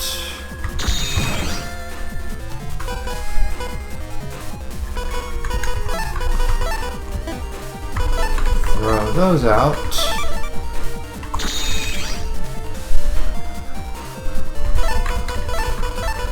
Throw those out, and might as well get rid of one of them so that we don't have to move around. Did I not activate fast gauge? Is it even my regular chip anymore? I don't even remember. Okay, let's see if anything happens. I'm not expecting anything, but we shall see. Yeah, that's what I figured. It feels like there should be one. Oh, sorry, and I forgot to look over the chat. Power, yes, power indeed. Darkness is something else. That being said, if you're expecting it in PvP, not hard to dodge, anti-damage aura shield, and standing on the back row, invis, shadow. Yep. You just have to see it coming. And does Battle Network 2 have the... Because I've watched some videos on competitive Battle Network, and I learned that there's this thing where if you use screen dimming chips, you can use those to counter other screen dimming chips. So I guess my question is, if somebody activates their invis and then the other person activates darkness immediately to counter that, would that hit them before the invis activates, or does Battle Network 2 even have that? I guess that would be my question. And while I wait for a response, let's take a look at our Program Advance memo. I'll fill this up off screen. Most of it is probably just going to be Zeta and Omega program advances, I'm pretty sure. There's something between Gut Shoot and Bodyguard. I don't know what it is, but yeah, if there's anything else that's cool that I'm missing here, I will show it off in the review. But as far as we're concerned, we're pretty much done here. Let's just wrap things up with a few more chip trades. I believe so, regarding the counter mechanic. Okay, that's still in Battle Network 2. Also, there is a Raton program advance, yes. Zeta and Omega Raton 1, 2, and 3, same as the cannons. And the cannonballs also have that. Is that... Wait, let me look at my PA memo again. I've got Zeta Cannon 1, 2, 3, I'm guessing Omega Cannon 1, 2, 3, Raton 1, 2, 3, that is Omega Raton 1, 2, 3, and Zeta Raton 1, 2, 3, and then we'd have 1, 2, 3, 4, 5 other program advances, 6 unaccounted for. I'll figure out what those are off screen. And Holy Panel, recover 300 and roll. Yes, big heart. That's one of them. Do I even have a Holy Panel R? I don't think I do.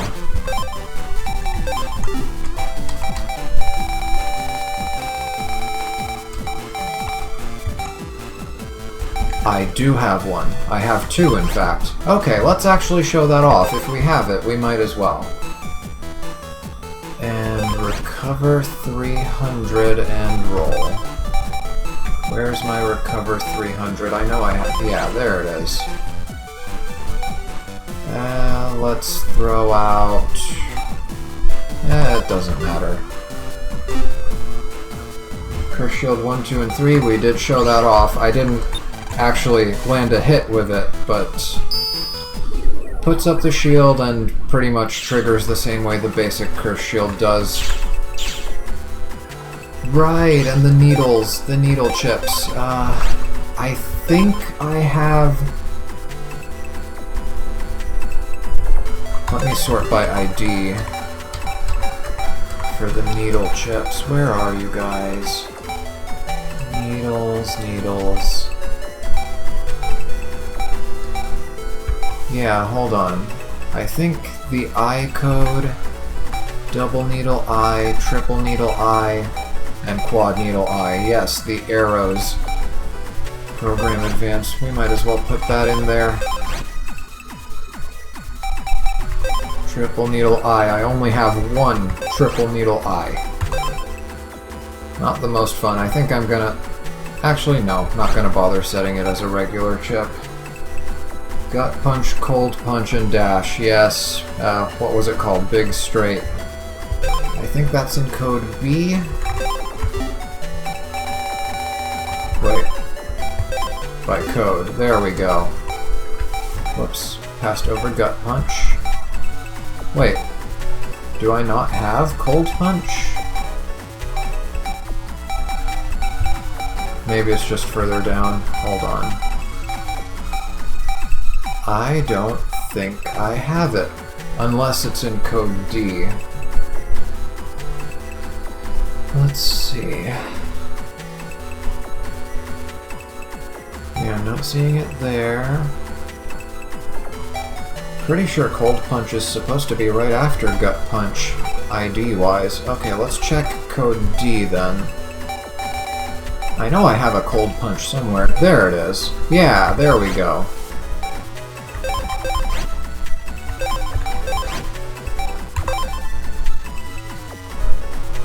Okay, it should be available in the B code as well, but I've got it in D code, so that's what we're gonna show off.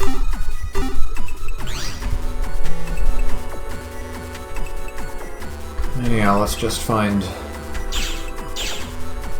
another totally willing test subject. Might as well save in case the game crashes. I don't want to have to rearrange my folder. The game crashed once after like 60 hours of gameplay, and now I'm paranoid. Fast gauge, we want that. Also just full cust end it.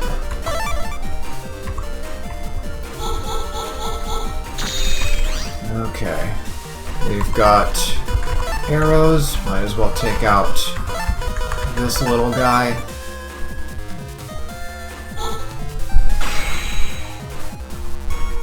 It's just a volley of arrows. I think it fires 9 of them, or is it 12? I forget the exact number. Let's throw out these time bombs. Yeah, pick them backwards so we don't waste time watching the Program Advance animation. Do I have? Yes, I do. Gut Punch, Cold Punch, Dash Attack.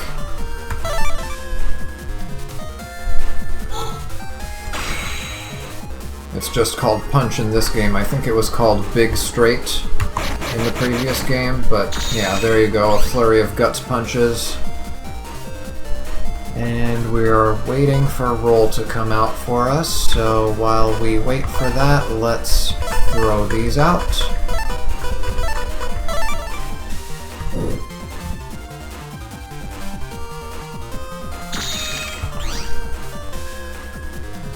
And do we have it? Yes, the order was Holy Panel, Recover 300. Whoops. Holy Panel, Recover 300, and roll.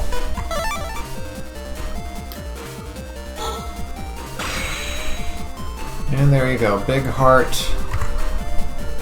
Does damage and also gives us a massive recovery, which I can't really show off because I haven't taken any damage. Okay, those are all the major program advances, I'm pretty sure. And the rest are just the Zeta and Omega program advances, which are just, you know, the same old that you saw in the previous game. So yeah, let's wrap things up with the chip trader, and let's see how my luck turns out. If it ends with an elect sword, I swear.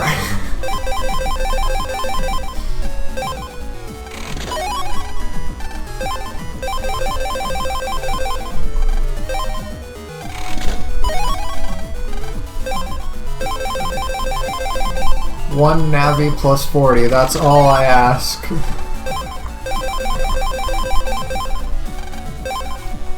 Not that I have anything to use it on anymore. But, you know, it would be fun to have. Air shoes, I'll take that.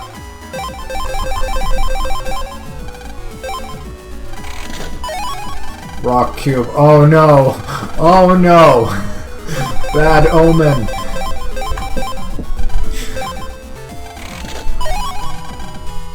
Well, there's a cold punch.